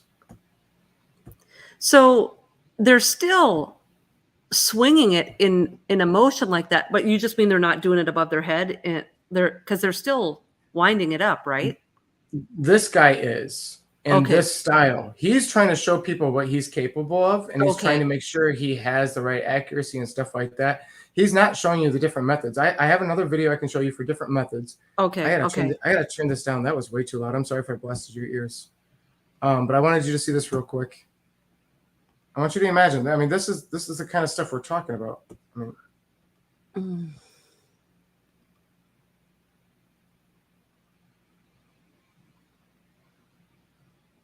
you know what I mean? So you have accuracy there. Yeah. You know, and I want this image of shooting a bullet, basically. I'm going to be saying that over and over again because it has the stopping power of a bullet. And these slingers, Ian, like if they were in war doing this over and over again all day, I mean, you just think about like major league pitchers who have to sit out after a certain number of pitches and ice their arms, and just imagine the strength it would take to be doing that all day long in battle over and over again. I wonder if they were ambidextrous, like if they could do it with both arms. Well, you know, that's actually interesting. I had a topic on that. I've got I had some verses and things, but I had okay, what was it? Where was it at? I had information about ambidextrous being better slingers. Yeah. Well, you'd think that, because good grief, after 2 or 3 of those, you'd be looking for the ice pack. Oh, well, these guys are doing it all day. And some of these videos I watched, you can see these guys are doing it for hours on end. I mean, you get tired and stuff like that, and depends on the weight of the stone and whatnot. But there is information that shows, historically speaking, if you are ambidextrous, you're going to be a better slinger. And there was a couple of verses in scripture, like in Judges and in Chronicles, that I connected to that. Yeah, statistically, ambidextrous individuals have faster reaction times as well. So you have all those things there. Okay, I want to show you a couple different sling methods. All right, because I want to show that I'm not making this up. Okay, look at that. You see that? Barely. He went so fast. Oh my gosh. Okay, now you're 600 feet away. This person might be moving, and all right, so that's almost like a bull. That's like a bullwhip action.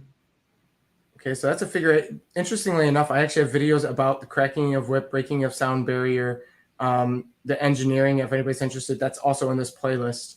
And I was using that for this study as well, because I was looking at all kinds of things. Look at that. And this one here. My point is, there are slings, and this is in slow motion that they're showing it like this. But you don't have to take multiple seconds to be swinging it forever. Some of these standards, you just simply go from the side, sling out, just whoosh, you know what I mean? Yeah. Which you can do moving. And by the time somebody even recognizes that you had something that you were doing, it's too late. See, look at that. You could run, stop, and do that real quick, and the person would have no idea what you're doing. Yeah. By the time they figure it out, they've already hit the ground. Yeah. There are many, many sling styles.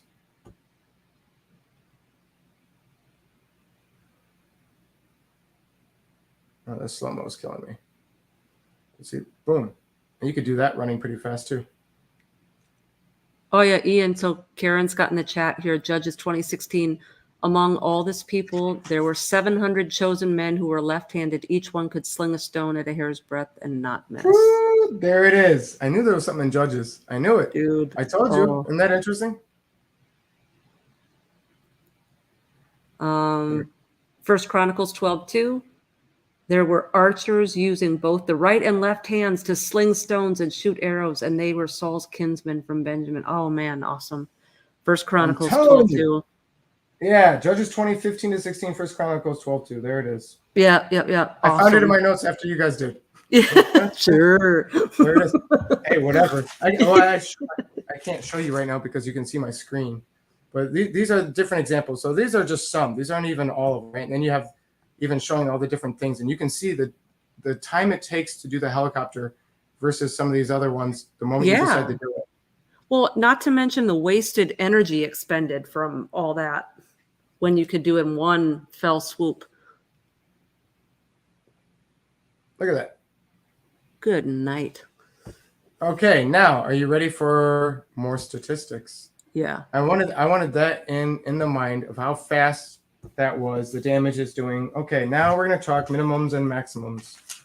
Okay, at the bare minimum, if he's doing helicopter or one of the ones where you have to spin, you're looking at 6 to 7 revolutions per second, giving you an RPM of 360 to 420, which gives you bare minimum 35 meters per second or 115 feet per second at about 600 feet. You're talking less than 6 seconds.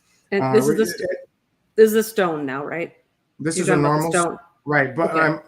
But with barium as well, at 7,000 feet in a minute or at 80 miles per hour. Now that's bare minimum, okay? And then I have the very limit of what it cannot be 10 times that because that's impossible. 340 meters. Where was it? I had to do some research on it. Yeah, there's no way that it's 340 meters per second. That's impossible. Now, here we get to the maximums, okay? The guy that we watched did 180 kilometers, 111 miles per hour. That one that I talked about, the minimum was 80 miles per hour. Okay, so if you want to go low end, 80 miles per hour, less than 6 seconds, okay? You hear the snap, you're dead. Okay, so that's a little bit of a pause, but it's still pretty fast, right? Considering you're expecting this person to be coming forward. And if you do it as you're running, that's bare minimum. I don't believe that it was that at all. Okay, one of the other things that guy did that I showed you was 121.78 miles per hour. Okay, that is his average ballpark. Some of the more faster recorded slings was between 131.97 miles per hour and 134.219777. Okay, so 131 to 134 miles per hour are the fastest ones that we have. At 131, we're looking at 11,614 feet in a minute. And at 134, we're looking at 11,811.0236 feet in a minute, okay? At 131, we're talking 193.56 feet per second. 193. At 134, we're talking 196.85 feet per second. Okay? So we're talking 59, 60 meters per second. And I've got all the math out here. For anybody who's curious, I can give you the F equals MA, the 3620 times 0.1, and that gives you 36,200, which gives you A. And then you do the input with the distance of 0.05 meters, half at N2, giving you 0.0016 per second, and how that will come out to 59 to 60 meters per second at those top speeds with the density stone of a weight of a stone of barium sulfate at the size of about a pool ball. So we're talking 196 feet per second. 190 to 196 feet per second is top range possibility, meaning dead. Yeah. Dead. That's the sound of the whip. Okay. Yeah. Dead. I mean, so what? Where- Basically, if he was 400 feet away, that's 2 seconds. Yes. Just about, a little more. Depending on the kind of firearm you're talking, it's about half the speed of an average gun. So an average gun, dead. Yeah. David with a sling at about 400 or 500 feet, dead.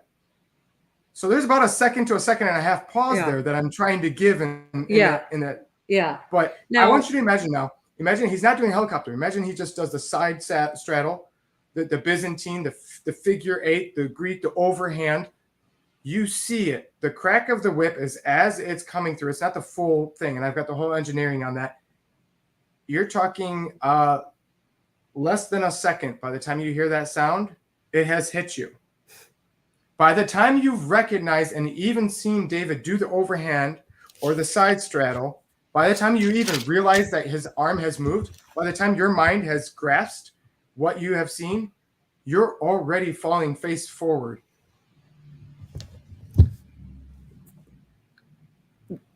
And then given the acoustics, it was the shot. It was the shot heard around the world. I mean, everyone would have heard that hit and that whiz. You know what I mean?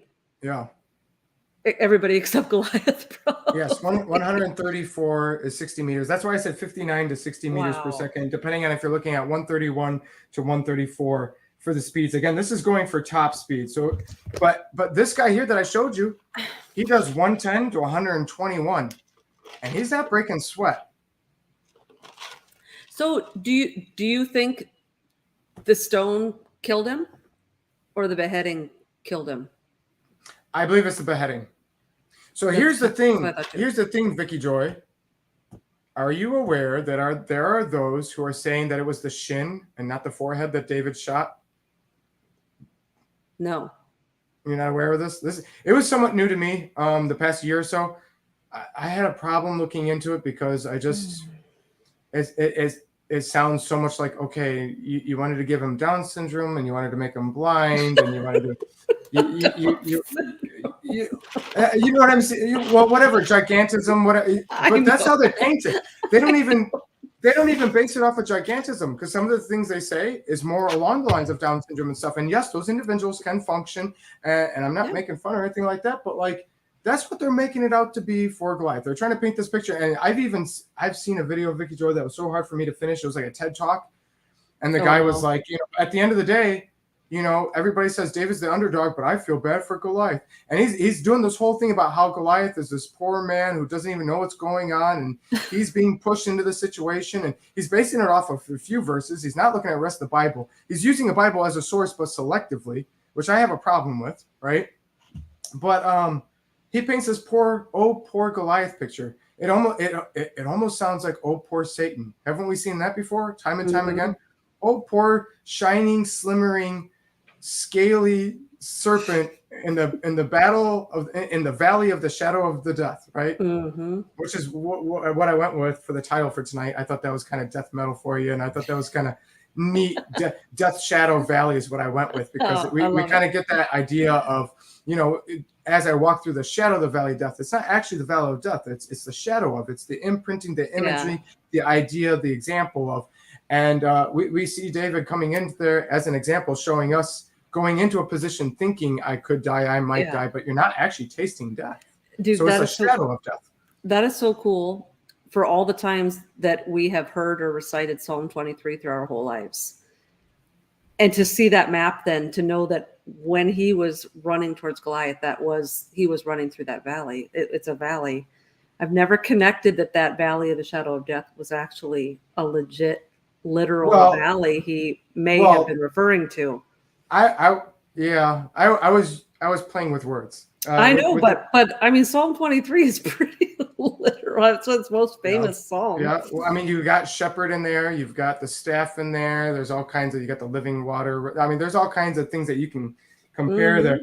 But yeah, so I just wanted to give those ballistics because I mean, we're looking at matters of, I'm splitting hairs of seconds here, Vicki Joy. And worst case scenario, we're talking less than 6 seconds, and David top speed at a somewhat close condition, we're looking at less than 2 seconds. Yeah.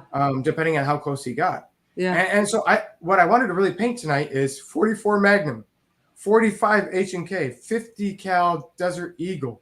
This is the picture we should be thinking. That guy that's slinging against those watermelons, Yeah. you know, and the methods these guys are doing. And these guys have been training and stuff like that, but they're not training to save their lives.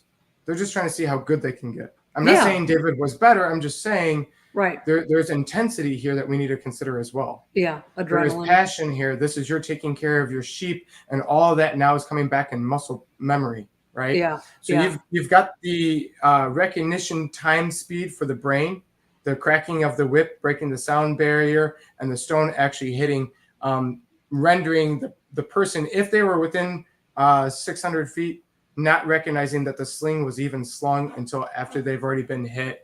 Nerves haven't died yet. The muscle is still moving. You're comprehending as the lights are going out, as you're getting knocked out, kind of thing. And that's what I think is the situation.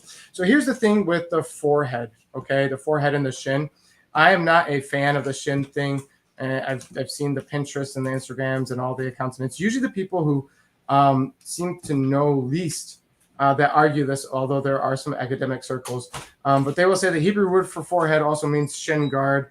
Goliath was, if he was hit in the head, he would have fell backwards, is their argument, right? He's a big dude dressed in over 200 pounds of metal. He gets hit in the leg by a fist-sized rock traveling at 90 miles per hour. I would argue it's a lot faster than that. They would say probably going to lose his balance and fall forward. At this point, you know, David is running as fast as he can towards him at warp speed and is able to take him out. Okay, so here's my thing, right? If you look at the Hebrew and stuff like that, okay, yeah, there is some root there, but you know, you're looking at scholar error here and a lot with forehead, and it's not just one translation that agreed on this.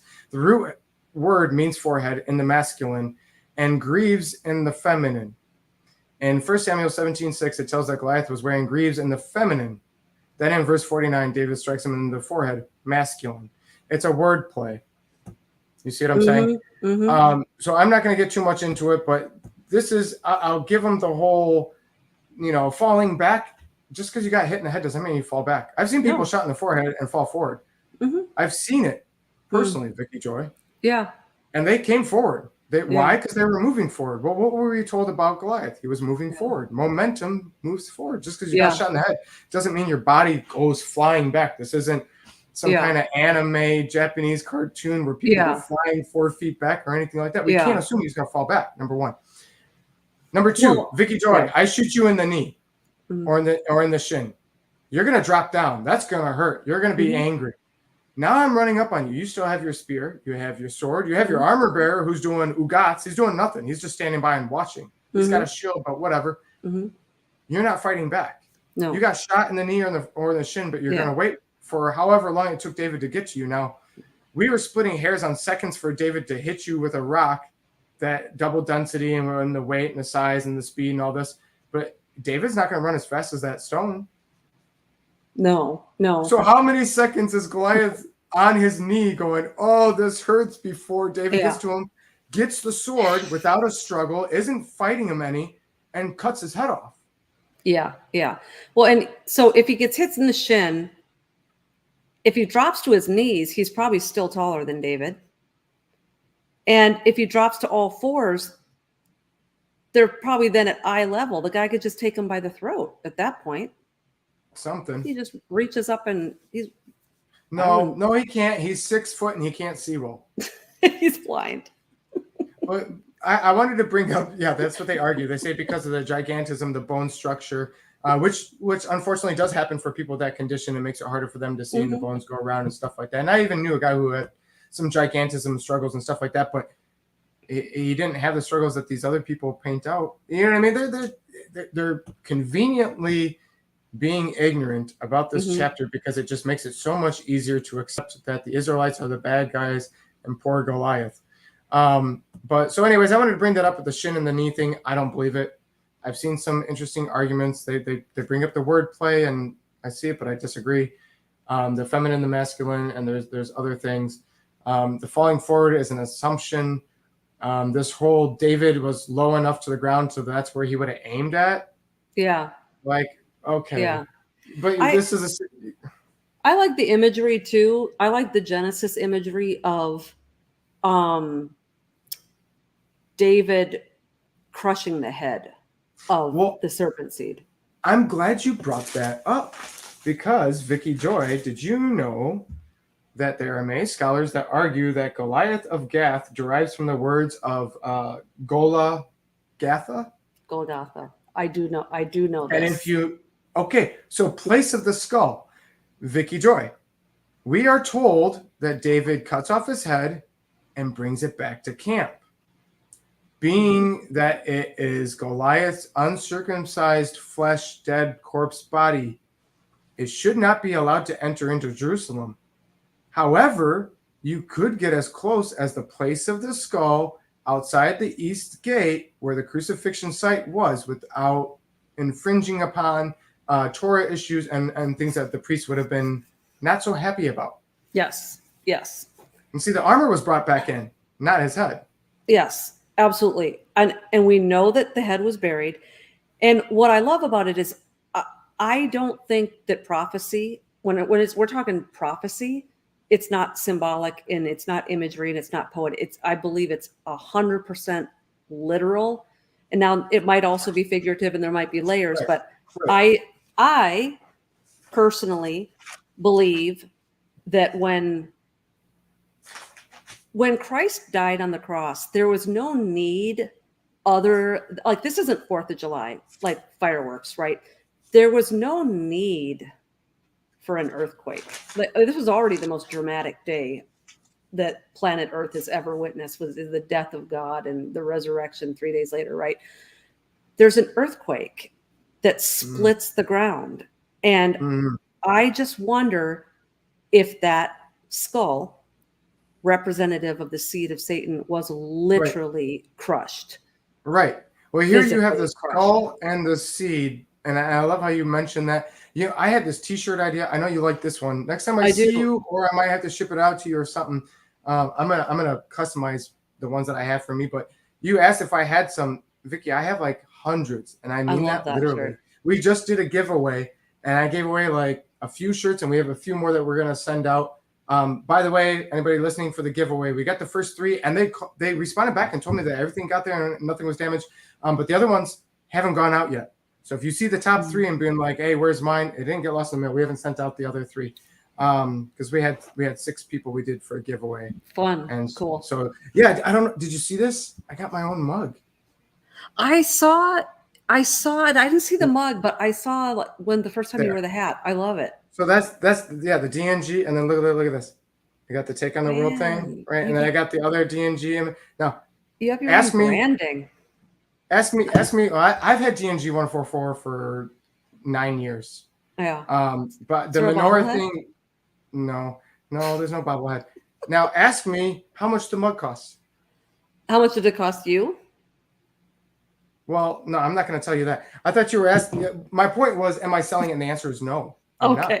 Okay. I had 4 mugs made, and I gave away 1 to Jeff and 2 through a giveaway.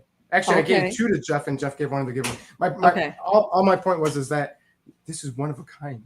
Wow. That's all I'm getting. I was really excited about this. I wanted to show you this, but it's not like we're selling or anything like that. Just like the hat, I'm not selling and stuff like that. But we do have the shirts, and we do have hundreds, and I do mean literally hundreds. I think the Catholic one we have something like 400 left. Wow. I spent $2-3K on them when I got them all done. Yes, we do. We have 2 bins. That's a lot of swag. Yeah, hundreds of shirts. Dude, swag. Hundreds and hundreds of shirts.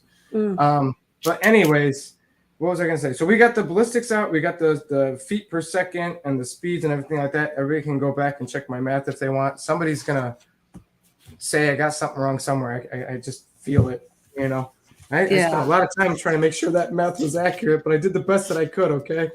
Oh yeah. So what I was gonna say, that's how we got on the t-shirt topic. We've been on this for a while, man. I had a t-shirt idea of a skull with the 3 crosses, and the skull is cracking. And it says something like overcoming death on it, or victory over death on the back, or something like that. The whole Golgotha place of the skull and stuff like that. But it was one of those, and you get the crown image too there if you have the 3 skulls or the three Yeah, crosses, the and it's crosses. breaking. And you gave me a crown of thistles, I'm giving you a crown of thorns, or a crown of crosses, kind of thing. Yeah, There's all kinds of fun play there. You got the symbol of Tav connecting to yeah. the X and the cross, and the symbol of Tav being used for Cain, and then you've got that for the Goliath's skull. I, don't you just love the way it turns on its head? And I love the fact that, don't you love those movies where the main character gets beaten down, and you want him to redeem himself in that moment, and he doesn't, and then you wait for it, and then finally at the crescendo of the movie, he like gets his redemption, and you're like, I waited for that, And so Right.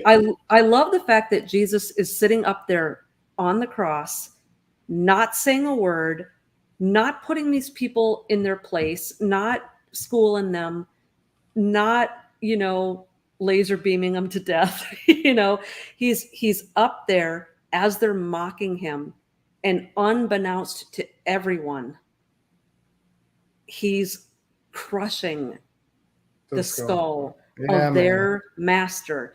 You brood of vipers, you offspring of the serpent.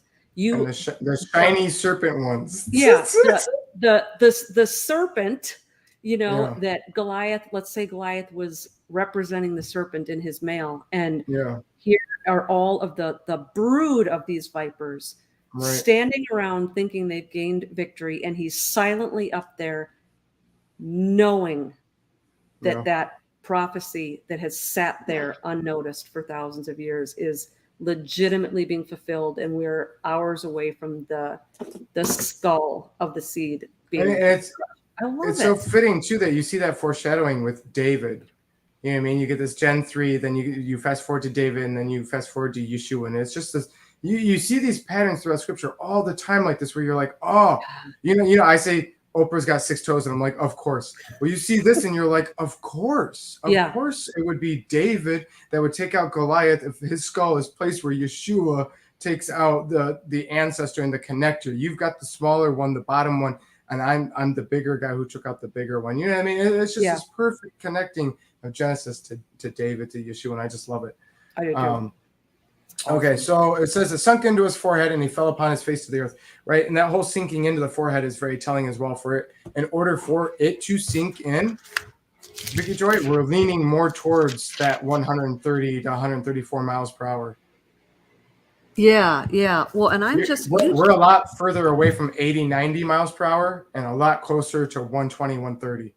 Yeah. In order for it to sink in.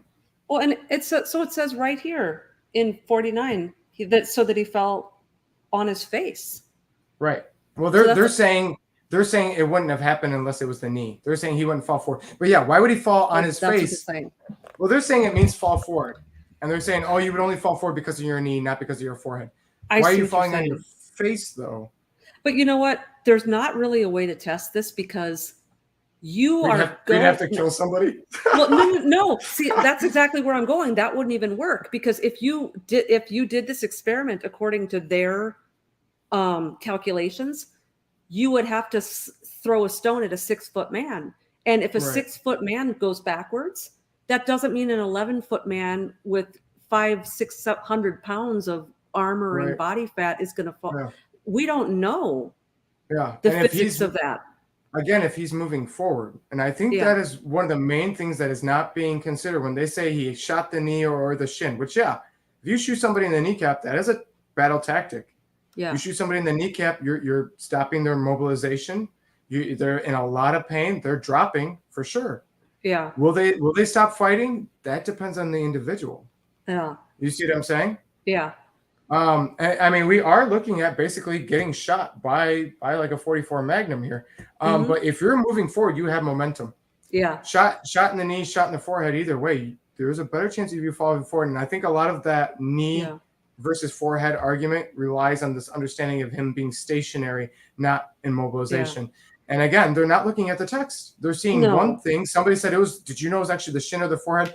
How many times, Vicki, have you and I talked about somebody with the itching ears? I told my wife, I said, Vicki and we talk about this all the time, that it's something new and they're so excited. And I'm not attacking anybody who's listening who was like, man, I really thought it was the shin or forehead or shin or the kneecap, whatever. But I told my wife, I said, it seems when I look at the best writings on these kneecap arguments, I feel like a lot of those individuals that are not the ones who wrote it, but the ones who are reposting it, did you know it was the shin? I told my wife, I said, I bet you if we came on tonight and said, did you guys know it actually was his elbow? They would have been like, oh, snap. You see what I'm saying? Mm-hmm. It's just something new. Yeah. So quick to drop whatever it was before and grab something new.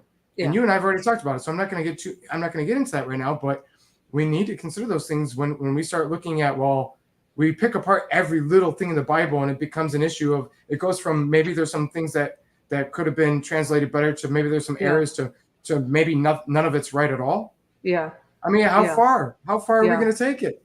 Yeah, absolutely. And because now I'm stuck on this. Once Goliath was struck and he loses consciousness, so he's no longer bearing his own weight. He's just now like a tree about to timber. Yeah. He's got more weight in front of him because he's got a sword and a javelin. So all that weight is in front of him. So the physics that would take to like push in an unconscious state to pull all that back with him.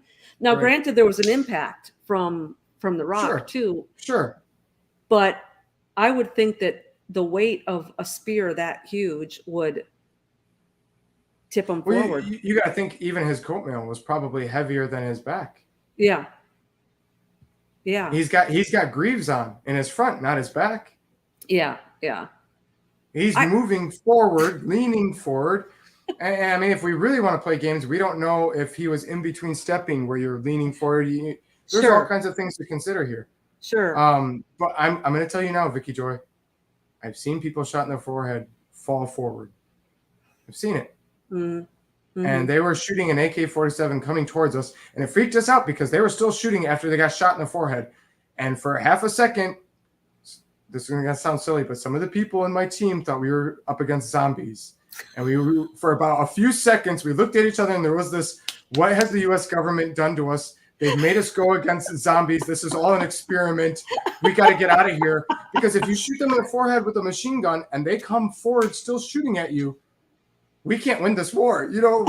What is this? I want out. Oh my goodness. And that was us for a few seconds until you saw them drop. We didn't know the nerve endings to the muscles, and it takes a few seconds. And if you're already pulling the trigger of an AK-47 and moving forward, Vicki Joy, that your body is going to continue moving forward. Momentum. Vicki Joy. Yeah. Even though he's shot in the forehead, Vicki Joy, and he came forward and then he fell forward. Yeah.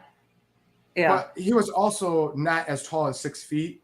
So, I mean, this guy was probably more like 5.5 feet. So maybe that 5 inches taller. Those 5 inches, man. That's what threw him back. He was top heavy because of it. And it was like a van on a highway taking a sharp turn. He just fell back. You know what I mean? Oh my goodness. But yeah, Goliath, I believe he would have heard that crack and then boom. You see, crack, hit, crack, hit. You see what I'm saying? And so I don't even think he saw the sling. Yeah. Literally didn't know what hit him. The crack is literally milliseconds before the release of the sling, which I had to look into because I was hoping that it was going to be after, because the argument was, I wanted to argue that the stone hits you as you're hearing it, or that you didn't even hear it, that everybody else heard it and you're already dropping. But that's not actually the case here. And I've got the engineering on it in that playlist for anybody's interested. And they use all kinds of words that I was like, what? Because I'm not a physics major. But they show some pretty cool stuff about how the cracking is a little bit earlier than you would think. So it's milliseconds before the release, but it's still, we're talking about 2 seconds. Okay. So you get the crack. You're not even really understanding, comprehending. The brain's not able to function that a sling has moved, especially if it just does a one-time over. And you're falling forward for some reason as you're blacking out. That's the picture I have. Mm-hmm. And that was the main picture I wanted to give tonight. So David prevails over the Philistine with a sling and a stone. When are they going to start saying that it was something else? If they're going to start saying kneecap, you know what I mean? Yeah. Both the Philistine, I'm waiting for it. I'm waiting for the day where they say by sling and stone, what they really meant was a sling or a spear and a sword, or a sword and a shield or something. But there was no sword in the hand of David, and they're just going to ignore that. Therefore, David ran and stood upon the Philistine, took his sword, drew it out of the sheath thereof. Goliath is stunned, but it's just his kneecap, so he's letting this happen. He ran. Therefore, David ran, stood upon the Philistine, took his sword, drew it out of the sheath, Okay, but Goliath is just laying there like, oh, my kneecap. Slew him and cut off his head. Okay, so you got that language. Slew him and cut off his head with his own sword, which is like salt upon the wound, but also really cool, right? Mhm. Philistines saw that the champion were dead, and they fled. They fled, even though they argued that if you win, we're your slaves. Yeah. That was the agreement. Nobody ever talks about that, but that's the oath, right? Disingenuous covenant breakers. Good point. Good point. Yeah, and that was also one of the reasons why I wanted to say it was no way that it was 340 meters per second. He would have heard it. He would have heard it. As much as I wanted to say he wouldn't, he would have, you know. Almost a 6 count. Right. Yeah, almost a 6 count if you're going with the longest. But I'm leaning more towards 300, 400 feet out, which you're looking at half of that, less than 3 seconds, closer to 2. Especially if you're looking at the top speeds. It really depends on what speed you're looking at and distance, which is a lot of that is speculation. I gave all the reasons as to where I thought they were in location, in distance from each other, how fast his capabilities and skills, plus taking in the density of the stone. That also leans more towards a faster speed. Okay, so he cuts off his head. Men of Israel and Judah arose and shouted, pursue them, and they go into the valley to the gates of Ekron, which can still be found. They're no longer gates, but you can see the foundations. And the wounded of the Philistines fell down by the way of Sha'aim, which that video also shows, even unto Gath and unto Ekron. Okay, do I have the images of that still, or did I delete them all? I might have deleted them all.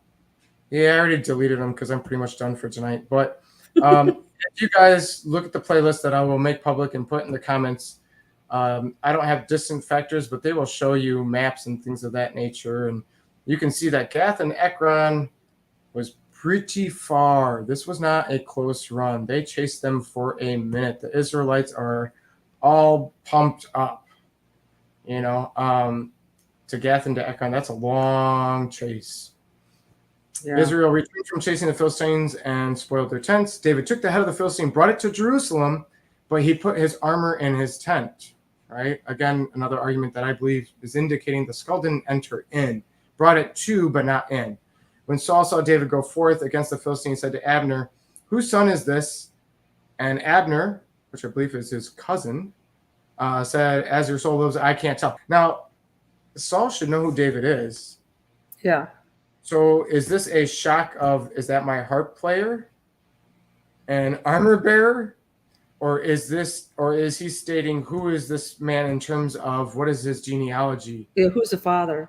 It's funny because this is a bizarre reference, but I don't know if you guys remember way back to there was a running shtick on The Simpsons where Mr. Burns was constantly in almost every episode asking Smithers, who is that boy? He could never remember Bart. And every single episode, who is that boy? And so every time I read this verse, I'm like, well, dude, he was just trying on your armor an hour ago. You don't remember.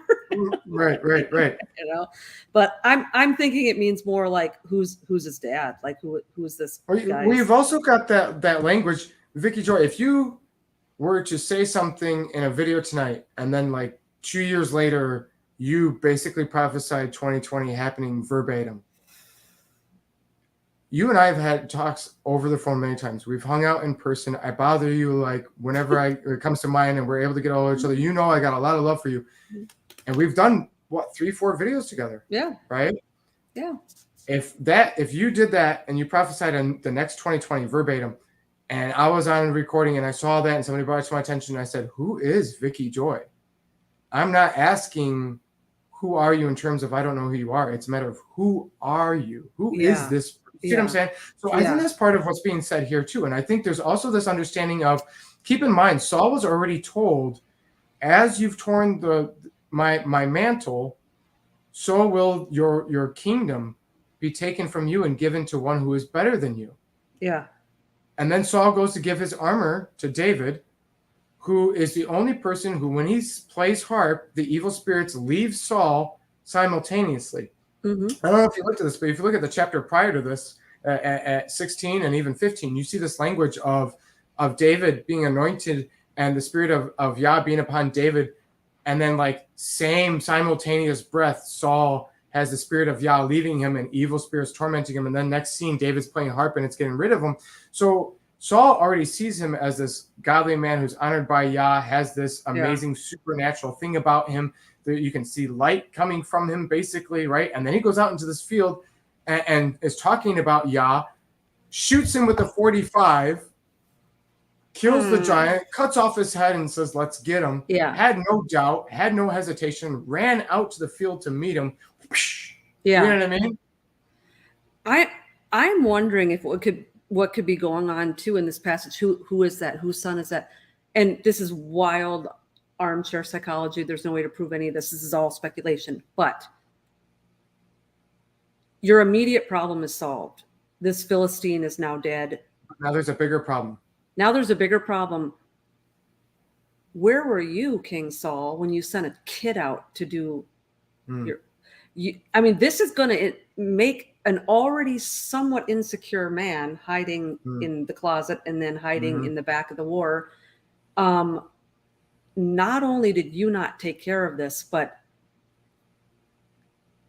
this kid did what you couldn't do. And so, and the captain was not willing to go down with the ship. No, exactly. And then what do we have then in the very, very next chapter, looking ahead to the verses in 18? Now we have his own son. Yeah, I know it. Jonathan. Going, oh, this is the coolest dude I ever seen in my whole life. His admiration shifts from his father to this hero. He's getting replaced. Well, that's what I was getting at, is when I'm saying all these things about this harp playing, and he's seen the countenance of David. He sees that David has this lack of fear and trust in Yah and moving forward. And he comes out there, and we saw the guy shooting the watermelon. Now imagine that on a 9.5 to 11.5 foot giant, not human. Yeah. Right. Yeah. You said the shot heard around the valley, right? You know what I mean? Like, it's just one of those where your heart, like, whoa, was Saul not thinking, who is his father in terms of, can he become king? What is his lineage? You see what I'm saying? That's kind of what I was trying to hint at. Yes. Was Saul feeling threatened for throne's sake the moment Goliath's head is chopped off? Like you said, his immediate problem is being fixed. Okay, the Philistines, but it's almost like Saul would have rather been servants to the Philistines and Saul remain on top of Israel in the Israel's perspective. Yes. But so, like I said, Saul's already been told. Yes. So I had a moment, Vicki, that you would have loved this. Last week's video, I titled it Mantle Torn, because I was like, that's cooler than torn mantle. Talking about, Samuel's mantle, and I was discussing about how it represents his office and how Saul ripping it was him trying to do the priestly position of Samuel, and how it's physically representing things. And then Samuel says, as you've ripped my mantle, your kingdom will be torn from you. Yep. And then fast forward later, you see David cutting off the corner of Saul's robes. This is that whole speech of spiritual garments and position and authority and what it represents. He already knows that he's going to get replaced. Yeah. And Samuel said it's by someone who's better than you. Oh, so what I was going to say, here's my Vicki Joy moment. I get done with the video, Mantle Torn, and realize I should have called it Dismantled. Like, you know what I mean? I get done with the video and I was like, no, like, because you can't go back and rename it. I was like, like, I've loved all my titles of my videos. I put a lot of time and effort into it, and then usually all of a sudden Yah will just give me this one. Yeah. Man, I was like, Dismantled. Why did I not? That would have been. I felt like out of everybody I know, you're like one of the top 3 people that would actually appreciate my frustration on that. I would have. I'm wondering, not to belabor this further, but I am also one of the things that has never made sense to me. And granted, things might have been different culturally, but it's like, what was Saul thinking? Like, yeah, we'll just let this kid who's not even in the army and not been trained and just run out there without any weapons. And like, so Saul had to have believed he was going to die. Probably, yeah. It's desperation. So what I'm thinking is, it's been 40 days. Think of the psychological beating down, 40 days of seeing no relenting from the enemy. They're bigger, they're stronger. You're seeing the morale of all of your own men wither and wither and wither. They don't have the strength to fight. Let's just cut to the chase. The inevitable is that we're going to fall into their hands. And so no one has enough guts to be like sacrifice themselves and just get this thing going. This kid, like, we're going to throw him to the wolves. He's going to go there. He's going to get killed. And then we'll have this war. But at least then, it'll be done. It'll just be done. Like 40 days of this. I can't take, like, because he had to have believed that he was going to die in that.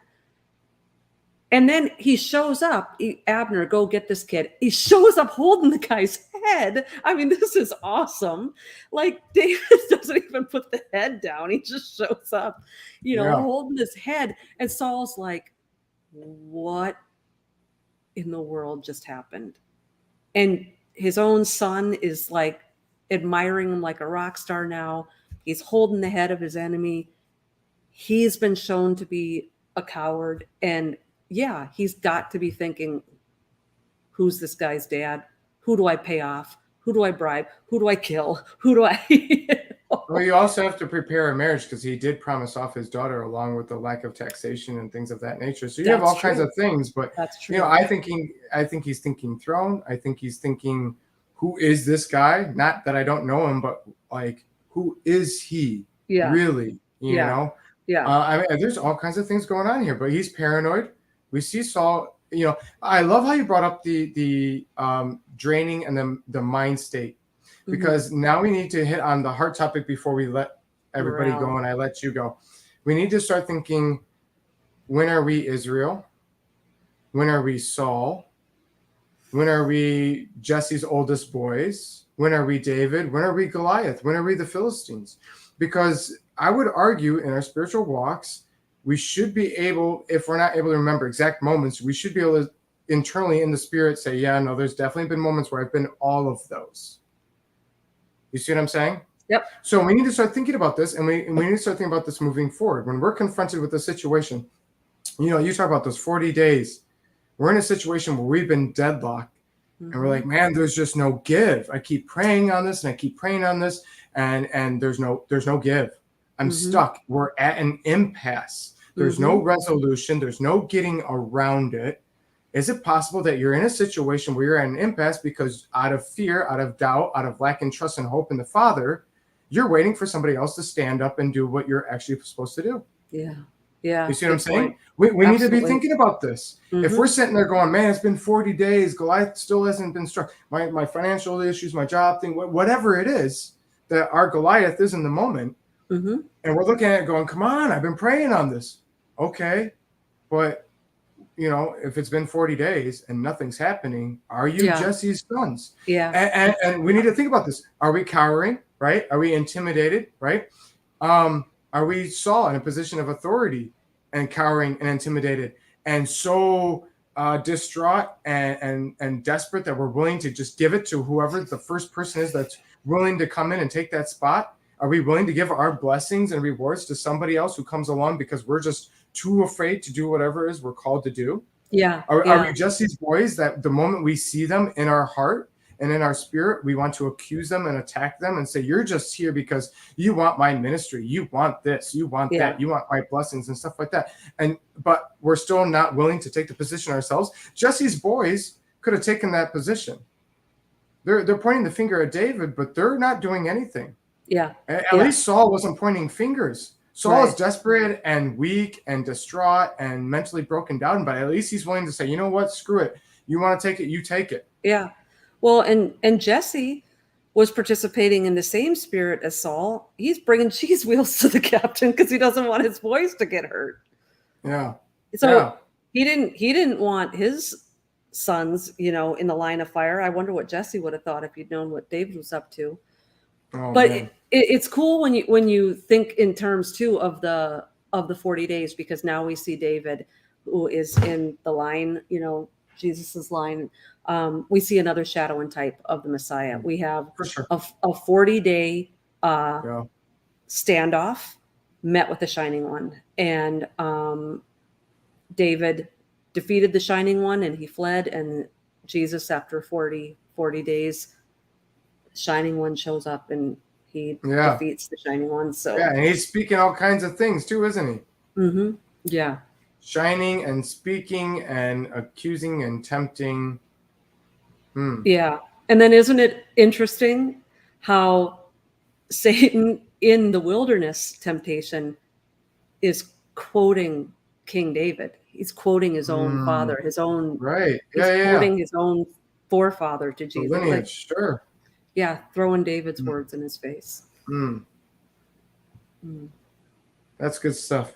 So, I mean, that's most of all the stuff I wanted to get into tonight. We're like an hour and a half past what I thought, but that's okay.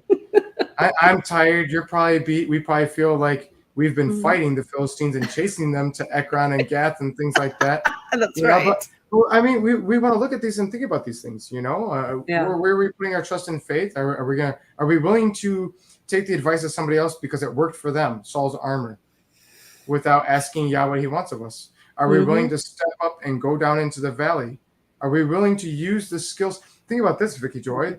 What David used, what was in his hand, and what was present in the environment. You see what I'm saying? So we have this picture, and yes, David is a picture of the Messiah and stuff like that. And somebody in the chat was like, no, we're not David. That's Yeshua. And that's true. But David also was a human being. David wasn't Messiah. So I feel 100% fine with saying there's moments where we're David in the sense that we were the instrument that Yah used for a situation.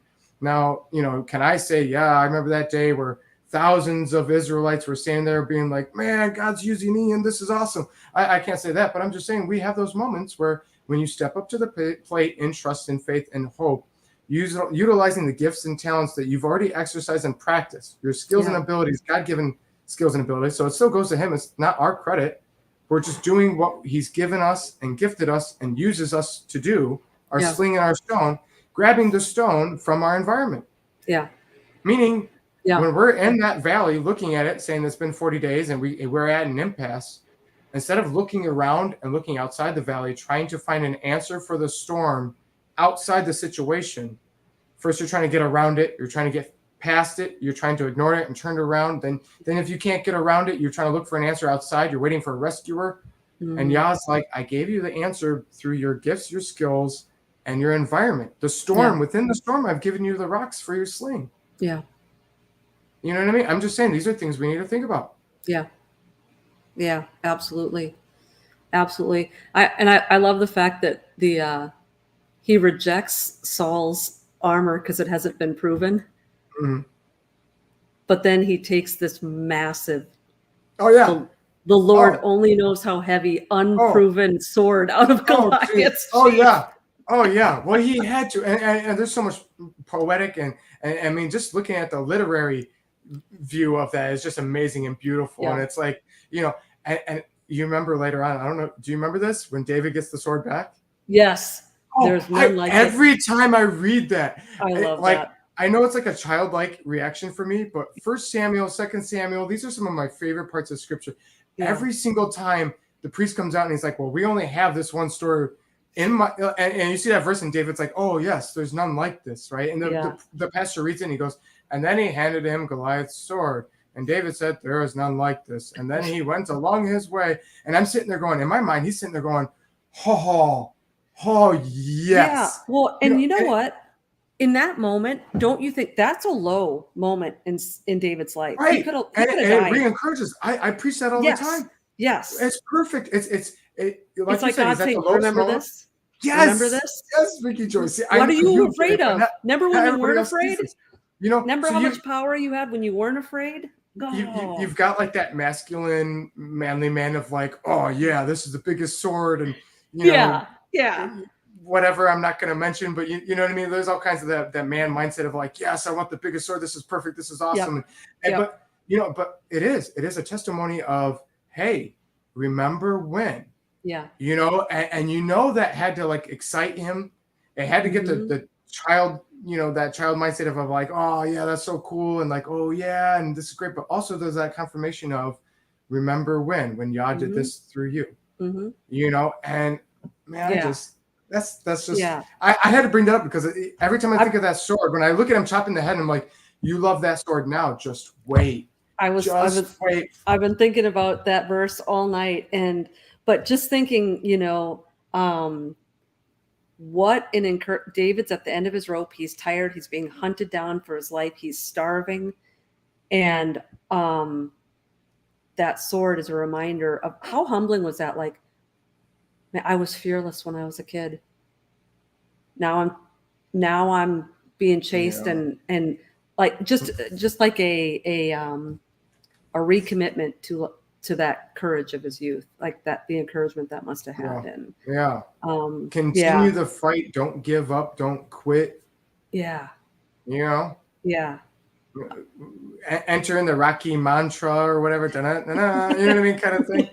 But, I mean, that's how I see it. But man, I gotta let you go. I'm tired. I know you're tired. The chat's even Man, tired. I was gonna say kudos to the chat who stuck around. Holy cow! Oh, I know. We got all kinds of people that stuck around. That's dedication. A lot of them. Everyone deserves a free T-shirt.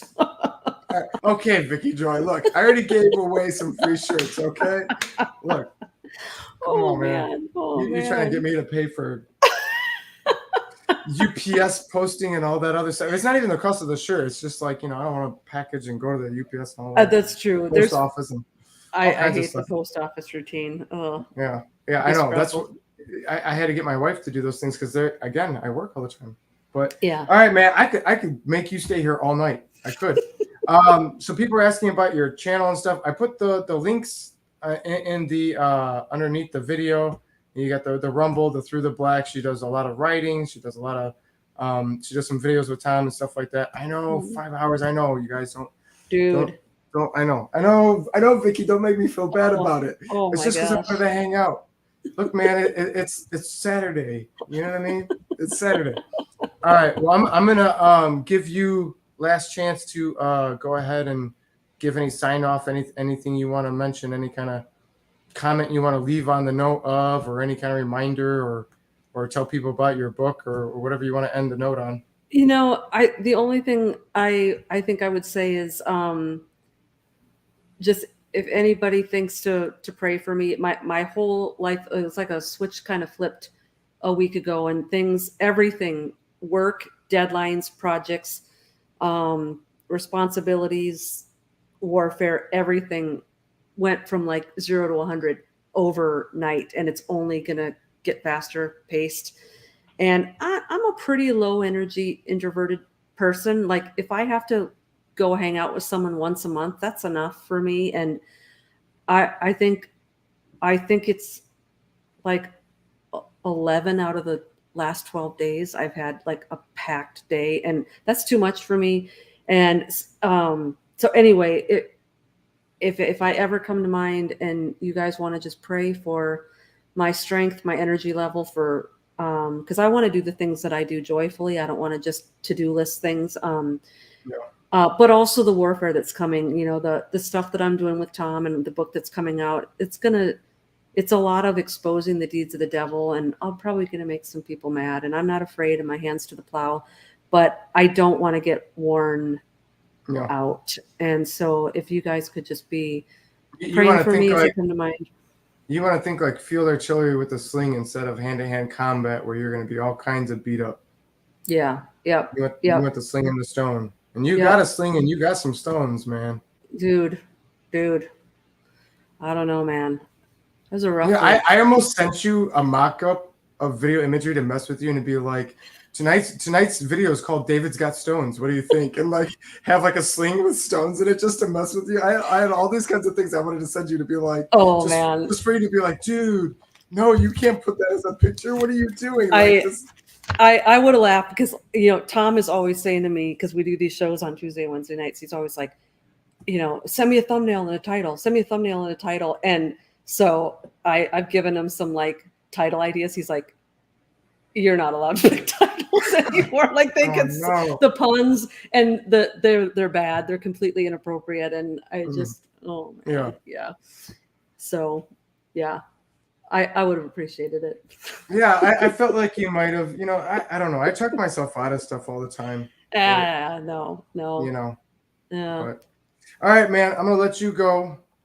We'll be praying for you and stuff. You come to mind, often enough to where I try to pray for you. When you come to mind, I'm like, oh yeah, Vicki's awesome. I'm like, oh yeah, I should probably pray for her if I'm thinking about it. I need it. I'm excited for this book you got coming out, man. The sleep paralysis and all this other stuff. I You know? am too. I am too. So I got was it yesterday? I don't know. All my days are bleeding together. I think it was yesterday. Um, the print date for the book is July 8th. Mm, I don't know if the date it's being printed is synonymous with the day that it's being released or available, right. but it looks like early July. And so if you just anybody who's interested, it's going to be exclusively sold on Ellie Marzulli's website, elliemarzulli.net, I believe. It will not be on Amazon. If it's on my website, it's going to just be a link to his website. There will be a website just for the book. It's not done yet. It's called They Only Come Out at Night, and it is exposing the dark powers of sleep paralysis. And I've put 2.5 years of my life into this, backed up by 25 years of actually experiencing this and trying to figure it out. So this has been a lifelong, I think, calling for me. I am so sick of these stupid things, and I just wanted to expose them, and this was the right time.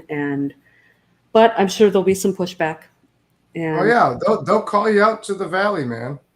You dude, start you come out there and say, "Hey, I will feed you to the birds."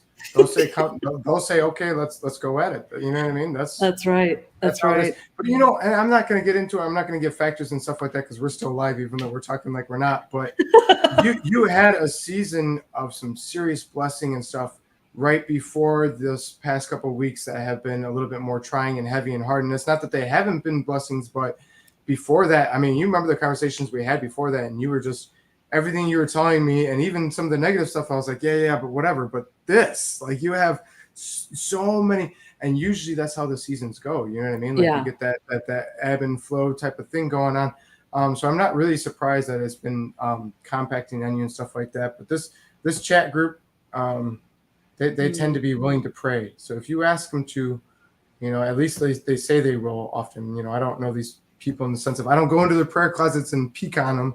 You know, but I believe a lot of them are genuine. And you know, Yeah. if you ask them to pray, they're probably going to make a note of it. Absolutely. I'm going to let you go, man. Go ahead. Oh, I was going to say, I have an absolutely amazing, amazing prayer team. And I have a prayer coordinator named Sarah who does everything for me. She's a blessing. So if anyone's interested in that, if anyone wants to pray, pick a day and pray a half hour a week for me, you can contact me through my website, which is just my name, VickiJoyAnderson.com. Go to the contact page, say I'm interested in the prayer team. If you want to, but it's a great team. You know what a prayer team is? You know what they're armor bearers. Well, yeah. In fact, Tom's prayer team is called the Prayer Armory. Yeah, they're armor bearers. These are the ones who are standing next to you in battle. They're agreeing with you in prayer. They're holding up that which you use as your armor of Yah, what you trust and hope and faith in Yah. These are armor bearers. Yeah, I love that. Which is something we talked about in one of the previous studies in this study of the first Samuel. One of the previous videos we talked about that. About Jonathan being an armor bearer and his armor bearer. I love that. I'm gonna have to talk to Sarah about that. Yeah, there you go. Yeah. Yes. Well, if any of you can hold up a heavy shield, because I'm having trouble holding it up these days. I'm just physically exhausted. I feel you on that, dude. You know, honestly, my wife and I have been feeling that way for the past couple of weeks as well. Oh man. But we haven't been getting hit heavy like you have.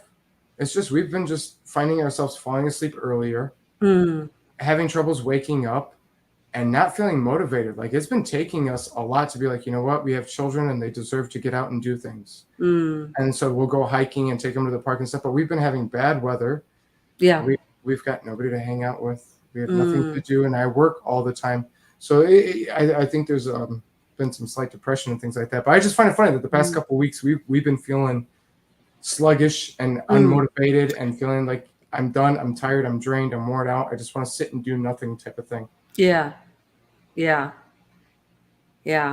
I hear you. And it's those days where you struggle to stay awake all day, but you're pushing through, and you're like, I can't wait for my head to hit the pillow, and then your head hits the pillow, and you're wide awake. And I don't ever have trouble sleeping I could sleep for a living. Like I fall asleep, I stay asleep. I do not have trouble falling asleep. I do tend to stay up way too late. Like, so part of that's my problem. But I do that too. oh, when you don't have time to think all day and then you finally lay down and there's peace and quiet, you know, you've got like 8 hours worth of thinking to catch up Oh on. man. It's like, okay, wait.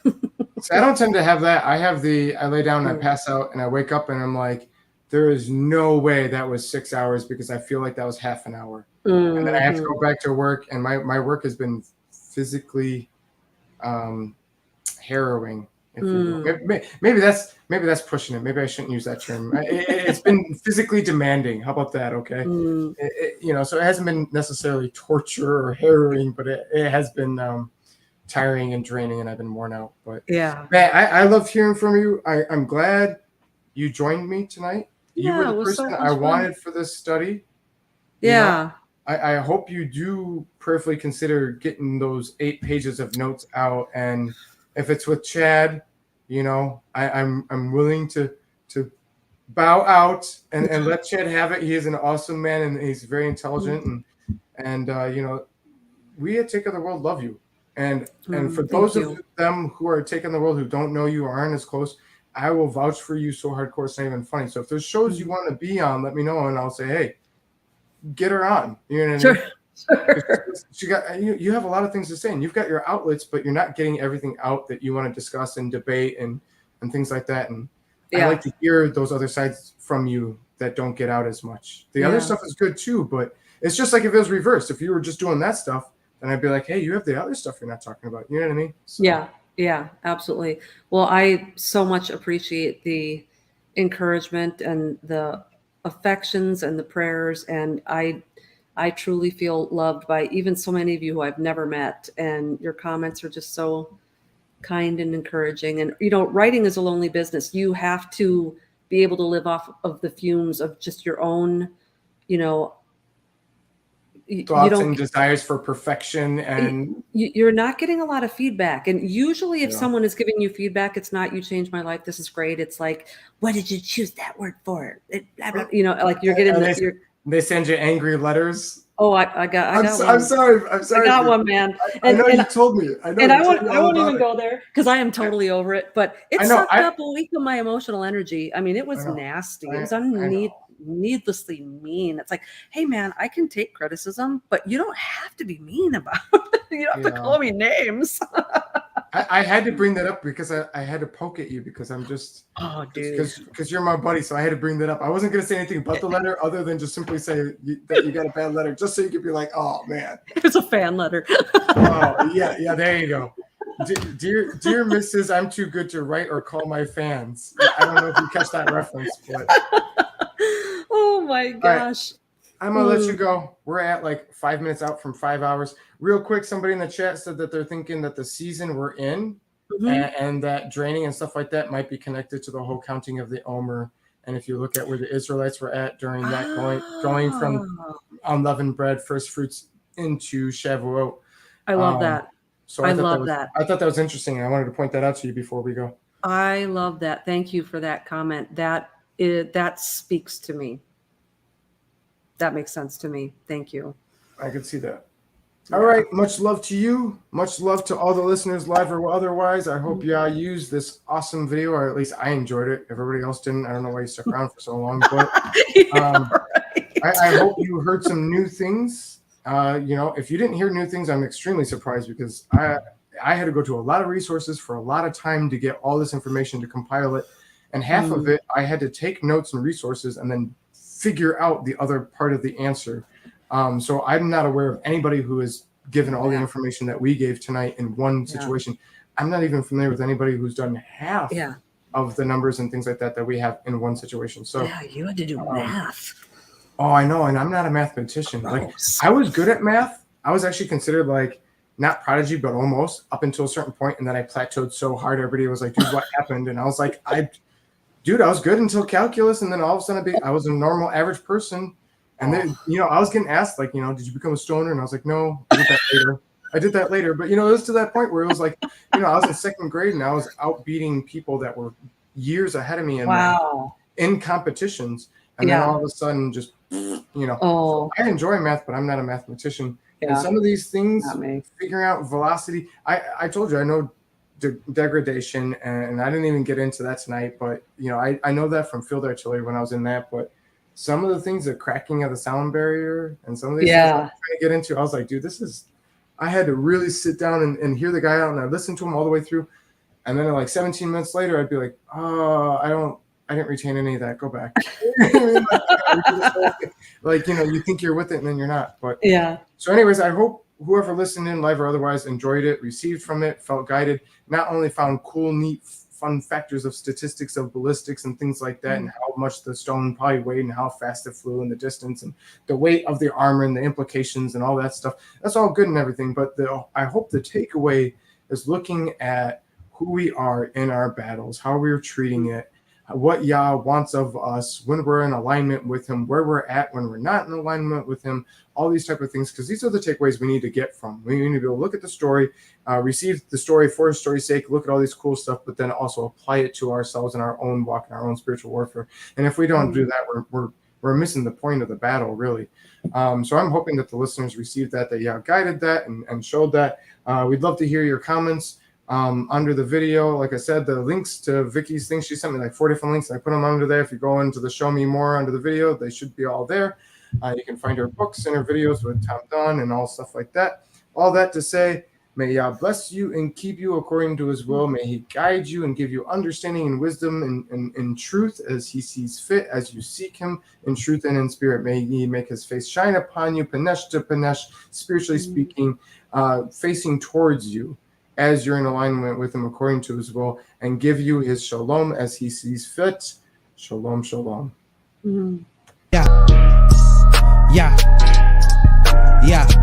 He's alive. It's really just that simple, man. Draw nigh to God, man. Yeah.